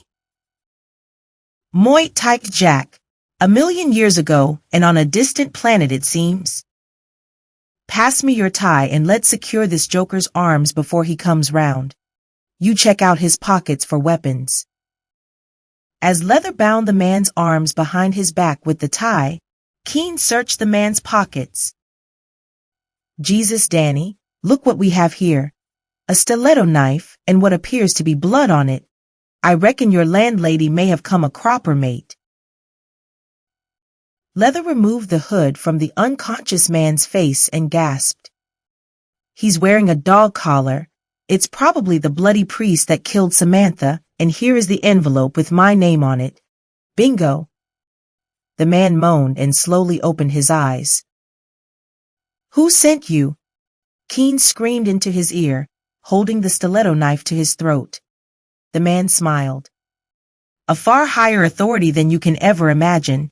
After me there will be others. Those photographs must never see the light of day. The man turned to face Leather as he continued. We have been searching for them ever since they were smuggled out of the Vatican. You were returned to the present to lead us to them. Who are we, and why me? I don't even believe in God. Leather's eyes narrowed as he spoke. I cannot answer either of those questions. I answer only to a higher authority. God? The priest shook his head and smiled as he spoke. Not the God that you believe in. I will meet with my God tonight. For God's sake. Keene found himself barely suppressing a smile. How many bloody gods are there, and what is wrong with the one that we have now? The priest turned to face Keene. There are only two gods, sir, and when Armageddon destroys the earth, the chosen ones will dwell with the one true God. The man's hands broke free, and one hand passed something into his mouth. Both Keene and Leather heard the glass break as the priest bit down on the cyanide capsule and began to convulse almost immediately. His mouth foamed as his gasps grew silent. Grab your tie quick, Jack. We're out of here. Got to check on Janet. Oh, and wipe the knife handle clean and stick it in his hand. Once the police find the two bodies, they will make the connection and conclude it to be a robbery gone wrong. What? By a priest? You got a better idea. Keene shook his head. 3 bloody bodies in one day, 2 murders and 1 suicide. And me, a newspaper man, dare not even write about it. It could be the scoop of the year. Bollocks. Life's a bitch sometimes, Jack. Now come on. Let's move and check on Janet. As the two men approached Mrs. Watson's house, Janet left the shadows and crossed the road to them, slowly shaking her head and with tears in her eyes. Too late, Danny boy. She is no longer of this world. Nor is the bloody priest who killed her, Janet. Keene grit his teeth and continued. Best to grab anything of yours that is still in the house, Danny, and move in with me. We have to stay well clear of this, as the police aren't going to be overly impressed if we all turn up at 2 murders in one day. 2 murders and a suicide, Jack. You pack Danny boy and I will wipe the room clear of fingerprints. And just one other thing. I think that you will be much safer at my place than you will with Jack. Janet winked as she spoke. Keene pretended not to notice, yet had difficulty suppressing a smile. Perhaps you are right. I'll have to sleep on it. Leather returned the wink. Don't be surprised if you wake up to an empty bed in the morning, though. God only knows where I may be off to during the night, or how long I will stay this time. That's settled then. Sleep at my place tonight while you are sleeping on it. You appear to have settled in pretty well so far. I may just tie you to the bed to stop you wandering off back to Bangkok. For your own safety, you understand. Would that be before or after we? Steady, Danny boy, Keen interrupted. Leave him alone, Jack. He's a big boy now. Janet pouted her lips and blew Keen a kiss. Chapter 28. The photographs. Can you read them, Professor? Leather, Keen, and Janet were once again at the university in Professor Jacob's office, as one by one, with the assistance of a handheld magnifying glass, he carefully studied the writing on each of a dozen photographs. With time, Daniel, I will be able to arrange them into some semblance of order, but I have to say that they are most confusing. My first impression is that they have been deliberately doctored or disguised to make them almost ineligible to anyone other than a scholar with great knowledge of all the different languages of not only the era of the crucifixion, but also an ancient form of Sumerian dating back to long before the Hebrew language was first formulated. They appear to be following the same pattern as the Sumerian tablets at the museum and the inscriptions on the clock. It's not going to happen today, then? Oh no, Daniel. Whoever wrote these words on the ancient parchments almost certainly feared the Romans getting their hands on them, or anyone else for that matter. They would have been totally unreadable to anyone but the writer himself during that era. Janet grinned as she spoke. Come on, Professor. You must have some idea of what they mean. You told us that you speak many languages. Indeed I do, Janet, but around the time that they were written, languages took many forms and differed greatly from country to country, sometimes region to region. Many of these regional cultures worshipped different deities. Some were pagan and worshipped a multitude of gods. Even as late as the 7th century, the Arabs had over 300 gods before turning to Islam and settling on Allah. Christianity itself was unknown and born of the crucifixion and subsequent resurrection. So why would the Vatican forbid their disclosure? Maybe the priest that we encountered last night was sent directly by the Vatican. Daniel Leather scratched his chin, a thoughtful look crossing his face. Didn't he mention a higher authority? Keen looked up as he spoke. He also mentioned that you were returned to the present time to help to find them. Presumably he was referring to the photographs. So what on earth am I doing here then? Why would this higher authority bring me back? Janet interjected. Why would we have met up in Malaya sometime in the future? Or was that just coincidence? Leather looked deeply into Janet's eyes as he spoke. You said that you were shot in the temple at the same time as I was, correct? Yes, but only a couple of days after I had read about it.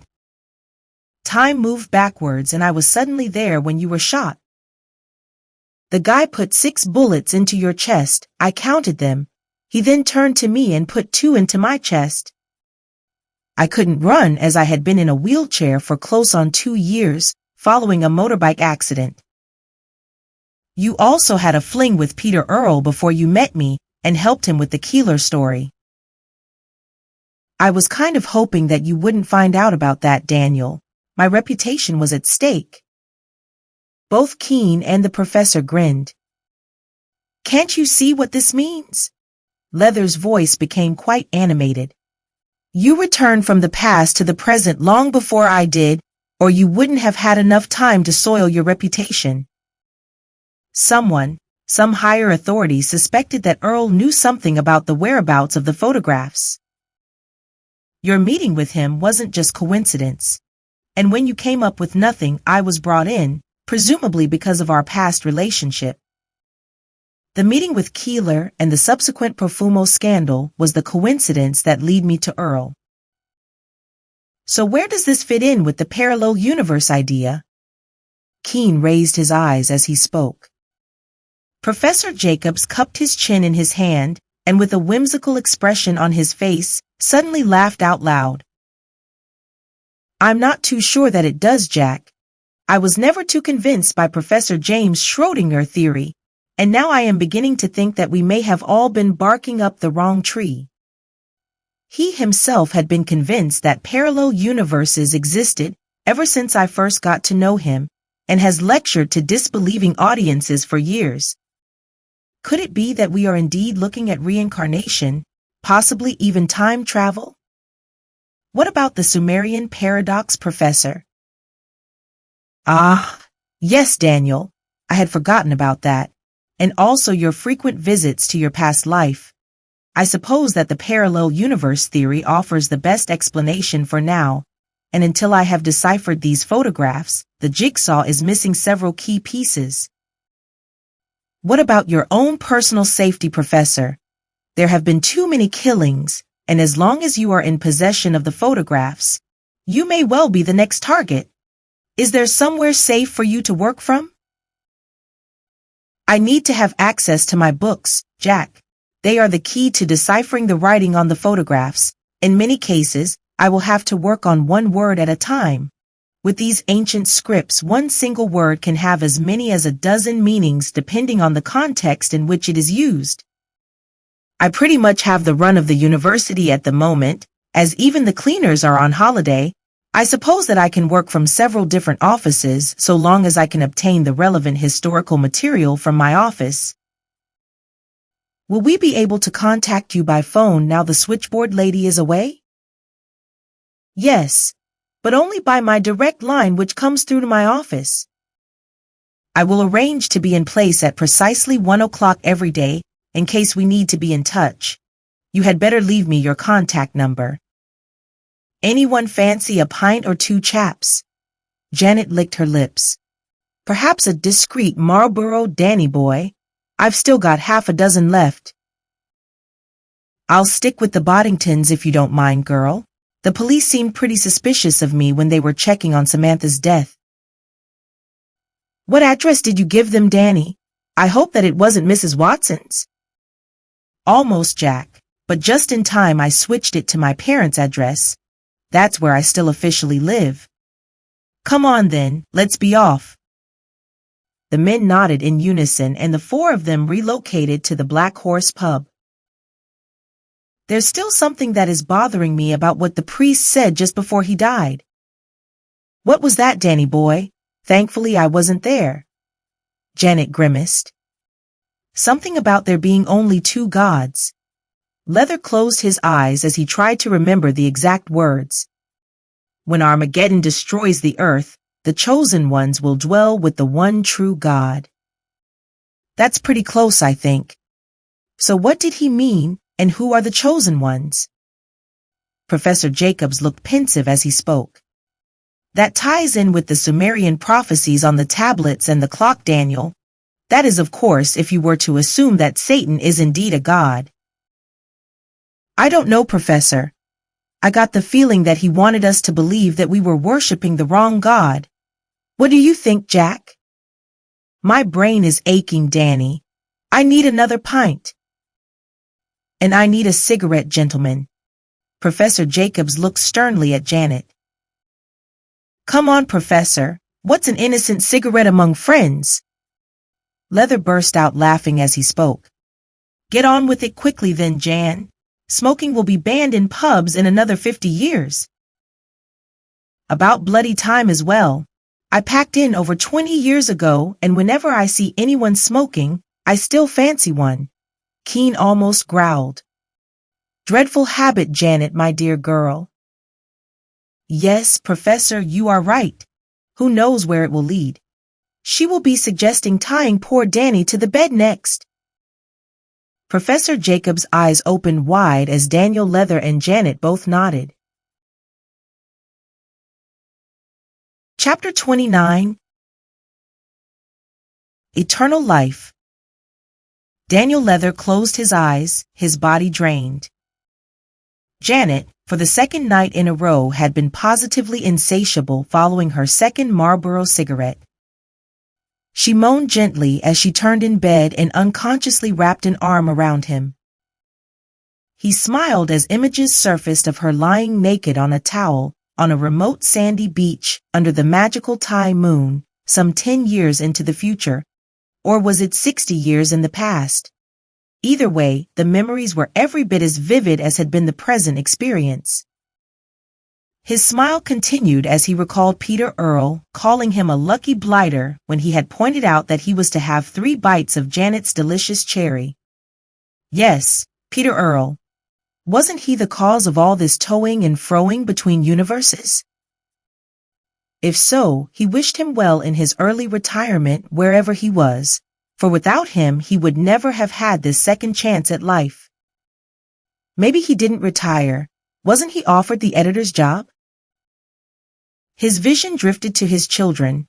Julie had so wanted a family, and a boy and girl had been just perfect.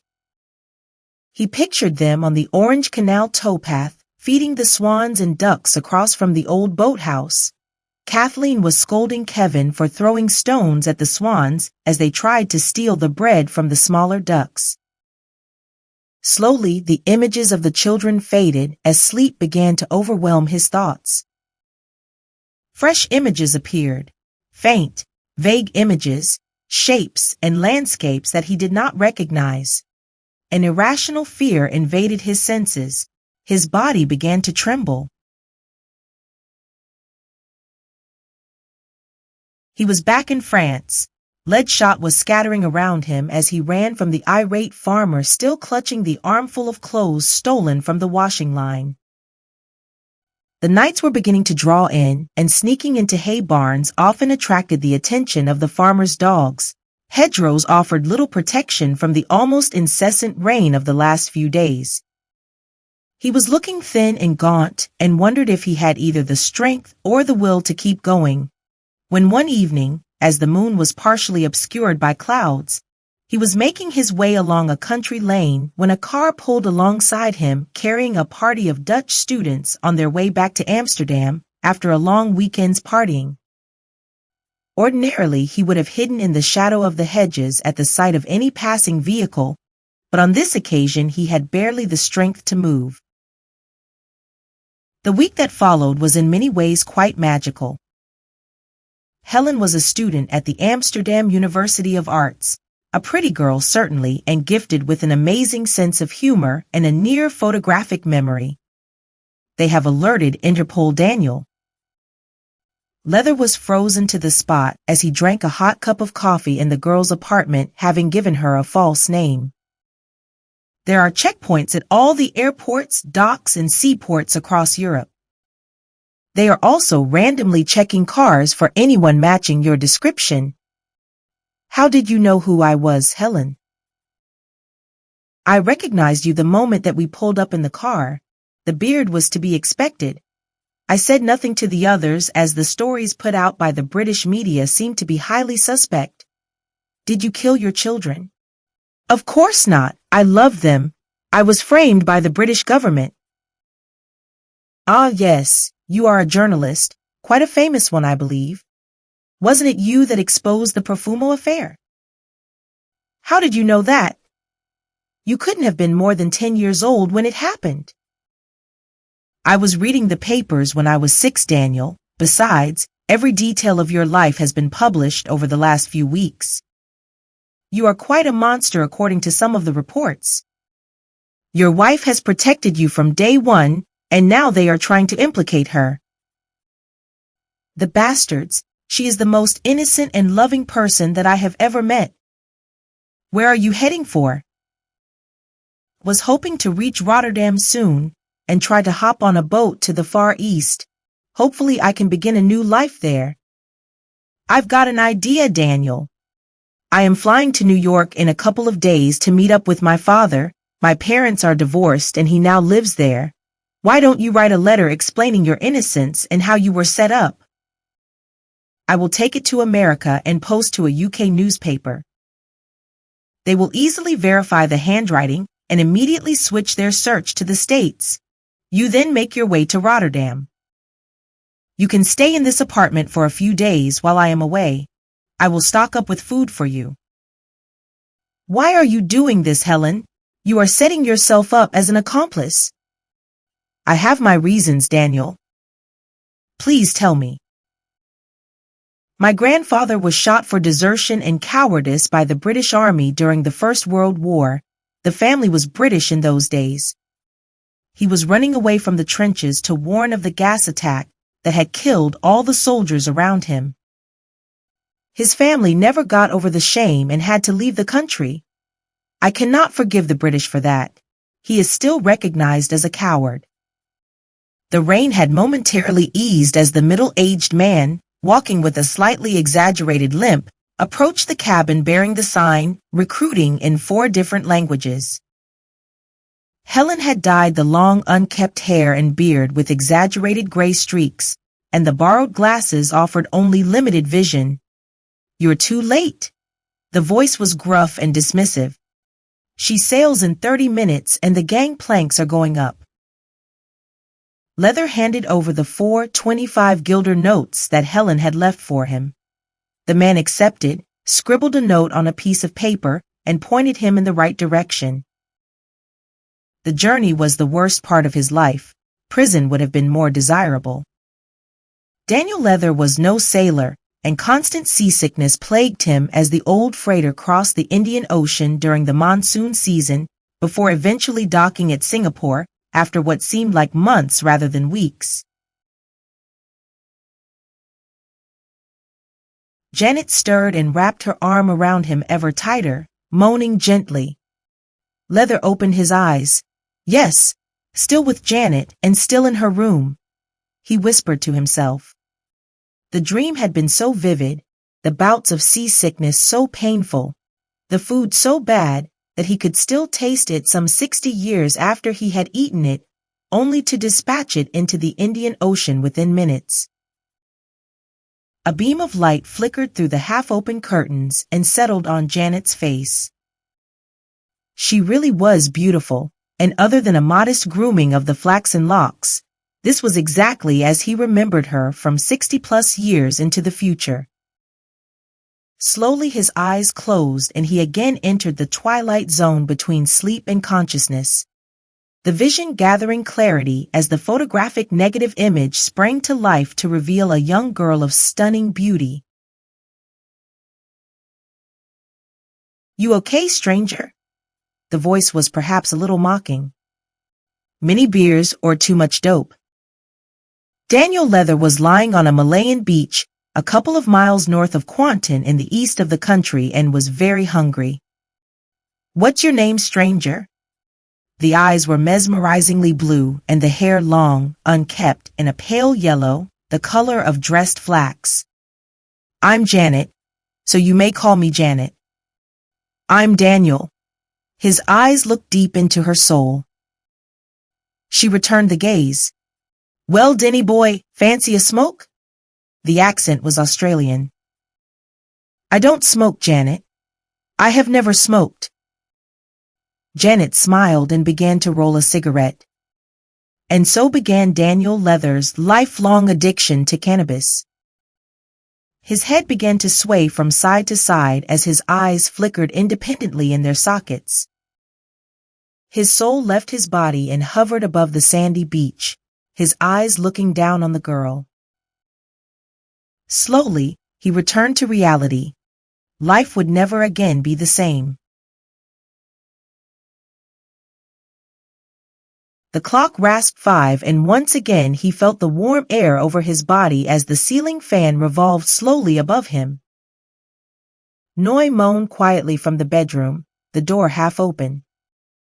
He felt the slight stabbing pain in his back and cursed the raised paving slab and the incompetent workman who had laid it, as he instinctively reached for the packet of Marlboro on the coffee table in front of him. An involuntary smile appeared as he mumbled, "Groundhog Day." He had enjoyed the film many years earlier, even though it hadn't yet been made in his new life. Noi would soon be opening the bedroom door and heading for the kitchen. Naturally, he would not be going to the temple this day, in fact not any other day, nor would he be dining at Luigi's bistro. Ah yes, Luigi. He had set him up that evening, well, 1 year into the future. Had it been for money, or was he in some way involved in his assassination? Was Luigi one of the missing pieces of the jigsaw puzzle that Professor Jacobs had mentioned? He had to find out. He had almost forgotten that he himself was a big shot in this city. People respected him, but in this case the fear factor would be more important to his cause. As before, he would call his sons to arrange for his security and he would have Luigi brought to him. He would ask the questions and his sons would obtain the answers. This had long been his modus operandi, and rarely was a question unanswered. If I don't get shot, will I live here forever? He spoke quietly so as not to awaken Noi, who was a light sleeper. He shook his head knowing that was not possible. However, what was quite possible was that no matter how long he stayed, nothing would have moved on if and when he returned to his new life. He took a deep draw of his cigarette and felt the relaxing narcotic effect as the fusion of cannabis and opium began to take hold. Slowly the stabbing pain in his back became little more than a tingle before easing completely. Where will I awake the next time I am shot? This was intriguing, and he tilted his head to one side questioningly. Will I be in bed with Janet or back in the Gerard Hotel bedroom ready for my meeting with Peter Earle? He closed his eyes as he inwardly gazed lovingly at Janet sleeping peacefully beside him on the bed with her arm around him only moments earlier, a smile crossing his face as he recalled their fateful meeting that day on the Malayan beach. Again little more than minutes ago, yet so far in the past. Will you please cut down on those cigarettes, Daniel? Noi walked into the room heading for the kitchen. You were talking to yourself again, and who is Janet? Are you still pining for the long-lost love of your youth? You are too old for that sort of thing now. Don't forget that we are going to the temple this morning. Leather smiled, having often teased Noi about Janet when they had first met.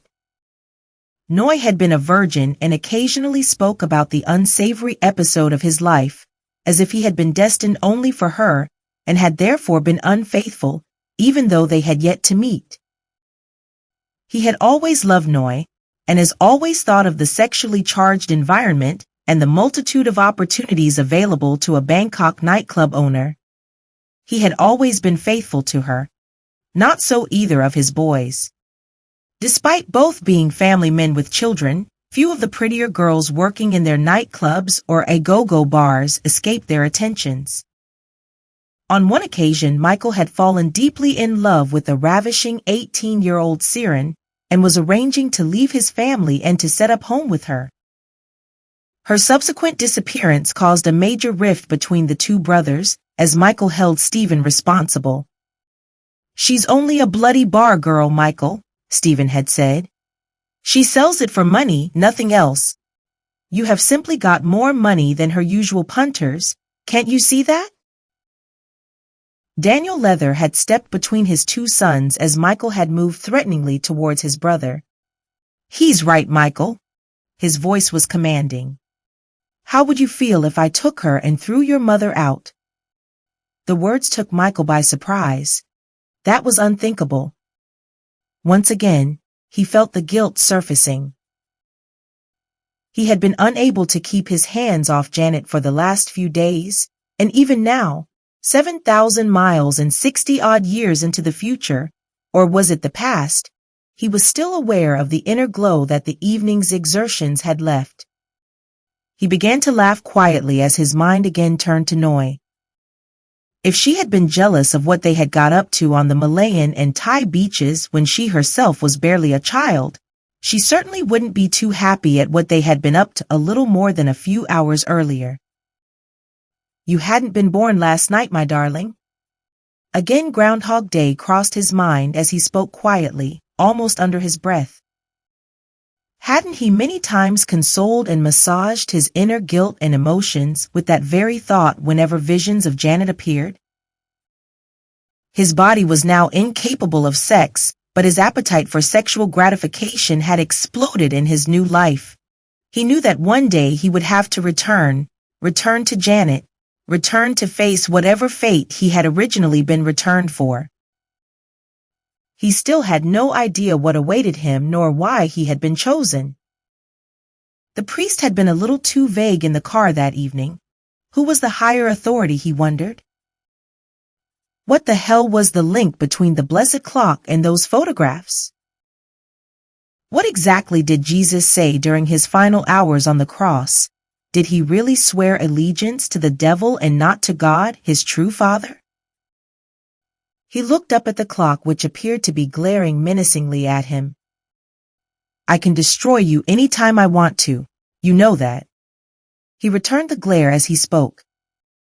Right on cue, the clock rasped 6 as Noy walked back into the room with his cup of coffee and looked disapprovingly at the half-smoked cigarette.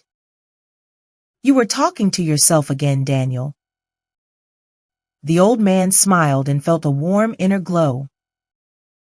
He was where he belonged, only this time he was going to stay forever. A dark thought suddenly appeared. If in this life he was now immortal, was Noy? Would she grow old and die as did everyone else? He shuddered as visions of a bent and stooped old lady appeared, smelling sweetly of honeysuckle. Noy like Noy perfume. Chapter 30. Where had he began? Noy was livid as she slammed the bedroom door and engaged the lock. There would be no sweet talking her this time. There was no room for compromise. Neither of them were going to the temple that day, despite the importance of the occasion. He picked up the phone and called his elder son Michael. For God's sake, Pop, I'm still in bed. It's only just after 6. Even the cockerels are still asleep. Come over right away and bring Stephen. It's important. Bring along a couple of your best men and make sure that they are carrying. Something has come up and I cannot explain it over the phone. Mum will sort your breakfast when she has calmed down. Move now. Shortly after 7, Michael, Stephen, and their 2 minders arrived. The 2 brothers entering the house and the 2 minders taking up position at both the front and the rear of the property. Daniel Leather had spent the last hour wondering what cover story to tell his sons. Obviously, any mention of reincarnation or parallel universes was out of the question, or their first assumption would be related to the onset of senility. Somehow, he had to emphasize the seriousness of the situation to catch their full attention, yet still make the threat to his life plausible. I have just received a phone call from an old friend of mine who used to be the Bangkok police commissioner when you 2 were still toddlers. The Chinese tongs are trying to muscle in on the nightclub market again, and their first objective is to eliminate me. No doubt you 2 will be next unless you agree to their terms. From now on, I want 100% security cover for both me and your mother. Under no circumstances must she ever be left alone, not even if she only pops over to the market. Is it the same outfit as before, Dad? We took out their 2 leading men a few years back? No, Stephen. This lot are based in Singapore and have already taken control of Swa Cowboy. They now want the Nana Plaza. Nana Plaza is a 3-story complex on Swa 4, built around the late 1970s, and is the center of the Bangkok sex scene. It was originally planned to be a restaurant and shopping complex. Having managed a couple of bars during his first few years in Bangkok, Leather had taken over the lease on one of the small restaurants that was going out of business and turned it into the complex's first go-go bar. By the mid-1980s, his sex empire had exploded along with the tourist trade, and he now owned over 20 of the go-go bars and nightclubs that completely dominated the burgeoning Bangkok red light district. together with numerous shady brothels dotted around many of the tourist areas. The Chinese Tongs forever wanted a piece of the action. Total control was their objective, but Leather stubbornly refused to sell even the smallest part of his empire.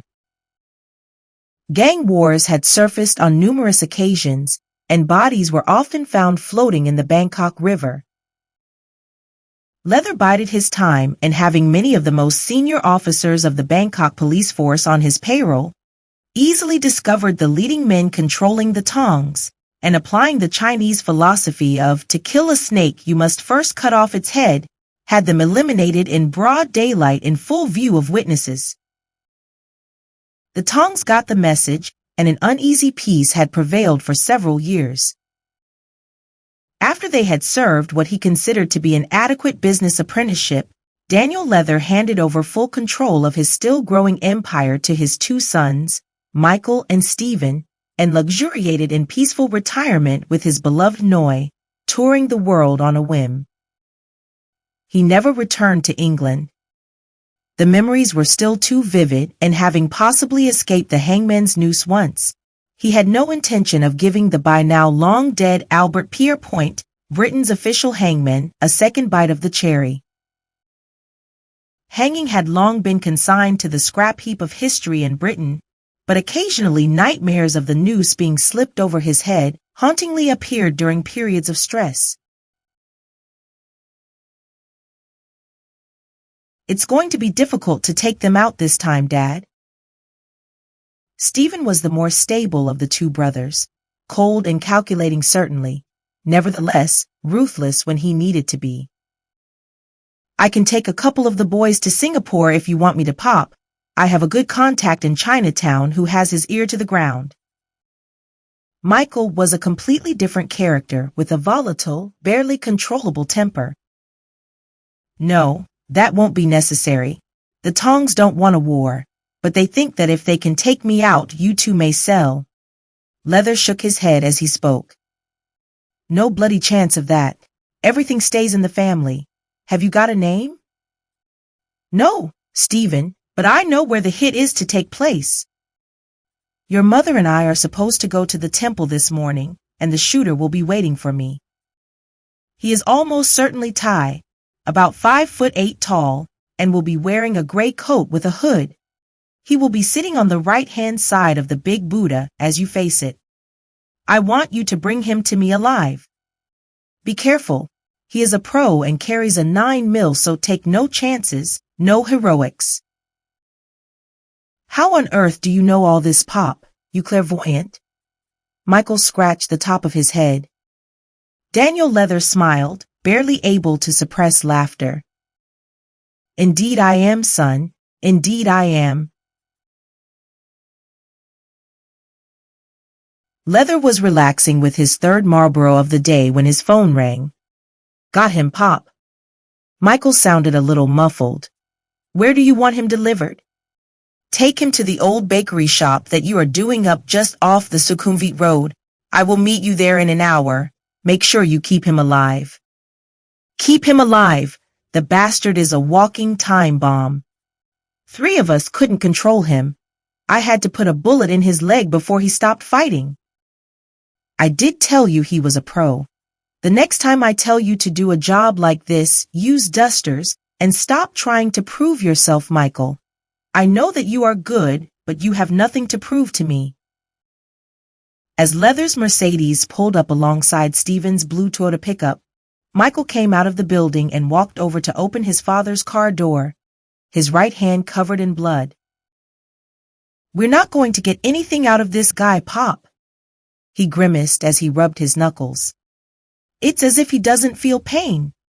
I reckon that we should cut our losses and dump him in the river. If I can't make him talk, no one can." "Subtlety was never your strong point, Michael. Remember what I used to tell you when you were young and never out of fights? A man takes off his coat only when the sun shines, not when the wind blows. You and the lads wait outside. I will speak to the man, then you can dump him in the river." Leather walked into the building to find his would-be assassin with his hands tied behind his back and fastened to a concrete pillar in the center of the room, his face barely recognizable and his clothes covered in blood. The three men left the room and Leather walked over to the man whose eyes fired bullets of defiance. Well, so we meet again, only this time the tables have been turned. Would you like to live so that you can meet your God at a later date, or should I kill you now? The man lifted his head and stared defiantly into Leather's eyes as he spoke. You cannot kill me, Mr. Leather. I am immortal. My master will prevail. Your God is evil. Only an evil God would allow a man like yourself to prosper in his own image. Okay, I accept that. In fact, I haven't really got a God, and neither have you. Leather's tone was mocking. You are little more than a brainwashed, easily led fool. But I am intrigued as to who sent you on this fool's errand. Killing me will achieve nothing. You have to return. It is in the prophecy. And what will be the purpose of my returning? You must find the copies of the holy parchment and display them to the world. Only then can my master take his rightful throne. Your master, is that the Christian God? The assassin smiled, the blood still running down his face as he spoke. Now, who is the brainwashed fool, Mr. Leather? Your Christian God is the true Satan. Jesus recognized this as he lay dying on the cross and denounced him. That is what is proclaimed in the Vatican parchments. Jesus denounced God, his Father? Leather shook his head, his tone no longer mocking nor self-assured. That is what the world must be made aware of. How much longer must the people suffer wars, famine, plagues, disasters, and cruelty before they realize that these are the wishes of Satan? A true God, my God, would never allow such suffering. All these things will end when my God is on the throne in heaven. Only you can make this happen. Only you know the whereabouts of the photographs. The world must see them. The priest who took the photographs in the Vatican, was he sent by your master? Yes. And the priest searching for them now? He was not sent by my God. That was the work of Satan. He cannot allow the true details of Jesus' last hours on the cross to be exposed to the world. And what about the parallel universes? Who controls those? They are not real, Mr. Leather. They are illusory. My God has these powers. Your Christian God has only the powers of evil with which he controls the Catholic Church. Once exposed, the true Satan, your God, will be banished to eternal damnation and the Catholic Church will cease to exist. And if I don't do as you say? Then the human race is doomed and will continue along the same path that it has always followed until it ultimately self-implodes and destroys everything around it. And the son of Satan, don't the prophecies state that he must die? That has already happened over 2,000 years ago, Mr. Leather. He died on the cross. Jesus was the son of the true God, the one that you call Satan. How long can I remain here before I return to my new life? Until I catch up with you again. I can give no promises. And if I kill you, I am immortal, Mr. Leather, you know that. Then I will find you and kill you whenever you return. I will remain in this life until my dying day. Leather spoke defiantly. Don't you see, Mr. Leather, your soul can never have a dying day. You must be killed by my hand before you can return. Then I am immortal if you never find me? No, Mr. Leather. The Sumerian clock will always find you, as it has tracked and guarded my God's disciples for 7,000 years. It cannot be destroyed, nor can I. Others have tried, and all have failed. Supposing I accept what you have just told me, why didn't your God save Jesus on the cross? He had to be sure that Jesus would denounce the Christian God to the world and swear his allegiance to Satan, the true God. Those were his last words before he died. That is what is written on the parchments in the Vatican. And is that why so many people have died, because of the photographs of the parchments? Yes, Mr. Leather. And once they have been revealed to the world, millions more will die. The world will erupt into years, possibly centuries of constant interreligious warfare. Believer will fight non-believer. Christian will fight Muslim. My God will fight your Satan. If your God knows this, then he is no better than the Christian God. That he knows, Mr. Leather, but without him ascending to the heavenly throne, the entire human race will destroy itself into extinction. You know that I have to kill you now? Of course, you believe that you have no choice. I will still hunt you down. You are an unwitting disciple of the true Satan. Evil, manipulative people like yourself will cease to exist in the new world when the real God ascends to the heavenly throne. Why then would I want to help him? I have done very well so far by following no God. Why would I change now? Daniel Leather turned around and walked outside to his sons. Kill him and dump the body in the river. You were right, Michael. He will never talk. Chapter 31. Immortal. I couldn't tell you, darling, as I didn't want to upset you. I love you too much. Daniel Leather was sat on his favorite chair face to face with a still angry Noi. There was trouble brewing at the clubs, and I had no choice but to take care of it. And what kind of trouble requires me sharing my life with two of your own bodyguards constantly patrolling my house carrying guns? Tell me that. You promised me that when you retired there would be no need for all this stupid security. Wasn't that why you handed control over to our sons? It will only be for a few weeks, I promise you. Bangkok can be a dangerous city when you are involved in our business. The risks are high, but the rewards are enormous. You have always known that. Leather had always played down the constant danger surrounding the sex trade. Noi knew the risks, but the stakes were becoming ever greater now that drugs had entered the scene in seemingly unimaginable numbers. Controlling the local Thai mafia had involved little more than the disappearance of a couple of the major players, and so far, the Chinese tongs had been kept at bay.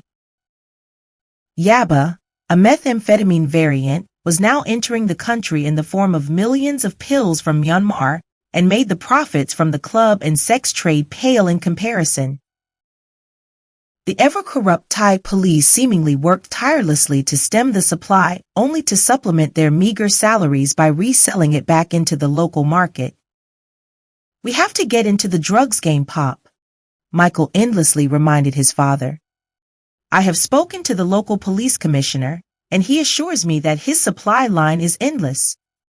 He sells to us, we sell to the dealers, he recovers most it back from them before it has time to reach the market, and he gets a reward and a promotion. It's foolproof, Pop.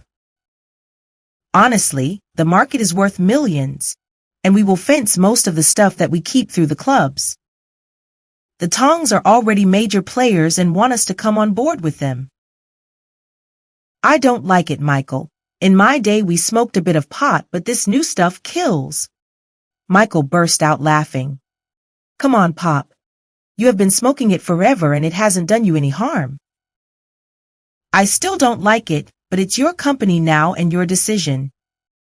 By the way, did you take care of the little problem with Luigi? Sure, but I still can't fathom out why. You and Mum love the place. His wife is still running the restaurant, but the food is no longer special. It was personal, son, nothing for you to worry about. Michael shrugged his shoulders. His father's words had that air of unquestionable finality about them. Chapter 32. Panic. The phone rang as Daniel Leather shared a drink with an old acquaintance at the Nano Plaza Dragon's Den a go-go. The two old men stared at the half-dozen semi-naked young women, with assumed indifference, as they expertly performed a series of sexually charged, choreographed gyrations around the silver poles. These were young rice-farming village girls who had watched their older sisters pack their bags and head for the bright lights of the tourist cities, only to see them return arm in arm with a rich, elderly foreigner, bedecked with necklaces and jewelry made of pure gold, the currency more favored than the native Thai baht. Houses the size of country mansions appeared along with Mercedes parked in the driveway, and dilapidated old wooden family homes took on a new lease of life. It wasn't always plain sailing, only a chosen few ever made the grade, most of them becoming little more than street prostitutes or bar girls, plying their trade and selling the only asset that they had to offer. Noi had been one of these village girls destined to seek her fortune on the mean streets of Bangkok. She had got lucky. She was one of the few that had made the grade. For her, the streets had indeed been paved with gold, and her once poor peasant, subsistence farming family were the envy of the entire village. Leather averted his eyes away from the semi-naked girls and reached for the phone. "Probably Noi checking up on me," he chuckled. "Not that I could do anything with the girls even if I wanted to, Clive. The old pecker retired years ago." Clive burst out laughing. "I kept mine going for a few extra years, Daniel, with those little blue pills. But now the only excitement I have is all in the mind." "Dad, it's Stephen. Mum's been taken ill and is in the Bangkok hospital. The doctors suspect a heart attack. Security found her unconscious on the kitchen floor. Where are you now?" Leather's face turned white as his hands began to tremble. "I'm at the Dragon's Den with Clive." Panic overtook him as he stumbled to his feet. "Meet me outside, Dad. I'll be round in 5 minutes." The steps seemed to go on forever as the old man made his way down from the second floor of the building. He was now well into his 90s, and although still sprightly for his age, his body no longer seemed to function this afternoon. He felt himself going into shock. Stephen helped him into the pickup, and a hair-raising ride through Bangkok's busy side streets on the tail of a police car with sirens blaring followed. Leather dashed into the hospital and headed for the accident and emergency ward as his son drove over to the car park. "Follow me, Mr. Leather." The voice sounded familiar. The two people entered the private room, and Leather stared at the empty bed as the door closed behind him. "There is no need to worry, Mr. Leather. Your wife is perfectly okay. I just wanted to meet you again." Daniel Leather looked up at the familiar face. This time there was no blood running down onto his clothes, and his hands were no longer tied behind him. "Good will always triumph over evil, Mr. Leather. It is time for my God to take his rightful place in heaven, and now is the time for you to redeem yourself. You must find those photographs and reveal them to the world before you can return to this world."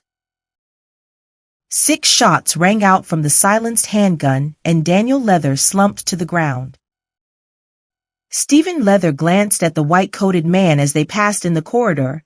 He paused before moving on. The face looked familiar. Chapter 33. The Translation. "How long?" Professor Jacob's jaw dropped as he spoke.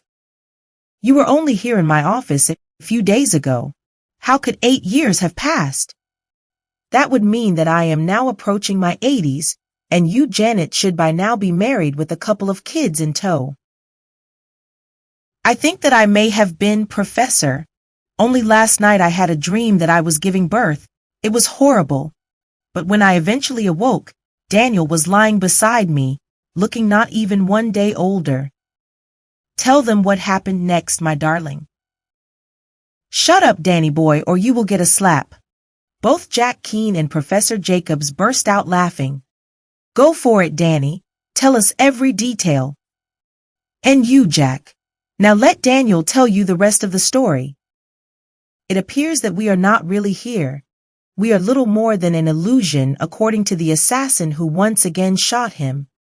Why doesn't he learn from his previous encounters? I did. My boys killed him 8 years earlier. The resourceful bastard has shot me 3 times now. He shot me as well, don't forget. The first time in the temple after he had shot you. In fact, that makes it 4 times, not 3. I know that, Janet. I remember you sitting in the wheelchair. He glanced at you as I fell to the ground. But why did you return to this life several months before I did? And why did you meet up with Peter Earle? Peter was the only link between the dead priest and the photographs. You said that it was only an illusion. Janet purposely evaded the question. The professor at first grinned, then shook his head as he spoke. No, Janet, we are real. The illusion was the past life that Daniel and yourself have lived.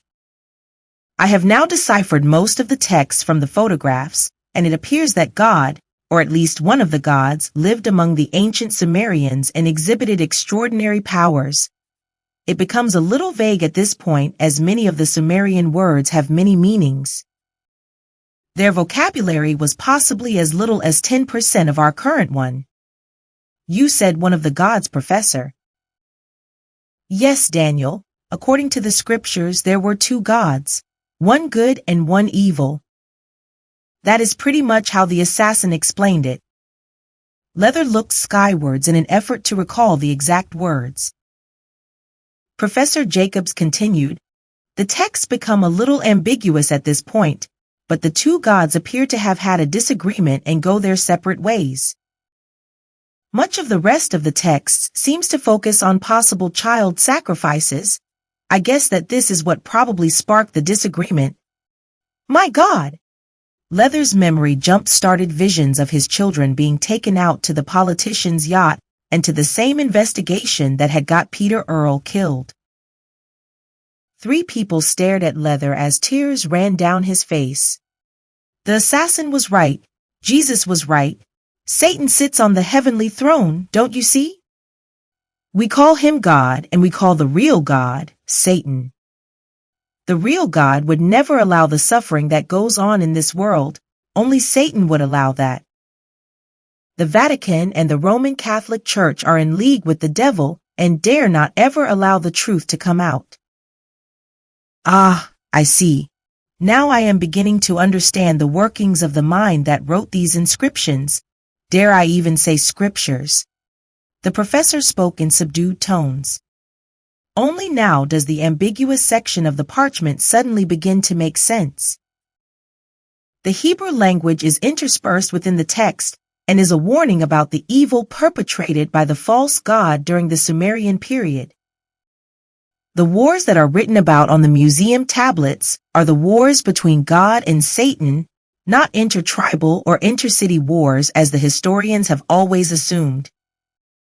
I suspected this when I first translated the inscriptions on the clock. Daniel Leather closed his eyes as he spoke in anger. The parchments are the reason why the Pope supported the Crusades. He could not allow the secrets of the parchments to get out. He had to find and destroy them, or the great power and wealth of the Church would disappear, leaving Islam to rule the world. Why do you suppose that he didn't have them destroyed, Professor? Professor Jacob sat in silence, deep in thought for several seconds before speaking. As long as the Vatican held the secrets of the parchments, they very much had control over the religious world as we know it.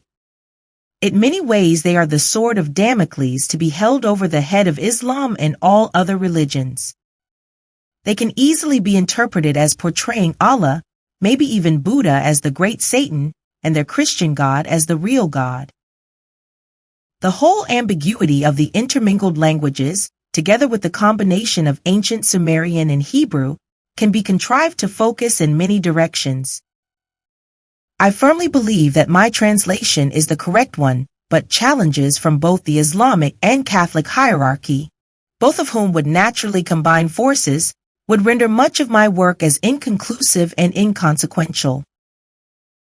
If that is the case, Professor, why on earth am I here? The assassin clearly stated that my task was to present the information contained in the parchments to the world in order for the rightful God to ascend to his heavenly throne. If no one believes me or what your translations tell them, what the hell is the bloody point of it all?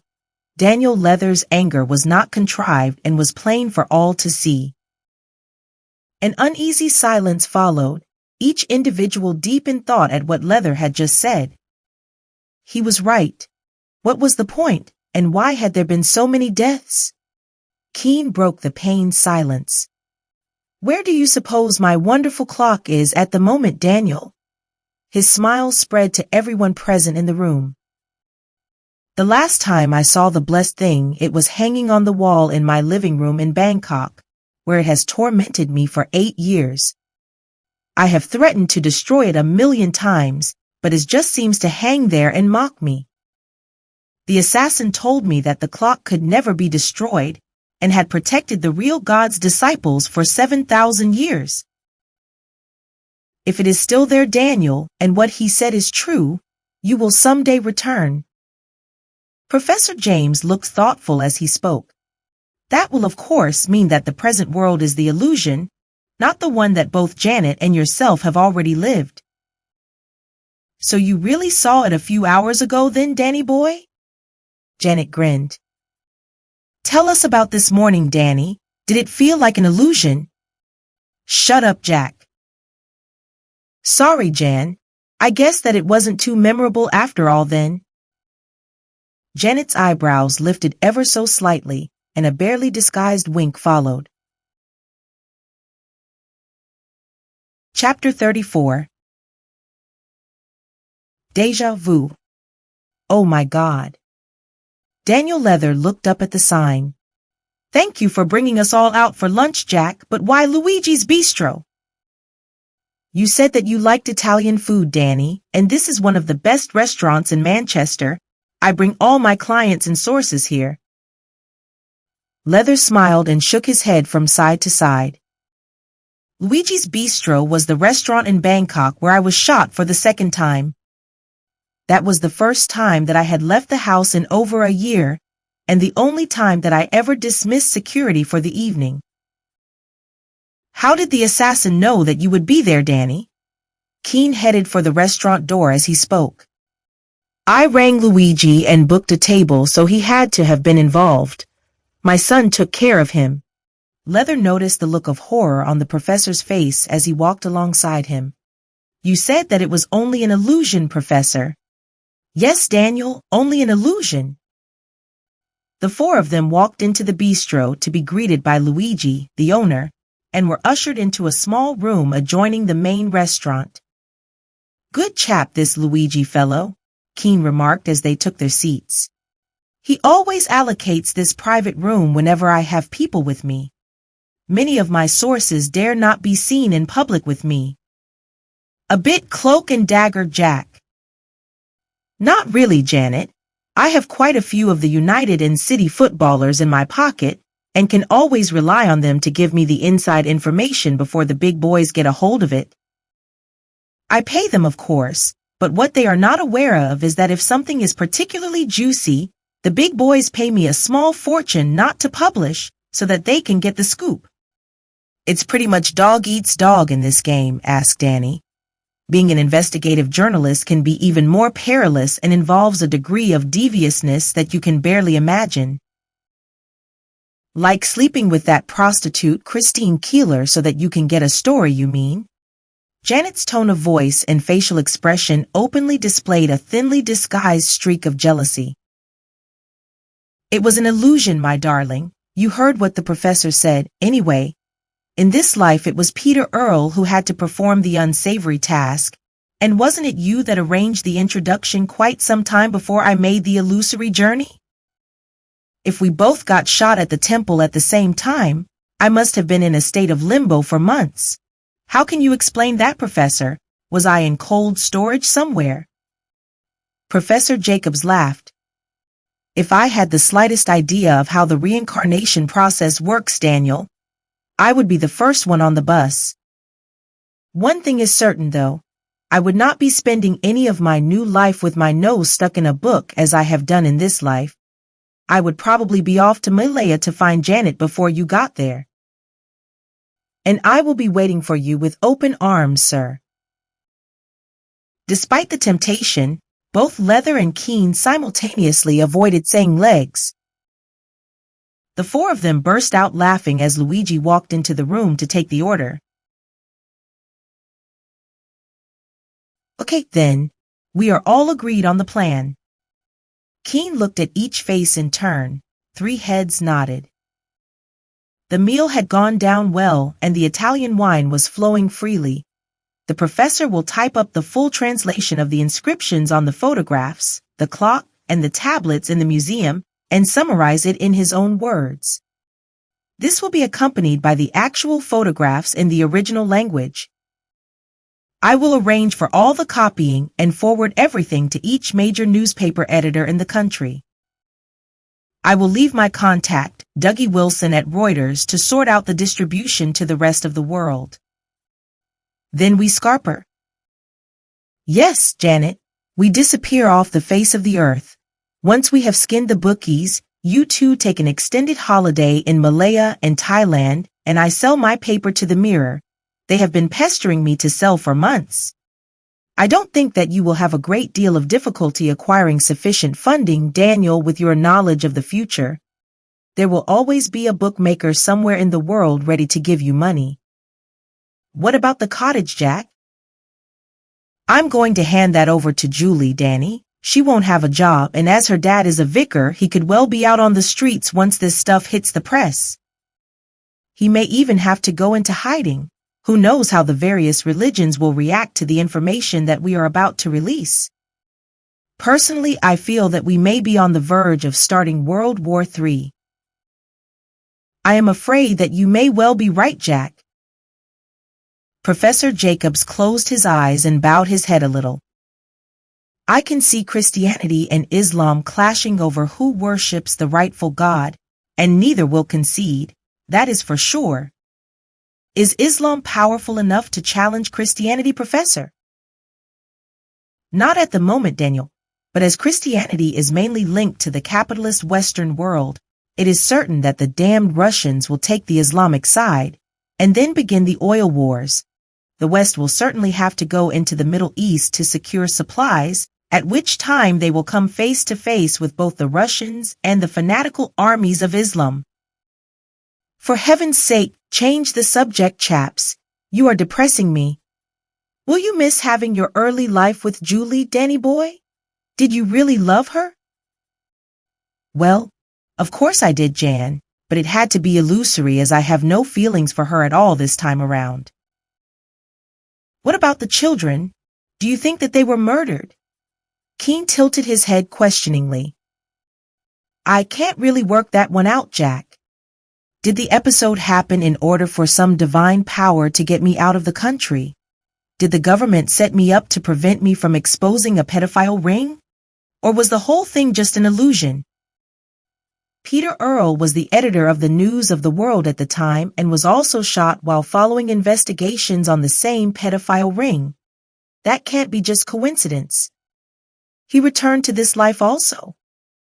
Yes, Professor. He was the man who sent me the photographs. Ah, yes. My memory isn't what it used to be. Where will you go, Jack? Better not say, Danny. We have no idea what is going to happen once the smelly stuff hits the fan. What about you, Professor? What are your plans? I guess that I am a little too old to follow Janet to the mysterious Orient, so I will do as I always do and lose myself in my books. The Sumerian civilization has suddenly become much more interesting, knowing that there were 2 gods living amongst them. And Jack's bloody clock. Janet's eyes opened wide as she spoke. The 4 of them burst out laughing before Leather spoke. The assassin told me that the clock accompanied the Sumerian god's disciples, so in a way I guess that I must be one of them. The question that you must ask yourself, Daniel, is of which god are you a disciple? Does it really matter now, Professor? Haven't I accomplished the mission once your information becomes worldwide knowledge? I suppose so, but last night I had a strange premonition that we are somehow missing something of great importance. I will ponder as I correlate the material and let you know if I come up with anything. Chapter 35. The Final Plan. For the second time in 3 days, the four of them were sat in the special room at Luigi's Bistro, having finished their main meal. Bloody delicious. Keen suppressed a burp. I'm going to miss my afternoon sessions here. Luigi really is the finest chef in Manchester. So was Luigi in Bangkok, Jack. Pity my sons had to take care of him. Was it really necessary, Daniel? The professor adopted a pained expression. Couldn't you have just asked him to leave town? Not really, Professor. He betrayed me to the assassin, so he must have been in league with him. Keen interrupted. You don't know that, Danny. If the assassin was the professional that he seemed to be, he may easily have threatened Luigi's family. What decision would you have made? You could have killed an innocent man, Daniel. He wouldn't have been the first. Your reputation was pretty bad, you know. They didn't call you the Godfather for nothing. It was a different world to this one, Janet. Besides, I never killed anyone. You didn't need to, Danny boy. You had enough police and mafia men on your payroll that a phone call was all it took. From what I could gather, your chief hitman or executioner was in fact your own son. He was reputedly a psychopath. Michael was a bit hot-headed, I admit, but he was no psychopath. He only did what was needed. Any sign of weakness and the Chinese tongs would have been all over us like a rash. There was a short period of silence before Professor Jacobs reached into his battered old briefcase. Great stuff, Professor. Keen smiled as he was handed the large brown envelope. So everything is included. Your translation, your summary and conclusions, the actual photographs, and pictures of the inscriptions from both the clock and the museum tablets. Everything is there, Jack, I assure you. The only evidence of my involvement is now securely locked away in my head. There is no paper trail that can lead to me. I have even destroyed the typewriter tape. I am now once again an anonymous professor working at Manchester University with a passing knowledge of ancient Hebrew and Sumerian. I have no doubt that my expertise will be in great demand in weeks, maybe even years to come, as will that of my peers throughout the world. What will you tell them, Professor? I am not too sure about that, Janet. I guess that my role will be little more than authenticating the translation of the various texts and languages, and as I have previously mentioned, there can be several meanings for many of the words found throughout the photographs and inscriptions. I will go with the flow without being too opinionated. Too many powerful institutions, even governments, will have a stake in this now. When will you send out the copies, Jack? We'll be in the office tomorrow, Janet. Everywhere is closing for Christmas, so I will spend the day copying, correlating, and packaging. I have already made a list of all the relevant editors and will post them the next day before the post offices close. Where will you keep them, Jack? Are you sure that they will be safe at your cottage? Wouldn't they be much more secure in your office safe? No worries there, Janet. I think that we are now thankfully out of the loop. No one is aware of what we have been working on, and the bloody clock seems to have lost its importance. I guess that it is still pining over Danny somewhere in Bangkok. If that is so, Jack, then it must be awaiting Daniel's return. Its role and importance kept me awake last night. Something doesn't fit, and I hate loose ends. Professor Jacobs wore a worried frown as he spoke. Yes, Professor. Leather also frowned as he spoke.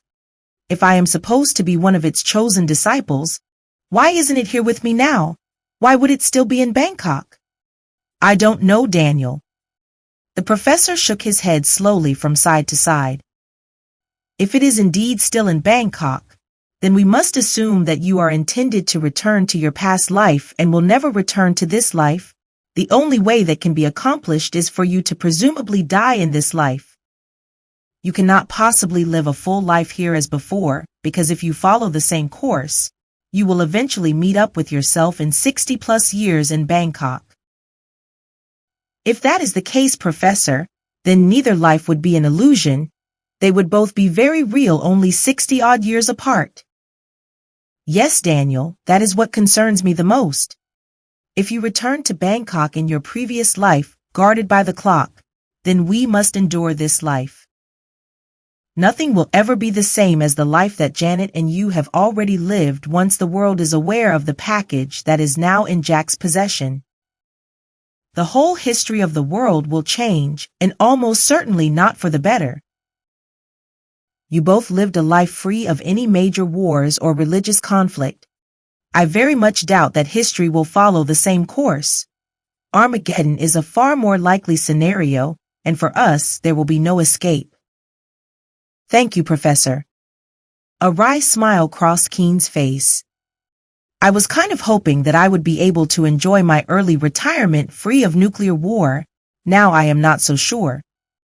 Wouldn't we just be better off burning the entire package and simply allow life to continue in its own sweet way as it has always done?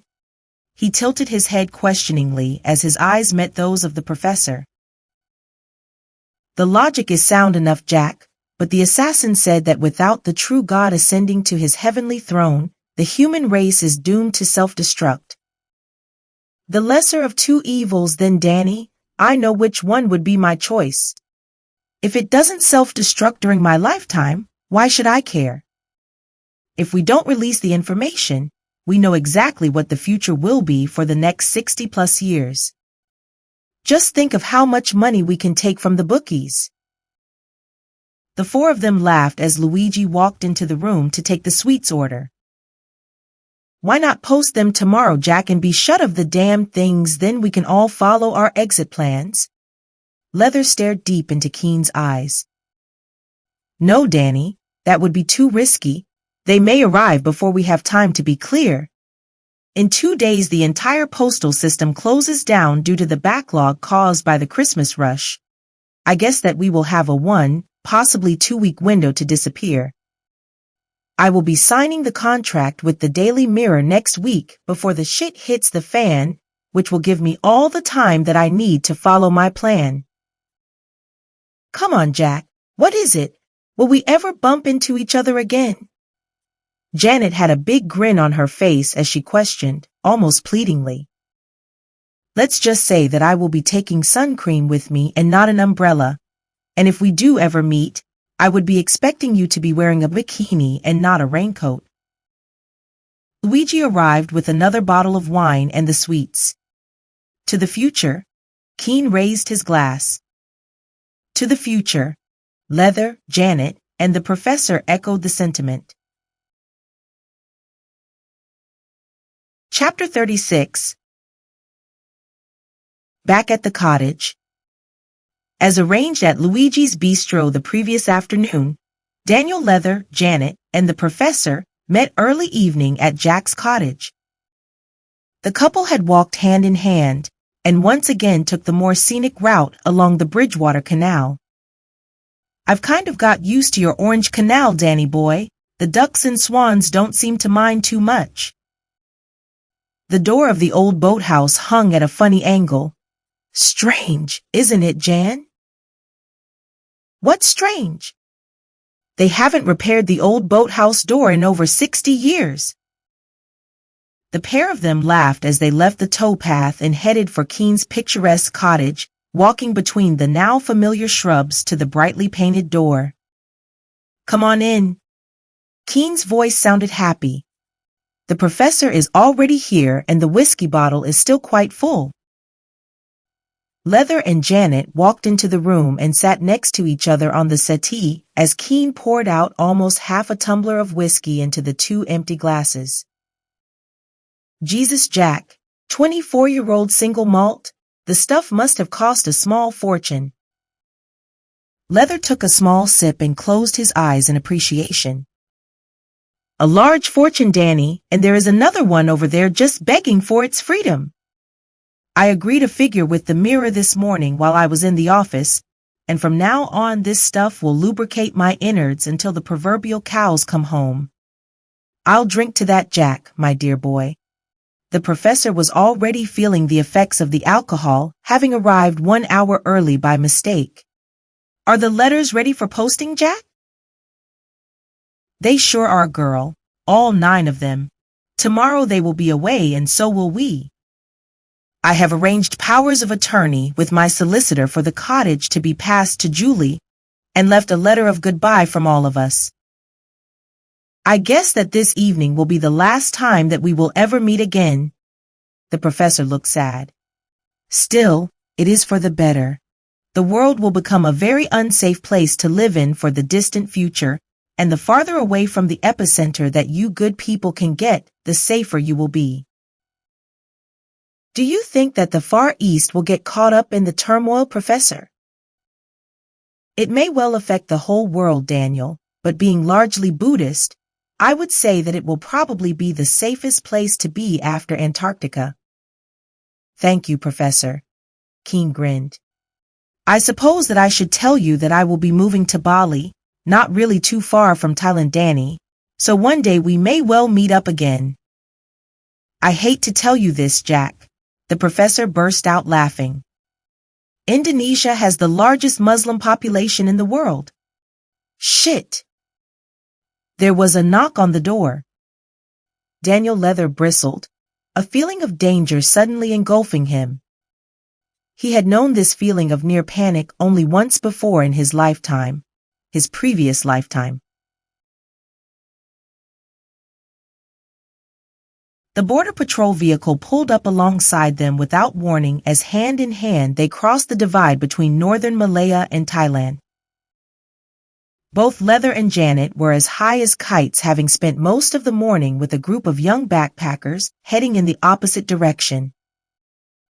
The dope was of the finest quality and unknown to them, mixed with a high percentage of pure Burma opium.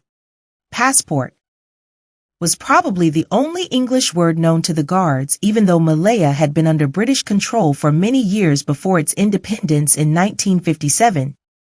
Janet had one, Leather didn't. The couple ignored the guards, burst into a fit of giggles, and made to walk under the barrier and set foot in Thailand, just as the first shot was fired, one of the 2 guards dropping to the ground, blood pouring from his upper thigh. The next few seconds passed by in a blur as bullets crossed in midair over the heads of the by now fully compass Mentis couple, who were lying on the ground clutching each other in pretty much a fetal embrace. Even though the British had finally succeeded in defeating the communist insurgency many years earlier, pockets of stubborn resistance fighters still clung to their misplaced ideology. The shooting stopped.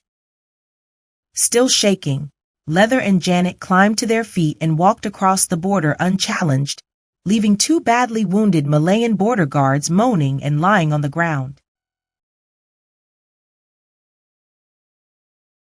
Keen left his chair and unlocked the door, which suddenly burst open as the burly ape with the scar down his face shoulder charged, knocking him off his feet. Leather was up instantly and delivered a swift kick to the man's groin before connecting with a perfect right cross. The man staggered but did not go down.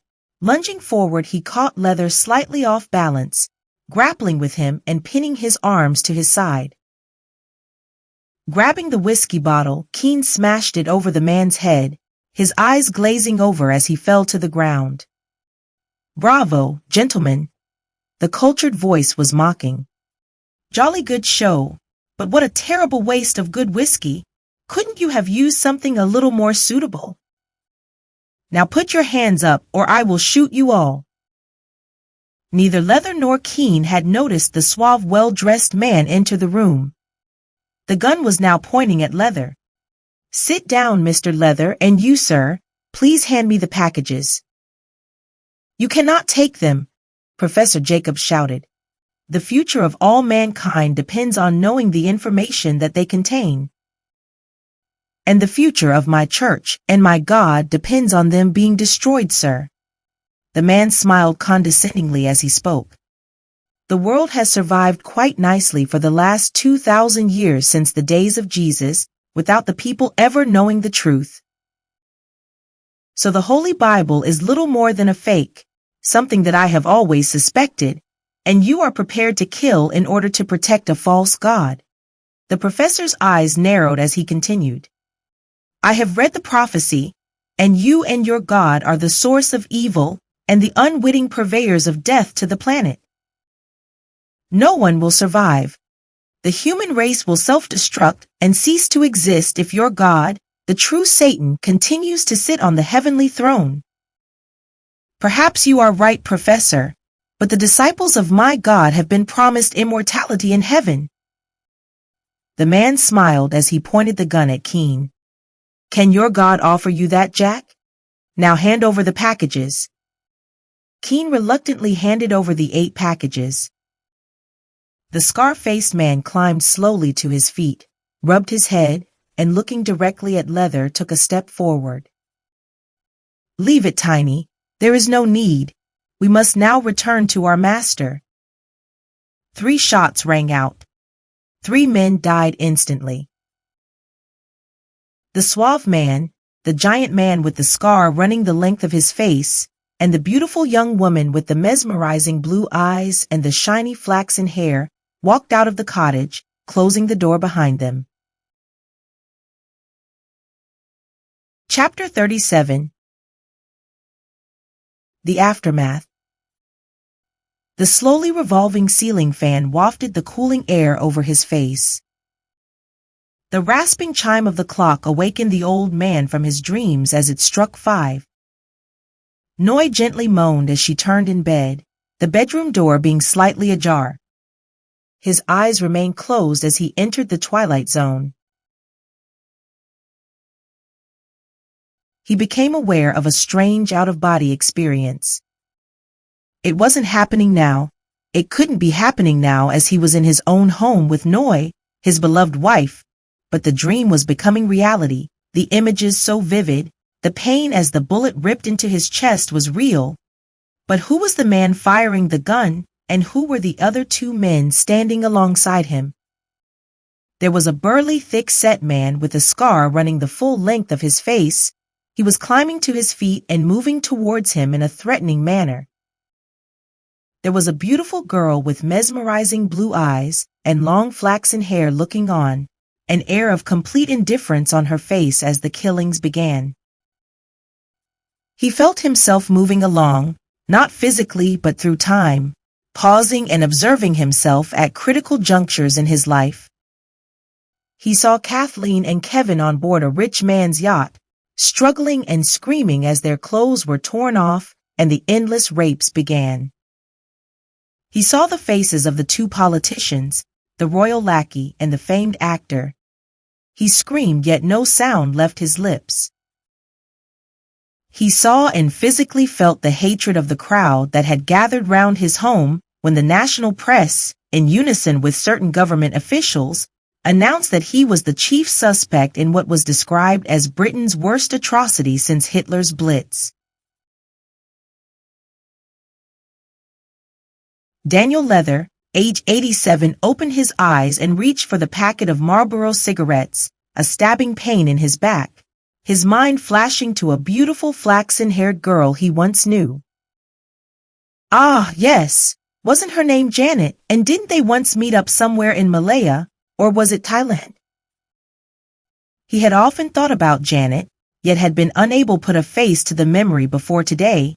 Still, it had been over 50 years since they had last met. He lit the cigarette and inhaled the fusion of cannabis and opium, the first draw sending a shiver of tingling excitement coursing through his body and instant relief for his back. Noi would be awake soon to perform her daily ritual. On one occasion, she had become quite indignant when on entering the room she had caught him with the coffee cup in his hand. This was very much a Thai cultural faux pas in the remote jungle villages of Isan, where to wait on one's working husband was a duty instilled in their psyche from birth. Today was a special day for Buddhists, and both he and Noi had to go to the temple. Not that he was in any way religious, but Noi had been quite insistent. "My Buddha is the only hope we have." Her voice had been almost pleading. "Tomorrow we will all be dead. Only Buddha can help." The world was finally balanced on a knife edge. America, Russia, and China were in a nuclear standoff. Fingers hovering over the red button, North Korea had invaded her southern neighbor, and the first wartime nuclear bomb since the Americans had released Fat Man on Nagasaki had obliterated Seoul, the South Korean capital. The Middle East was now entering its sixth decade of war. Shia Muslim fought Sunni Muslim. Country fought country. Region fought region. Father fought son. In Europe, Christian fought both Muslim and non-believer. A breakaway faction of the Italian army had rolled its tanks into Rome and destroyed the Vatican before engaging in bloody conflict with the still Catholic believers of the armed forces. Other European military were on permanent standby as heated disagreements over religion constantly ended in armed conflict between regiments.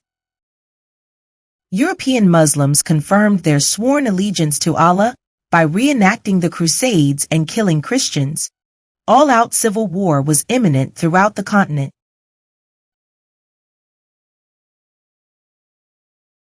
Daniel Leather lit another Marlboro and took a deep draw, closing his eyes, his mind drifting nowhere in particular. A stark vision of his two sons appeared lying together in a grotesque embrace, their bodies riddled with bullet holes. If he hadn't handed them control of his sex and nightclub empire, this would never have happened. Michael was too hot-headed to run such an operation. You do not take out the head man of the Singapore Black Hand Tong Syndicate and live. He had often warned him of the power and long reach of the Tongs, their heritage going back centuries. The bedroom door opened and Noi walked in, the clock rasping its 6 o'clock greeting. She looked disapprovingly at the half-smoked cigarette before disappearing into the kitchen. On reappearing some 10 minutes later, cup in hand, she wore a worried expression. "Will we be safe to walk to the temple today, darling? There was a massacre up in Chiang Mai only yesterday. There are still many Muslims in hiding."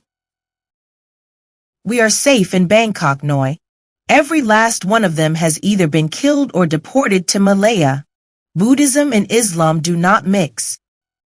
Nor do Christians and non-believers, Daniel. All the Western nations have been fighting amongst themselves since before I was even born.